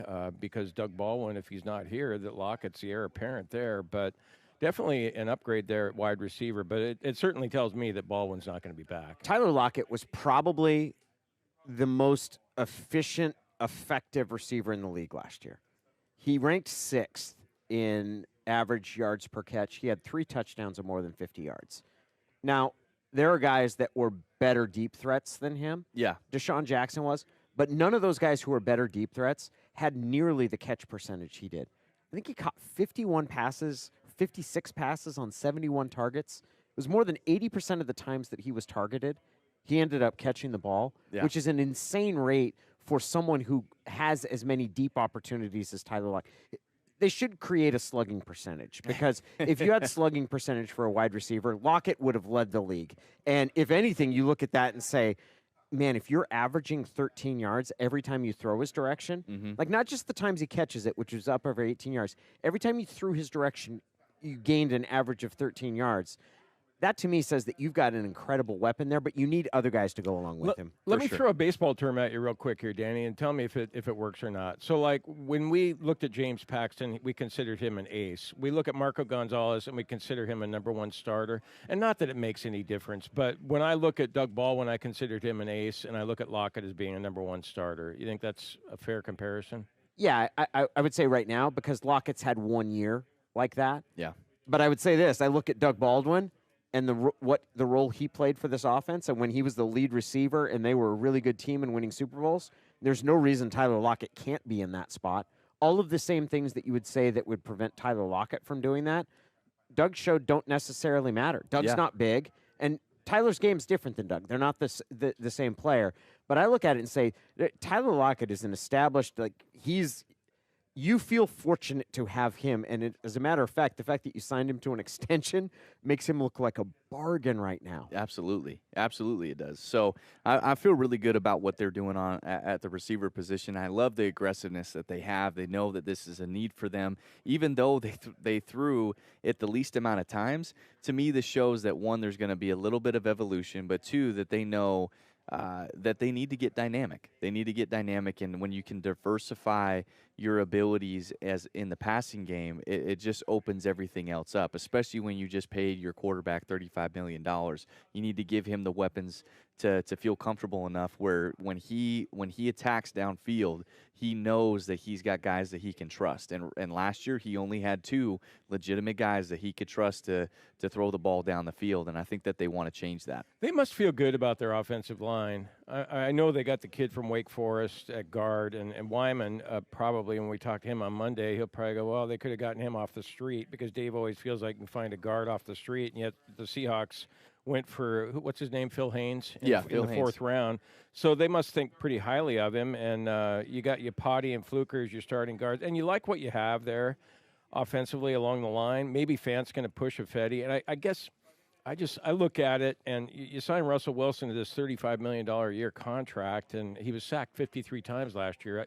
Run first. We really like number one in the running game in the NFL, but I'd like to see these guys be a little better at pass protection too. I agree. I think that they will get better. And when you look at Upati versus J.R. Sweezy, the big thing for Upati is, can he stay healthy? But if he is healthy, he is a better pass blocker than J.R. Sweezy. J.R. Sweezy was guaranteed to have 2 big whiffs a game. Now, it wasn't that he was bad. He was outside of those, he was really good, but it just seemed like he was always up for 2 massive whiffs a game in pass protection. So I think you shored it up that way. The other side of it, too, is I think that they look at the guys behind DJ Fluker and Upati and feel pretty good about where they're at. I think Phil Haynes gives them that depth that they were looking for at that guard position, and can become that next heir apparent, which I think is important. They need to plan for that future because DJ Fluker is on a short-term deal, and so is Upati. So you have to start planning for the future here, and I expect them. They were obviously did that with Phil Haynes here. We'll see what he can be, and I definitely expect them to go after linemen going into next year's draft. We're going to get you caught up on the local kids, the Washington and Washington State players that were drafted. But first, I do want to talk about what I consider the biggest risk the Seahawks have taken in this draft, the home run swing, sort of the high risk, high reward, which I think is DK Metcalf. Absolutely. And a lot of people knew DK Metcalf's name because he became, I don't want to say internet sensation, but he was one of the stories from the combine because of how he measured, because of how he looked. Yeah. You're talking about a tall, big-bodied receiver who looks like a bodybuilder and ran a blazing time. And you sit and look at him and you're like, if you could draw up a wide receiver, that's how the guy's going to look. He's not a well-rounded receiver, which is why he fell to the bottom of the second round. And the Seahawks, typically, that's not been the type of player that they take. Not that high. Yeah, no, it isn't. They generally tend to. So they're taking, it's not a flyer, but I think they're taking a measured risk here in saying, we like this kid's makeup, and I think Pete Carroll specifically is, you could hear it in the call when they called DK Metcalf, and DK Metcalf is crying because this has been a hard wait for him. He was going to be a first-round pick, and actually I believe we have the telephone call where they did call DK Metcalf into the second round to pick him, to let him know that he was going to be a member of the Seattle Seahawks. We'll play that phone call here in just a second.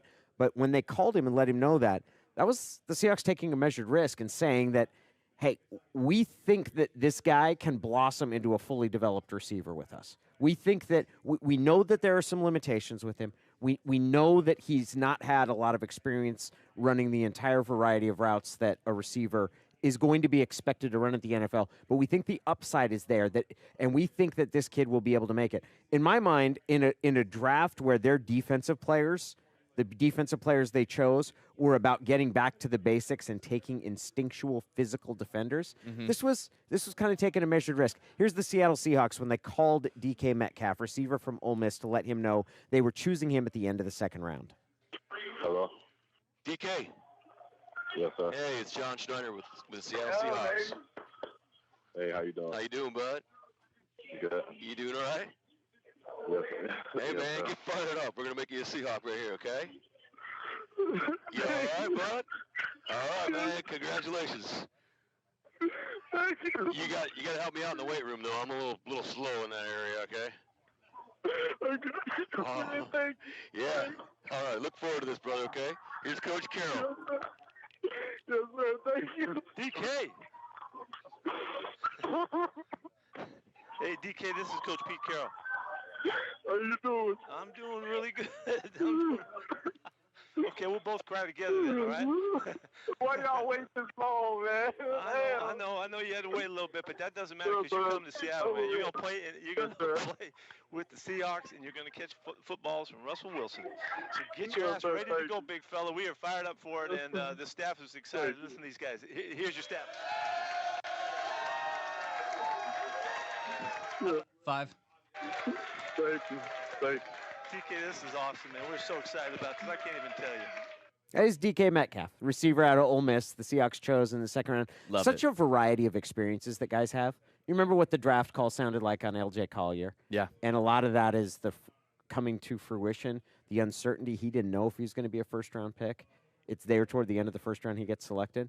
For DK Metcalf, there's probably a lot of relief mixed in with that selection. And For here, sure. Here was someone that was hoping, and Mel Kiper had him evaluated as the top wide receiver in the entire draft, and he waits till the end of the second round, and that's tough, man. That's a hard thing. It's not like his dreams are evaporated or broken, and I'm sure he woke up today feeling really, really excited about getting a chance to start. Being a second-round pick is an awesome achievement in and of itself, but that's a tough experience for a kid. I love that. I keep forgetting the on button. Sorry about that. 10 years. You know, in my 11th year, I think I'll have it figured out. Danny always looks so disappointed when I do that. You know, it's just part of my game. It hurts both of us internally, Jim. You know, like when they have strengths and weaknesses. Like I was just reading about John Ursua. His mic button turned. No, I was just reading about John Ursua from Hawaii, the wide receiver they drafted in the 7th round. He had, you know, the strengths about him, and they talked about his strengths, and they also had weaknesses. I know that my strengths category, you know, isn't that long, but one of my weaknesses is forgetting to turn on the damn button. It's a very crucial element to performing on the radio. Well, I know it is, but I'm a newspaper guy, all right? That's what I always go back to. What was my point? What was I going to say? Oh, Metcalf. Hold on to that point because we're going to go up to the conference call. John Ursua. No, it's a really good point. Wide receiver from Hawaii answering questions from the Seattle media. I'm going to ask you a few questions. Okay, sounds good.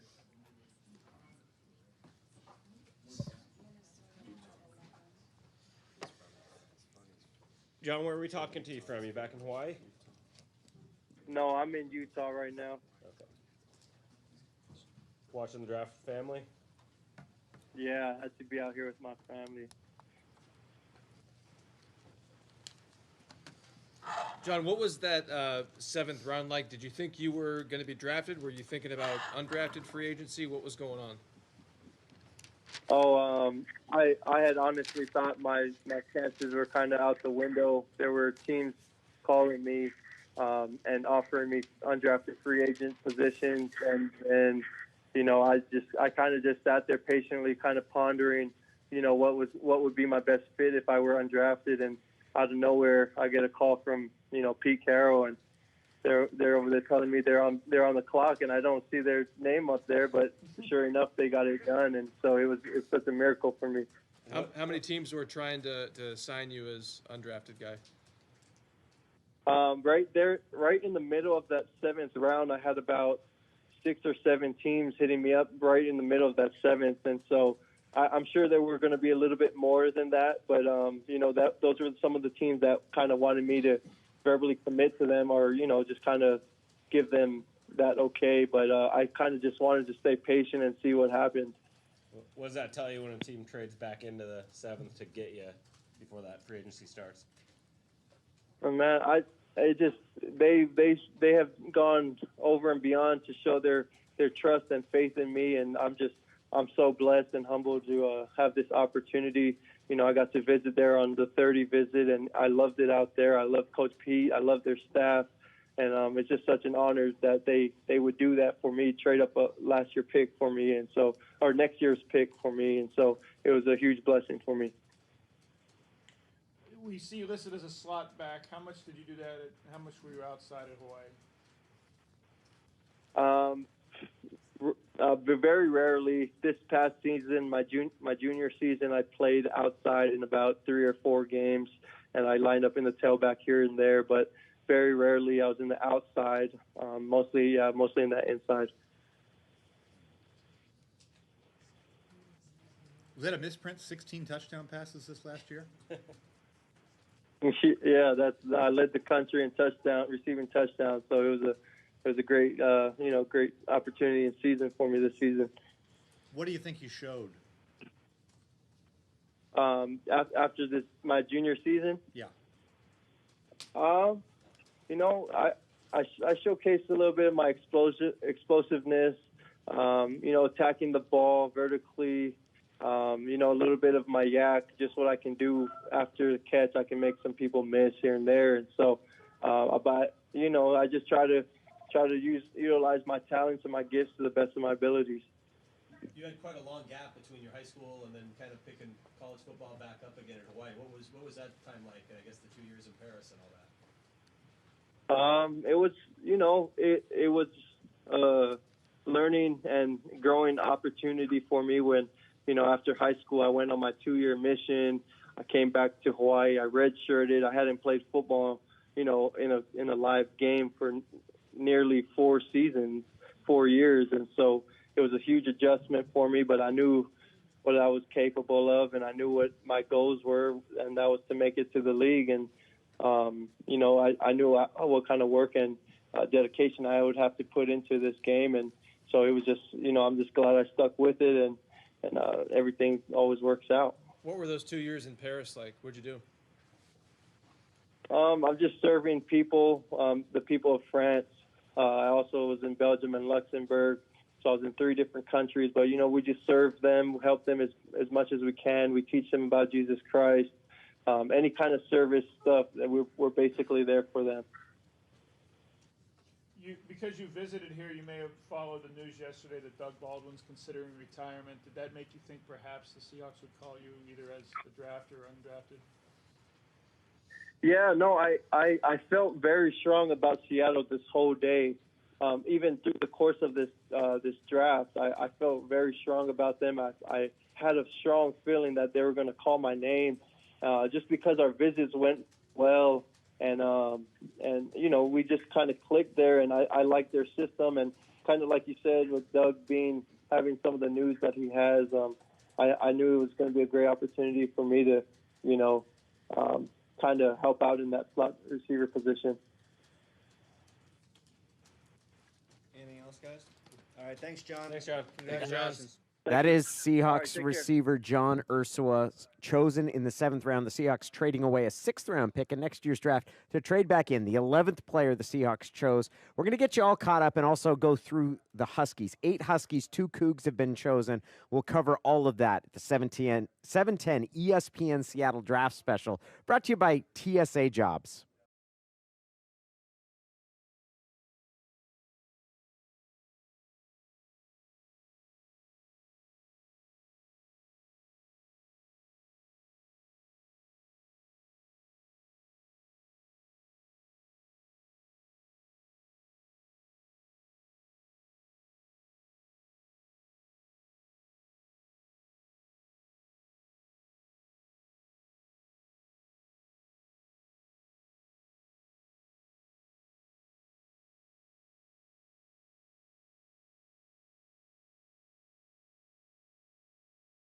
From the 928, are you guys surprised the Seahawks didn't draft more defensive tackles and offensive linemen? I'm surprised they didn't draft more defensive ends. That's frankly what I'm surprised at. Yeah. LJ Collier, the 1st-round pick by the Seahawks, number 29 overall, and they took one other defensive lineman, and that was defensive tackle Demarcus Christmas at the end of the 6th round. No other defensive lineman. That is a big surprise to me. I figured that they would make a big run on defensive linemen through this draft. Ultimately, they feel good about who they have on their roster right now. That's what this tells me. They feel good about the competition that they've been able to create, and that they felt that LJ Collier and Christmas was really the 2 pieces that they wanted to add. And this tells me also that they're going to add veteran presence. After May 8th, when it doesn't affect your compensatory picks, I expect them to get a defensive tackle and a defensive end, a veteran presence like a Danny Shelton and Earl Mitchell. And you talk about the defensive end range. Ziggy Ansah seems to me, from a medical standpoint, a guy that they wouldn't wait around on for too long to see if he could medically clear. So I would expect a Nick Perry, a Derek Morgan, a Shane Ray type of player that they would end up taking. Nick Perry would be interesting for this reason. Pete Carroll recruited him to USC. Yeah. And after Pete Carroll left USC to come to the Seattle Seahawks, Nick Perry changed his commitment, and he went and ended up playing at Michigan. But if Pete Carroll had stayed at USC, there's a very good chance that Nick Perry would have ended up there at USC. So does he get him now here 5-6 years into an NFL career for Nick Perry? You surprised they didn't get more pass rushers, Jim? Yeah, well, Nick Perry, maybe he'll be the guy that comes in here, but he's had an injury-plagued career. So what you're getting with him, if he comes in here, you can't count on him for 16 games. But certainly you look at the pass rush, and they're not going to, whatever you're going to get from Collier, the first rounder, it's not going to be noticeably different, I don't think, until the second year. And we mentioned this last week about Frank Clark and what he only had 3 sacks in his first year. And so this guy isn't primarily the edge rusher that you're expecting to have this big year. I'm hoping that it'll help with the run defense. And so we'll see. I think Nick Perry, somebody like that might come in. I'd be happier seeing Danny Shelton or somebody to come in to help the run stuffing part of their defense. I think they can get both, though. I think they can get both. They can get Danny Shelton on a very, very friendly deal for great value, and they can still get one of those pass rushers. So is it crazy to think that Ndamukong Suh could come here? No, I think it's very much on the table. Well, the professor thinks I'm crazy, though. Really? Yeah. Just from a cap standpoint. He doesn't think it's going to happen because he's not a. See, look at him. The professor's saying I'm cuckoo. You see, like, going around his ear there, like Sherman used to do when they were throwing in his direction. But see, the thing about Suh is that I'm thinking a change of scenery. He's from Portland, comes to the Northwest. Maybe all of a sudden that sputtering motor of his will really get it going, especially playing for a guy like Pete Carroll. Well, here's the other thing to keep in mind, too, is I know there's been a lot of questions about who he is and a practice player that he is, and that doesn't really jive with this program. So he would have to figure it out.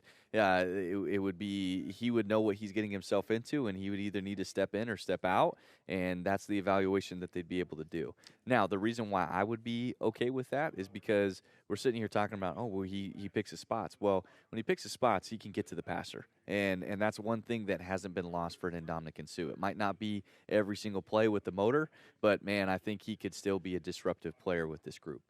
The Seattle Seahawks finished, we think. There's 2 more picks left. 2 more picks left in the draft, and we'll get you who Mr. Irrelevant was. The Seahawks making 11 picks. But I want to get you caught up because there's been a fair number of local players that have been chosen.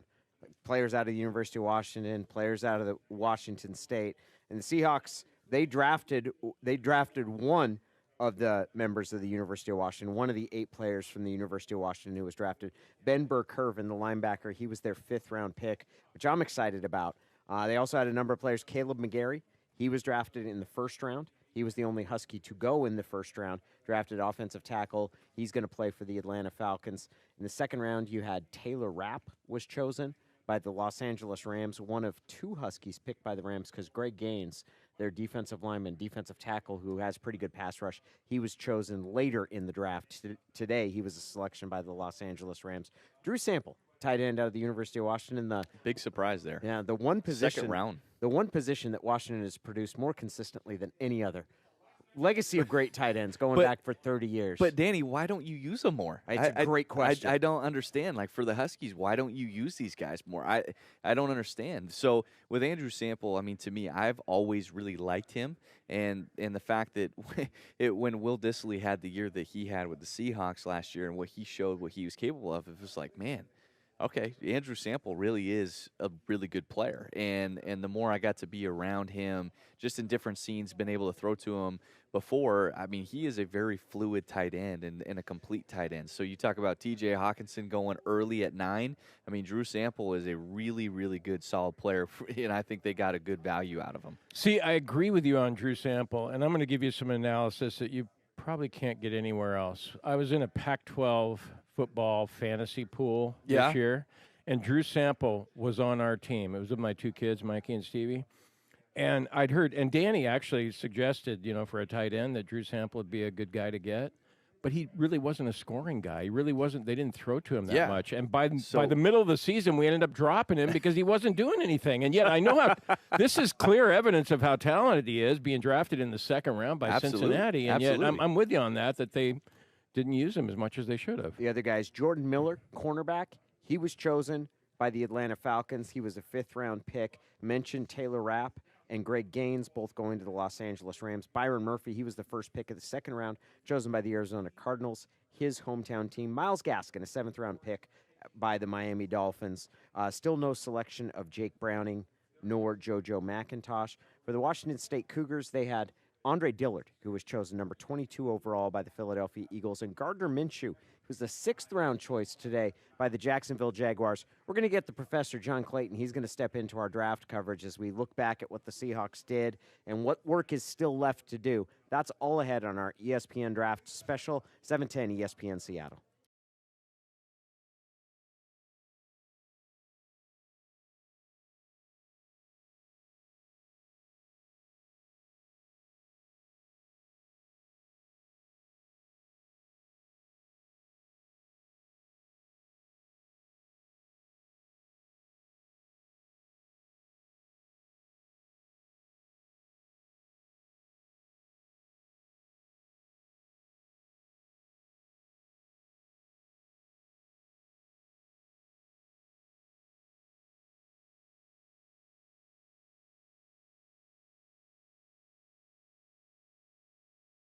Seattle. Streaming nonstop Seahawks draft coverage from the first pick to the last on 710sports.com.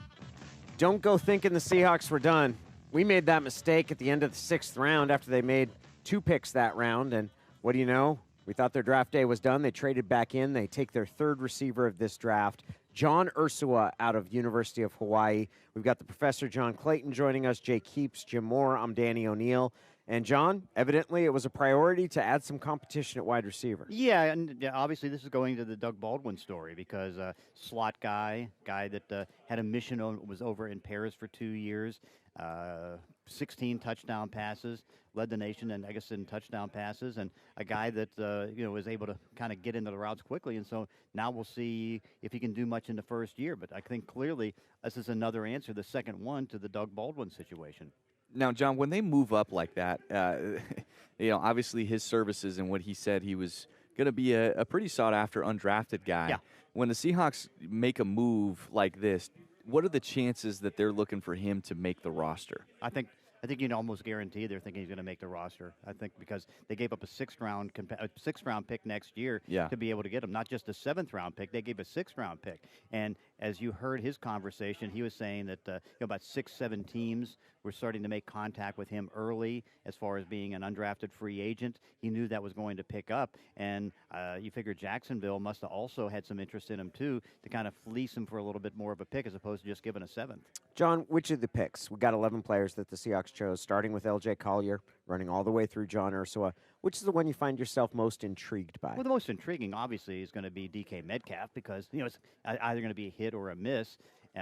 He's not the most important person. I mean, at this stage, you got L.J. Collier is going to be the one that's going to be the most important to see where he can fit into the equation. I mean, can he beat the first down 5 technique, or where does he fit in the pass rush? I mean, so he's going to be the most important guy.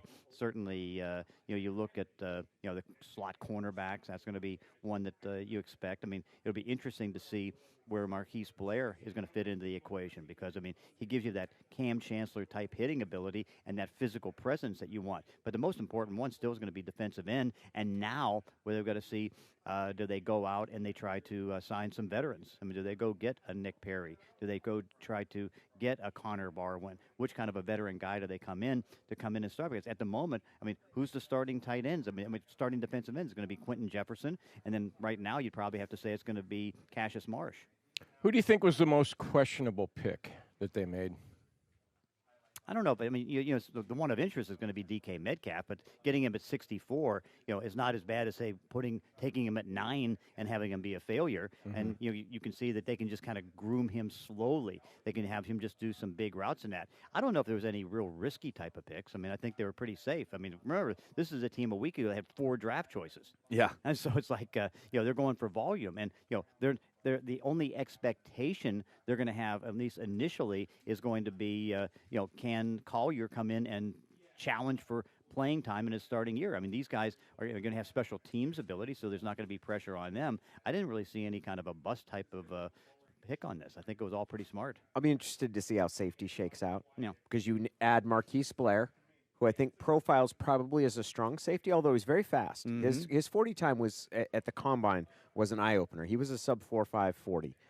You add Marquise Blair to a group that includes Bradley McDougald, who's the one guy you could say is the starter, but he can start at either spot. Right. He's played both free and strong. You add in Delano Hill, Tedrick Thompson, Shalom Luani, who was a guy that they liked on special teams last year, and then you've also got the 4th-round pick, Ugo Amadi, although he might play some nickel corner too. Mm-hmm. All of those different things. I think you've got – I think that safety spots are completely wide open. And the only thing you know right now is Bradley McDougald's going to be one of the One of the two. You don't know which one. And you don't know where Right. he's going to be at. Which one is he better at, do you think, John? Honestly, I kind of like him better in the slot. As a strong safety, because I mean he's so good at reading near the line of scrimmage. He got good range and all those different things. I mean he's a good cover guy, so if he has to cover from the strong safety position, I think he's good there. Mm-hmm. When he's back at free safety, he's kind of more of away from the play, and he's smart enough to help the young guys out. But I kind of like him more at strong safety. Yeah, the coaches do too. The coaches look. Bradley's preferred position is strong safety. That's where he wants to be. But he is the uniqueness of him is that he's comfortable in both, and that is so hard to find. And what you see with Marquise Blair is really we look at him and we see all the physical hits that he has, but the majority of his snaps was actually from the free safety position, playing in the middle of the field, which is kind of unique. So I think when you look at all of that and piece it together, I think you got two guys that really can play that middle of the field position well. They're comfortable interchanging which guy's going to play in the box, and so that gives you versatility, and it's unique when you have, Earl Thomas was your designated guy in the middle. They don't have one guy on their roster. That's what Tedrick Thompson, that's what they tried to make him last year, and it just didn't pan out. He wasn't as instinctive in the passing game. And so what I would love to see is I would love to see Bradley McDougald and Marquise Blair kind of switch off just based off of matchup, off of strength and formation, because both of them can do are adequate in both of them and play at a high level. They're sure talking uphill, though. They are, but they are. They talked uphill before training camp. Before the OTAs last year, and right in the middle, toward the end of the OTAs, Tedrick Thompson started getting first team plays, and so they talked him up. And Delano has to claim something. He didn't claim it in training camp. He got the chance to do the plays as the season went on. I think gained their confidence, but not the total confidence. That's a great way to put it, John. Is that he didn't claim the spot? Yeah. You have to remember, like with the Seahawks coaches, when they talk somebody up, what they're doing as much as it's less a commentary about how the player is playing and more a commentary about how the coaches hope he'll play. They try to speak it into existence, kind of like Jake Heaps talking about John Schneider trading up yesterday. He focused on it. He spoke it into existence. The reason the Seahawks traded up to get DK Metcalf was because Jake Heaps showed up here yesterday, determined. He said, I want John to be aggressive. The whispers in the wall. Aggressive. I want him to be aggressive. I want them to trade up, and I want a wide receiver. I'm a quarterback, and gosh darn it, we need a big target. What do you know? DK Metcalf lands here. They did it. They traded up. How many times? They traded up twice on day 2? Yes. Trade up twice. Yeah. So, I loved what they went after. Obviously, they found the needs that they felt like they had. John, I think you put it very, very well that they added tremendous competition. This is the first time I felt like since 2011, 2012, where you're really seeing a next crop of young guys that are really having to fight for their roster positions across the board. Everybody's uncomfortable. And you always talk that and you want that. And yeah, you want established starters, but this is the first time where they've been able to kind of recapture that feeling. So I can't wait to watch OTAs and mini camp and go into training camp, because there's going to be a lot on the line for these players. Well, they have 30 draft choices on this team prior to the picks now. And I think what you can see with this draft class, we'll see how good it is, but a lot of many of the 30 guys are going to be challenged to keep their jobs and make this team. There's no free rides now. And so if you're not producing, you can end up maybe being traded for a 7th round pick someplace or whatever. But those days are done now. They might have had that for the last 2 years, but now you have competition just about every spot. Absolutely. All right, Professor. I think we got one more with you. Are you here till 4:30, or are you out of here? It depends on what time Pete talks. We'll see. We're waiting on John Schneider and Pete Carroll. Professor, we'll hope to talk to you again. And if we don't, we appreciate and thank you for your stopping by with us so many times today. Yeah. Thanks, John. Thank you, John. Our draft special, 710 ESPN Seattle, brought to you by TSA Jobs. Dave Wyman isn't here today, but there is a quote about Marquise Blair that will make him smile. We'll tell you what that is next.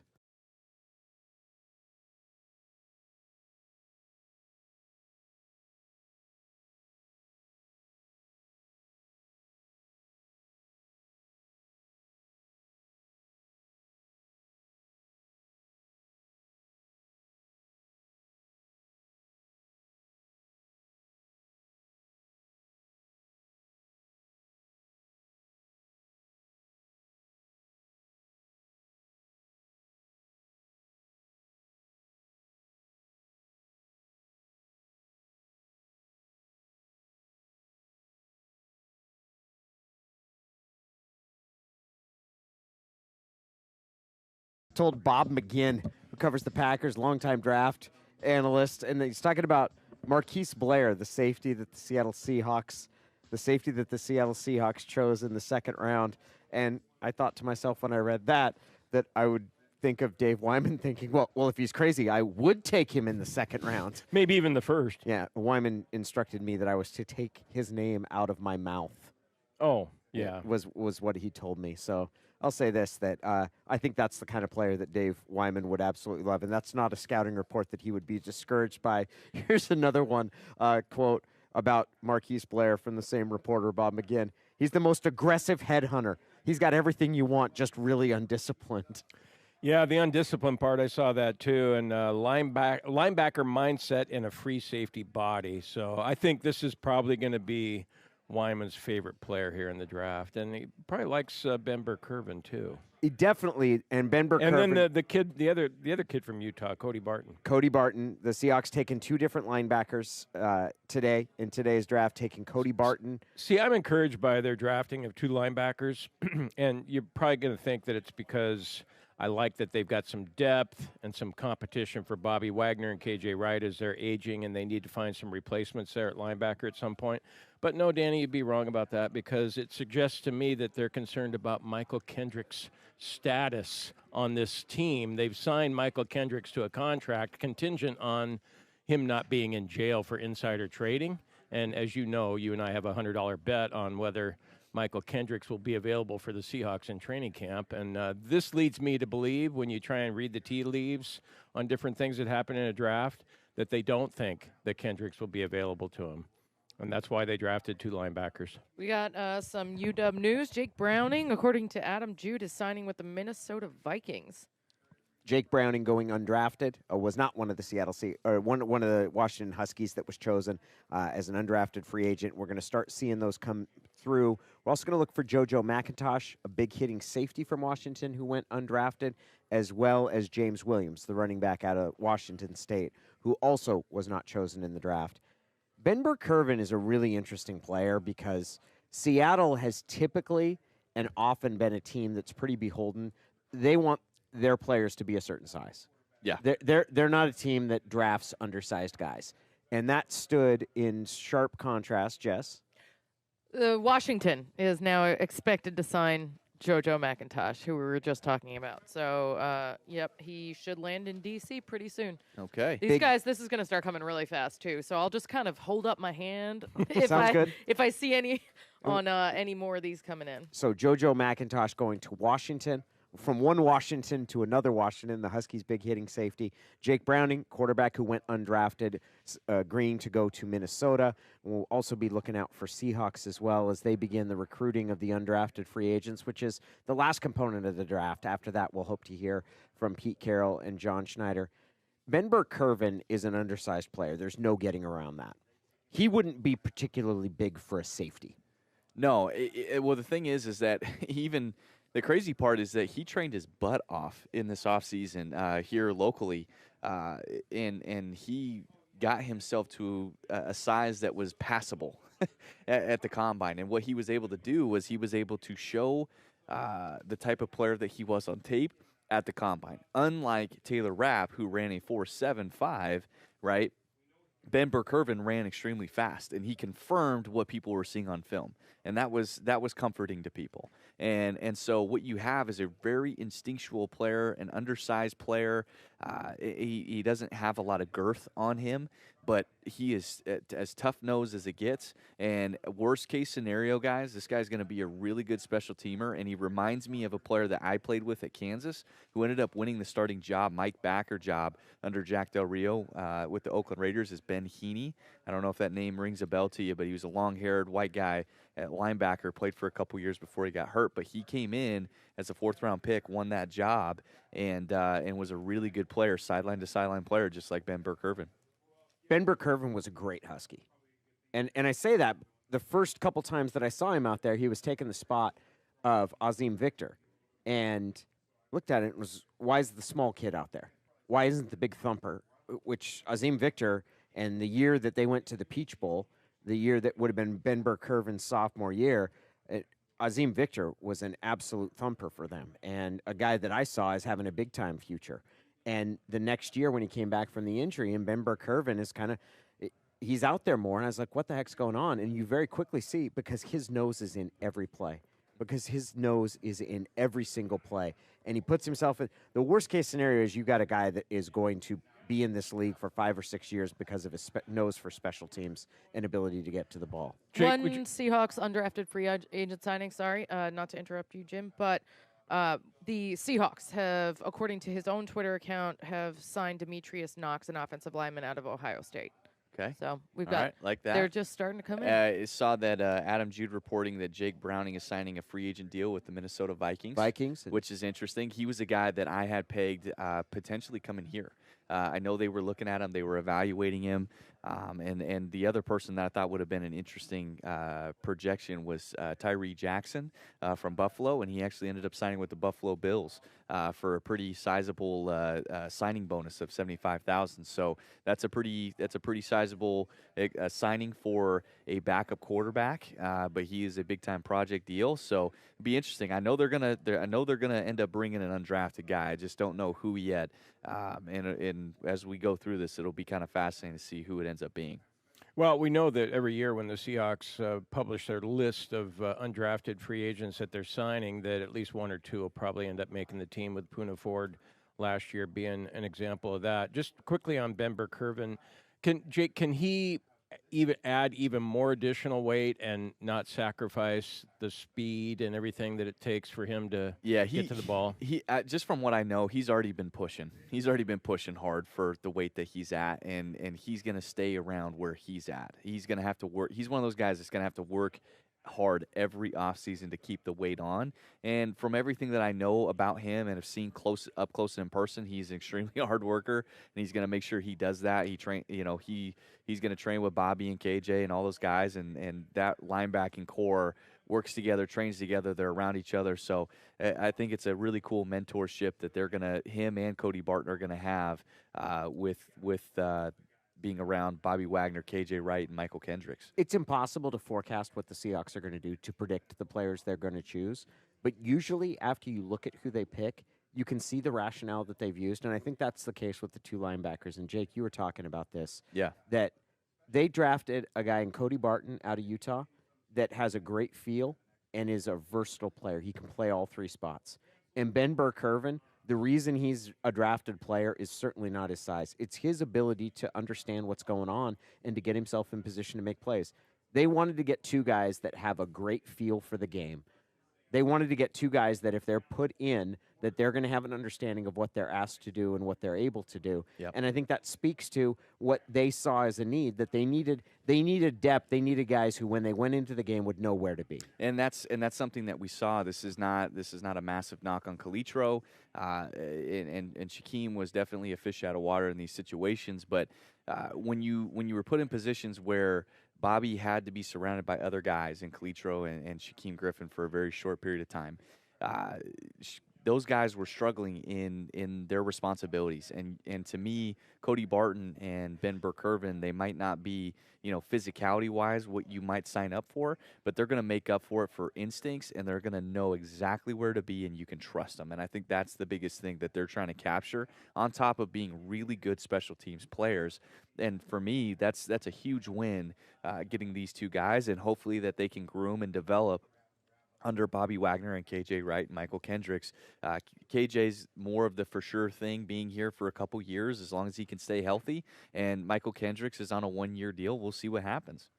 Yeah, I'm just wondering, with the draft and the 11 players that they're adding, who are some incumbent players that might be on the bubble this year in danger of not making the team? And we talk about salary cap casualties too, perhaps with Barkevius Mingo. I know there's been mention of Ed Dixon as well, but do you see any names that stand out to you whose their jobs might be in jeopardy with what happened the last 3 days? I think the big one that stands out to me is Barkevius Mingo. I think that he was already in a situation where he was kind of on the bubble, and from the signings that have happened, I think that he's one of those guys that you instantly look to, and especially with the way his contract's set up, that if you do release him or end up cutting him, that he could be a $4 million cap savings by releasing him. So, I think as you look more, there'll be a couple more guys that stand out, but Barkevius Mingo is the one that stands out the most. The one thing about him is he's the one true strong side linebacker they have right now. It's true. Wyman loves him on special teams. Yeah, and too. he's the only guy that plays that spot. And we know that KJ is going to play weak side, and that leaves the question of where exactly Michael Kendricks is going to be playing, and whether or not he'll be available and when he'll be available, all those different things. So in the meantime, they drafted Cody Barton in the 3rd round, added Ben Burr-Kirven today.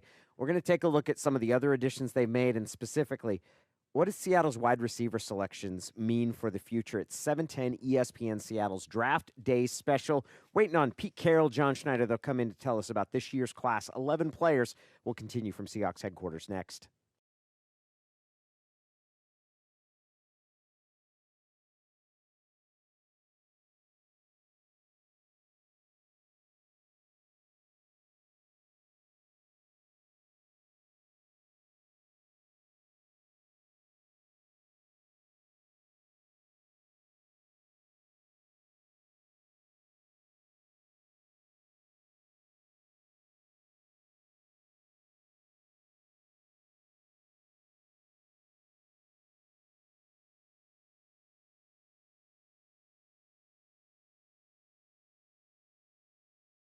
Good evening and welcome to the NFL Draft. This is the 2019 NFL Draft, brought to you by TSA Jobs on 710 ESPN Seattle. Come on, man! It is 710 ESPN Seattle's Draft Day coverage. The draft has come and gone. We're waiting. The Seahawks are piling up their undrafted free agent signings right now, and then we're hoping to hear from Pete Carroll and John Schneider before we get to 5 o'clock, where we'll turn it over to the Mariners pregame show as the Mariners look to take the third straight from the Texas Rangers after bludgeoning them on Thursday, holding on Friday, and getting ahead to that. But the Seahawks choosing 11 players total, 7 of them today, and that includes 2 different wide receivers. It started with a selection of Gary Jennings out of West Virginia, a wide receiver who actually knew Russell Wilson way back when. Gary Jennings was a grade schooler at the collegiate school, the prep school where Russell Wilson attended high school, and it ended with the selection of a wide receiver, John Ursua out of Hawaii in the 7th round, a pick the Seahawks acquired by trading a 6th rounder next year to get that. And lurking in the background is the uncertainty about Doug Baldwin's future. Absolutely, and I think that's the biggest thing outside of the excitement of the picks. That's the biggest thing that affects this team moving forward is the status of Doug Baldwin, and obviously everything continues to point that he is going to retire. And if that's the case, that's a huge void that this team needs to try and fill. And guys, there are going to be a lot of guys that are going to have opportunities to make their statement on this roster at the receiver position. It does look like the media is gathering, so it's possible we're going to see John and Pete come in here momentarily. Demetrius Knox, offensive lineman from Ohio State. He is among the undrafted free agents that has been identified. His Twitter profile saying that he's reached an agreement with the Seattle Seahawks. But as soon as John and Pete come in, we're going to go up to the press conference where you'll hear Seattle's media asking them questions. The uncertainty about Doug's future is not new. I think that most of us around the team have known that there's some degree of uncertainty. This is a little more final than I expected. And it does sound like, and Pete Carroll, in an interview with Sirius Radio just recently, told them that Doug is here. He's working hard to rehab, to try and come back. The rest of the story will come from him. And to me, that sounds like, as things stand, and I don't know if Doug has reached a final decision or not, but it sounds a lot closer to final than I expected it was. And we do have Pete Carroll and John Schneider sitting down now. We'll go to the press conference. Yes, you didn't realize it. It ain't never over. You compete or you're not. You're out there working on a teak. That's right. Oh, yeah? Yeah. Exactly. Yeah. You know all the terms. Yeah, man. So, yeah, we've concluded. We're working on free agency in there right now, rookie free agency, and it's kind of like surgeons, doctors, and they're never like, I don't know, that operation was just okay, Obviously, you guys, hear us say this every year. We're super excited. We thought it went great. Really, really proud of the collaboration between the coaches and the personnel staff on how all the preparation went. Throughout the weekend, the communication, what's going on in there right now with rookie free agency, and just feel real blessed that we were able to, what started out as 4 picks to get to Russell wants in. to get to Russ, we're in the press conference. I can't talk to you now. That's all right. I'll call you in a bit. That's it. To get to 11 was a big deal for us. So everybody wants to know. I think you see a constant theme through here, and that's smart, tough, reliable guys. Physicality, special teams help, and just adding a ton of competition and some alpha dogs to this group. So when your week started, what was the realistic pick total you think you'd end up with? 7. Yeah, we think 6 or 7, hoping to get to there. Yeah. Just leapfrogged it. What did your 4 additional beyond that? What's that give you now, team-wise, roster building-wise? What opportunities are those particular extra picks? Well, that's it. Opportunities to be able to coach and develop guys, and try to accentuate these guys' strengths. And we have a solid group of guys right here in this building right now. Now we're adding a whole new group of guys to come in and try to take it to another level. Really surpassed my expectations that we could be like we are. We're thrilled with what happened, and all of the work and that was done to get it done put us in a whole different really framework, and it's really exciting. It's going to be competitive, which is exactly the way we like it. Guys are going to be battling at spots, and it's going to really it forces the energy and the juice of what camp will be like. This is just beyond our expectations. Pete, you kind of touched on this yesterday, but how much did that extra first set you guys up to make all these moves you did and kind of get to where you were at the end? Yeah, I really think it was the key to kickstart this thing. John was able to make a couple decisions and work a couple angles, and before you know it, we were rolling, and it just started flowing from there. It kind of felt like kind of a slow start a little bit, as we were getting going, but as soon as we just got to working it, the opportunities were created, and really we had to make some big decisions on the move, and our experience and really showed up, and it was really well done. They did a great job. Yeah, I really thought Scott and Trent and Matt Berry and Fit. I thought those guys, Nolan. I thought those guys did an excellent job of working the phones and keeping us in as many things as they possibly could, and that's something that we pride ourselves on, not just this weekend, but throughout the whole process. You guys have heard us talk about, trying to know the landscape of what's happening in the National Football League, and that draft choice with Frank definitely helped us. We're not in the habit of giving away outstanding pass rushers, and we both have a fond place in our hearts for Frank, and we always will. How important was bolstering your special teams for you guys going into this draft? It always is. I mean, three units. I mean, it's when you have guys that you can add depth to specific positions and competition at certain positions, and then they're going to be special teams players for sure. Now we know a lot of these guys are going to be special teams players. They've already done it. They've proven it. And this isn't like some of them are projections, but the majority of them are. We know, we've seen them play on teams, and it's different, right, Pete? I mean, it's a different feel. You have to have an instinctive feel for knowing how to block in space and knowing how to cover, and it's a different deal.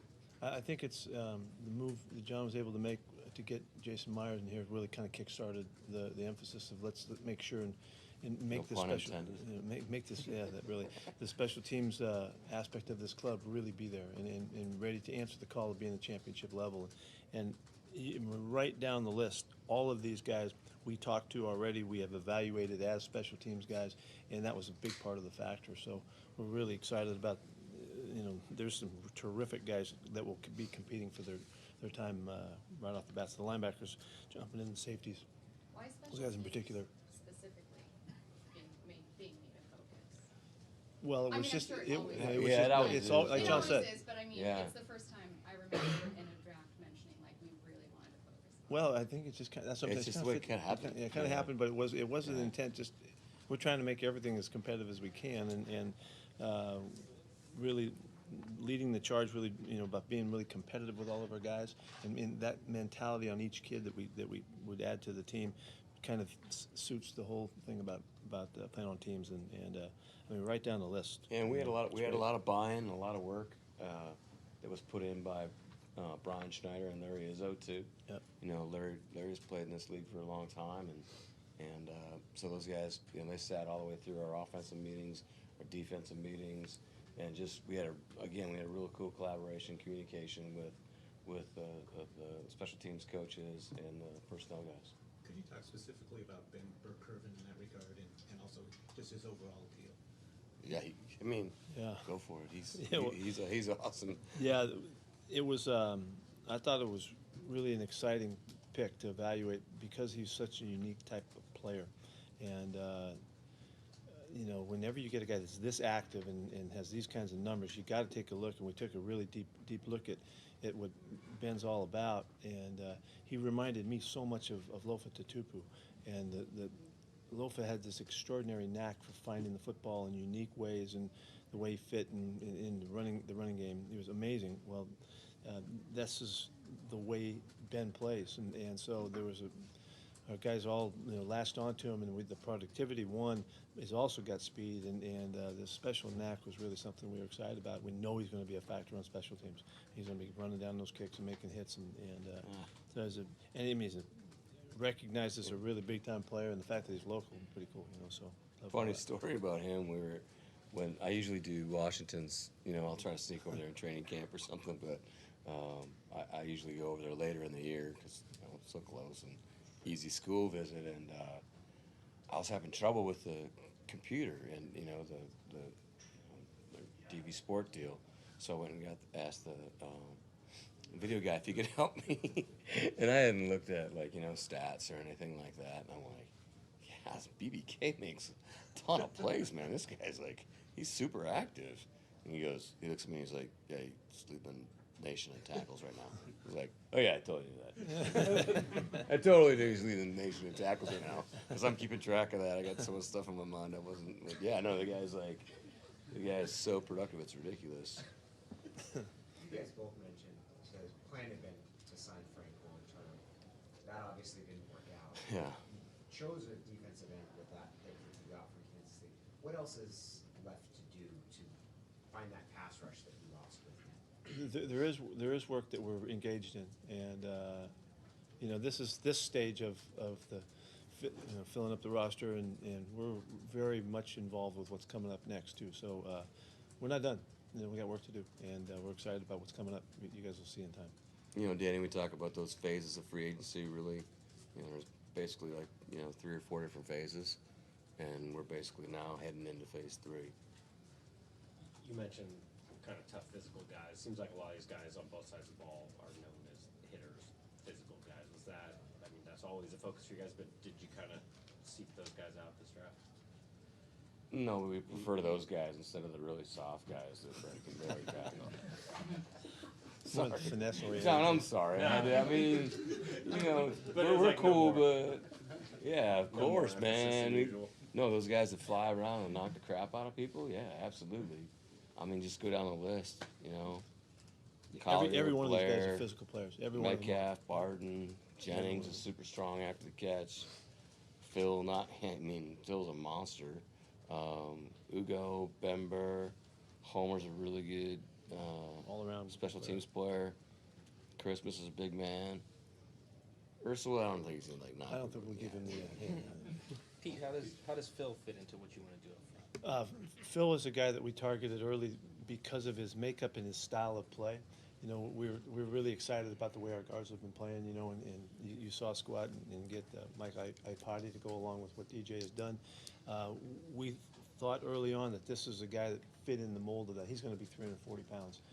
He's really strong. He's really a physical guy. Likes to finish blocks and knock guys down. He's got an attitude about him, and he just looked like he would fit the bill to compete with those guys. And so we have shifted gears in the last couple of years here, and this is an indication of that. It was really a guy that we had cited from early on, and John figured out where he would go, and we were able to nail it. But specifically because of his makeup, that kind of matched up with the kind of guys that we're really having. We had some success with, and we're excited about. How's he in pass pro when you looked at the table? They did a lot of throwing now, down there, and he's done fine. He's got a lot of work to do there, as all the young guys do. But he's coming off the rock with a real physical style that we're really excited about. You like him at either guard spot? well, he's been playing left guard. He'll be able to play both of them in time, but we'll start him on the left side. How do you like? What are your plans for Ugo?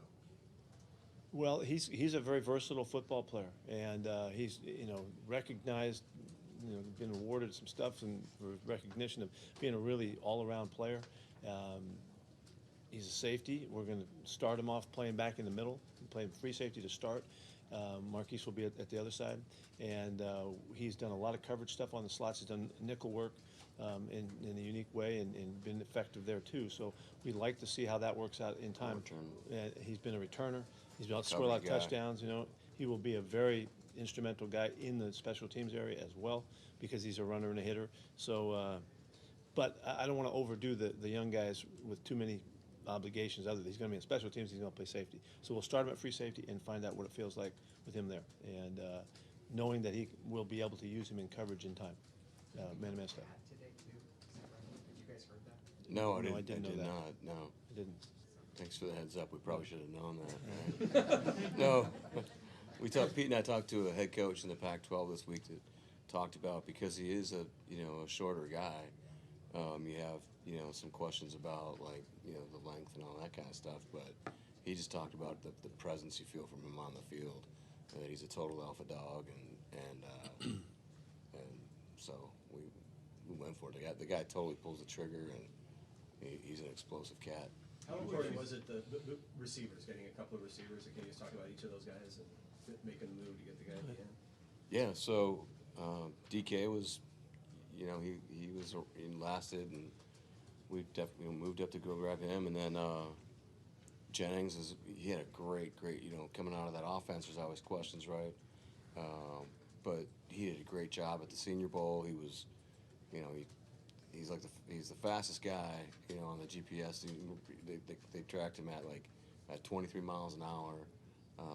Jim Nagy's running that now. That used to work for us, and he had the fastest speed of anybody at the Senior Bowl down there, with the zebra timing, and phenomenal hands, really strong after the catch. And then John's just been, honestly, one of our favorite players throughout the whole process. We came in, he had an awesome visit with us. He scored 16. He led the nation in touchdown. Yep. Yeah, he led the nation. Yeah, with 16 touchdowns, and was going to come in and compete for that slot spot. He's a really cool kid. He did his. He went to Paris. Yeah, I think it was in Paris. Yeah, that's where he did his mission. Did you guys know about Gary's connection with Russell? Oh yeah, we had that nailed. Yeah. Instrumental in the decision. No, yeah. Jennings a spot guy too. Jennings. Not really. He could be that power guy in there, but he's really he's a really strong, hitch, smoke, and he can fly for a 216-pound guy, so he can track it down the field. I think they know hitch and smoke. I don't know if they know that. Yeah, they do. Hitch and smokes? We got that? Yeah. Okay, good. Informed group. It's good. With that in mind, to add two guys with speed like DK and Gary to your mix of receivers, how enticing is that to you to have that element coming in? It was really important going in. That was really the number one thing. We wanted to get fast and make sure that we can complement the stuff that we like running down the field, take advantage of Russell's ability to throw the ball down the field, which is awesome, and be able to complement the work that we were able to do with Tyler, and make sure that he's not the only fast guy, that really can take the top off. And so we hit it, and we're really excited about that.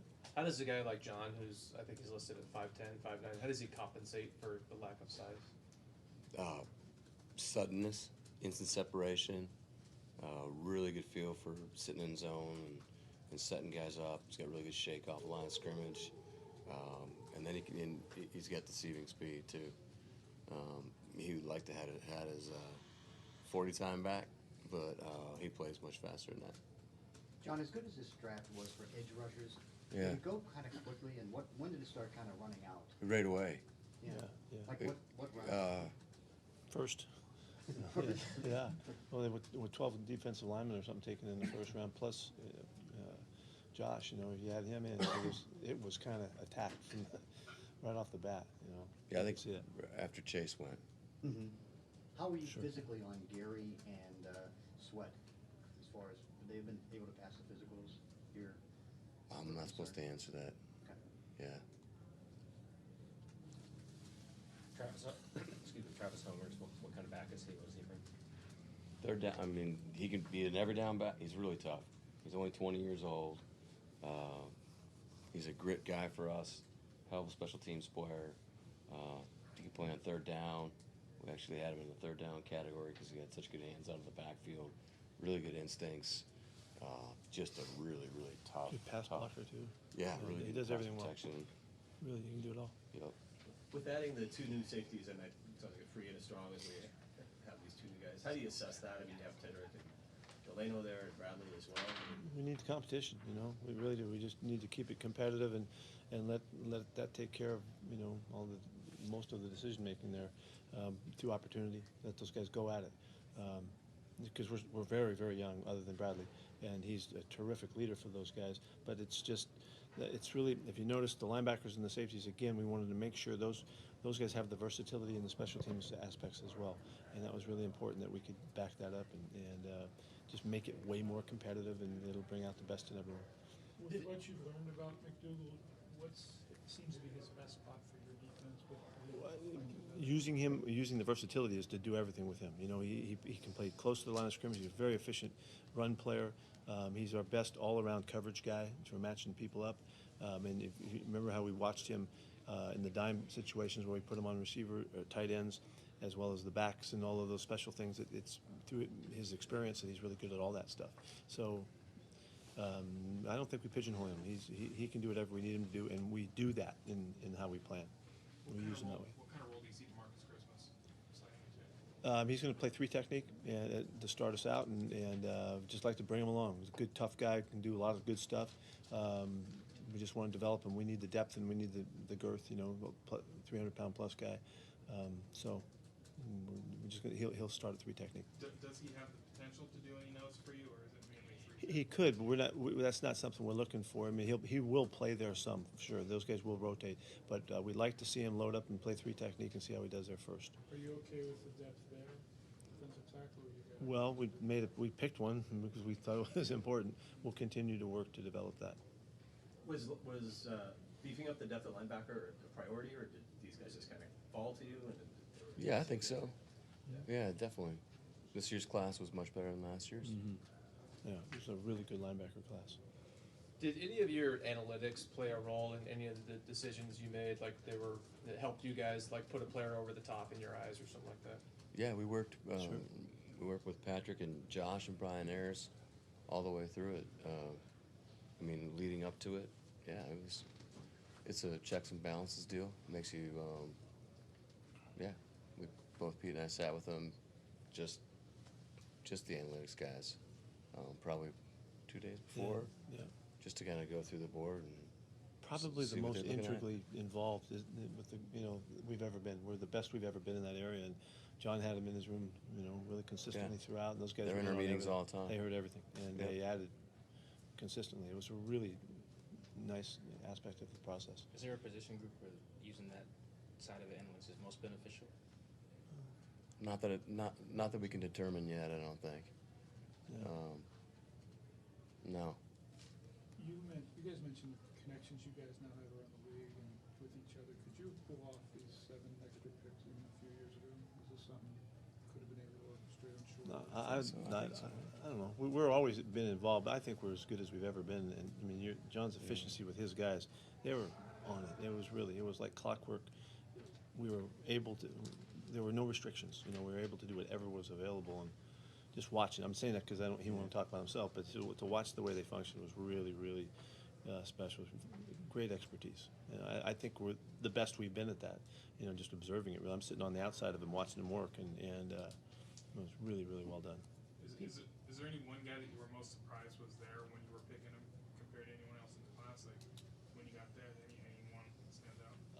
I'm going to say DK because we had, we never would have thought that we would have had the shot to get him, throughout.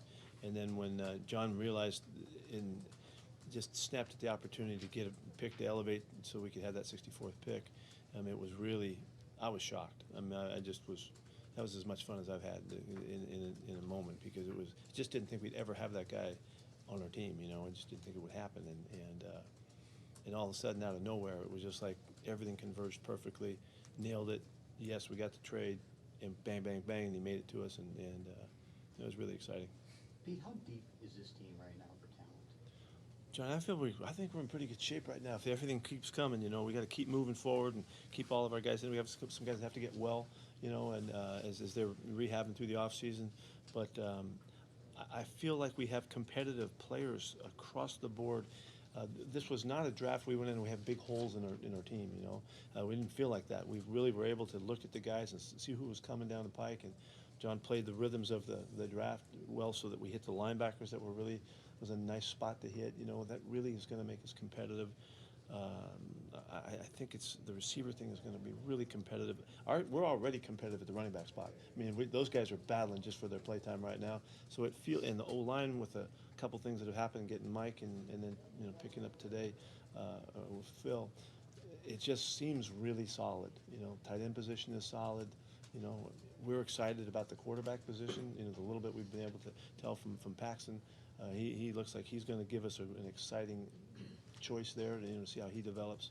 So, and we nailed the kicking game, you know, as Jason and Michael, and, you know, so there's a lot of good stuff going on, and that's why we have felt like that anyway. And then look, we just took 11 guys. You know, I never would have thought that would have happened. So, yeah, we're not done. You know, we're not done. You know, John's got a lot of stuff he's working on the next couple of weeks. It'll be really exciting for us. So, this feels like one of those rosters that we've had maybe 4 or 5 years ago, where we were, I don't know, maybe it was about 5 years ago, when it really felt like there were guys on our team that other people don't want.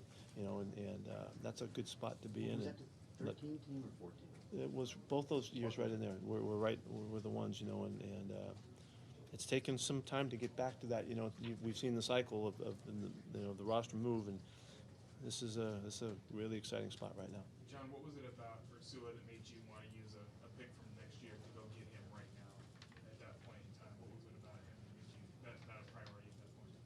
Well, when you're in the seventh, besides the player who we all really liked as a competitive slot receiver, you know, you have to look at, when you're in the 7th round, you have to look at where guys have visited, and, you know, who's had private workouts with them, and who's spent the most amount of time with them. And so he had spent time with several teams that we were concerned about, and we were worried about not being able to sign him as a rookie free agent. We did not have a 7th round pick, so, you know, we had, you know, 12 picks next year, so we were like, let's go get the guy that everybody feels really good about, and let's just lock it down. He's a really cool kid. He mentioned 6 or 7 teams are talking about undrafted. Is that right? Yeah. Okay. Were you guys in on that? I hope so. I don't know. We would have been when the draft's over.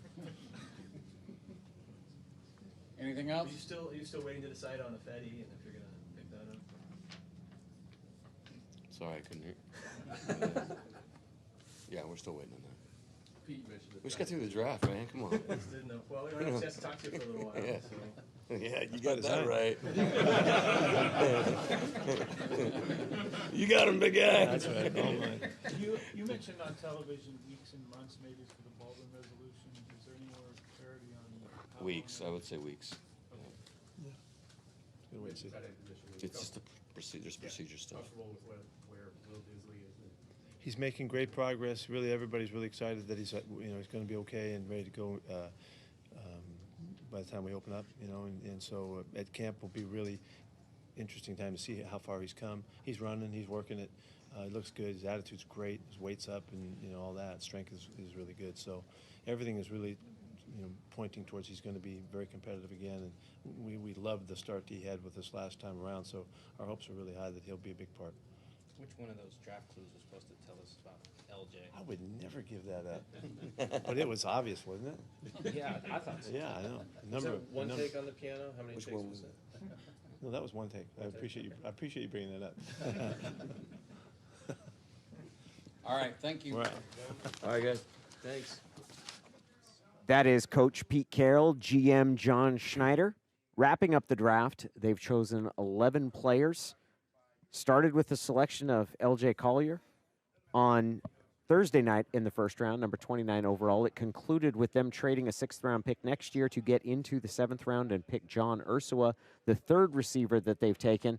Take a total of 11 players, 6 of them on defense, 5 of them on offense. The priorities: physical, tough defensive players, Collier, Marquise Blair, as well as the addition of Barton.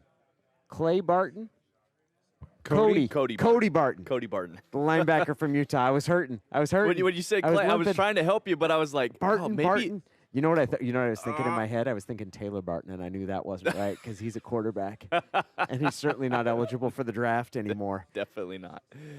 Cody Barton, with linebacker out of Utah, and 3 wide receivers. DK Metcalf, whom the Seahawks traded up to get in the 2nd round, followed by Gary Jennings, who was from the same town as Russell Wilson. Actually knew Russell when Russell was in high school and Gary was in grade school. Wide receiver from West Virginia, and then wrapping it up with John Ursua. Let's get some final thoughts here. Jake, your conclusions over this draft? Well, first off, I want to say hats off to John Schneider and the scouting department. I mean, they absolutely killed it this weekend, going in with 4 picks, now leaving with 11. That in and of itself is a major accomplishment. Then they were able to target the guys that they wanted. And no, early in the draft, we can tell by the conversations they had in the first round that they were hoping maybe one of those other premier pass rushers or defensive linemen would fall to them. But they are very, very happy with L.J. Collier and what he brings to the table and the versatility that he has.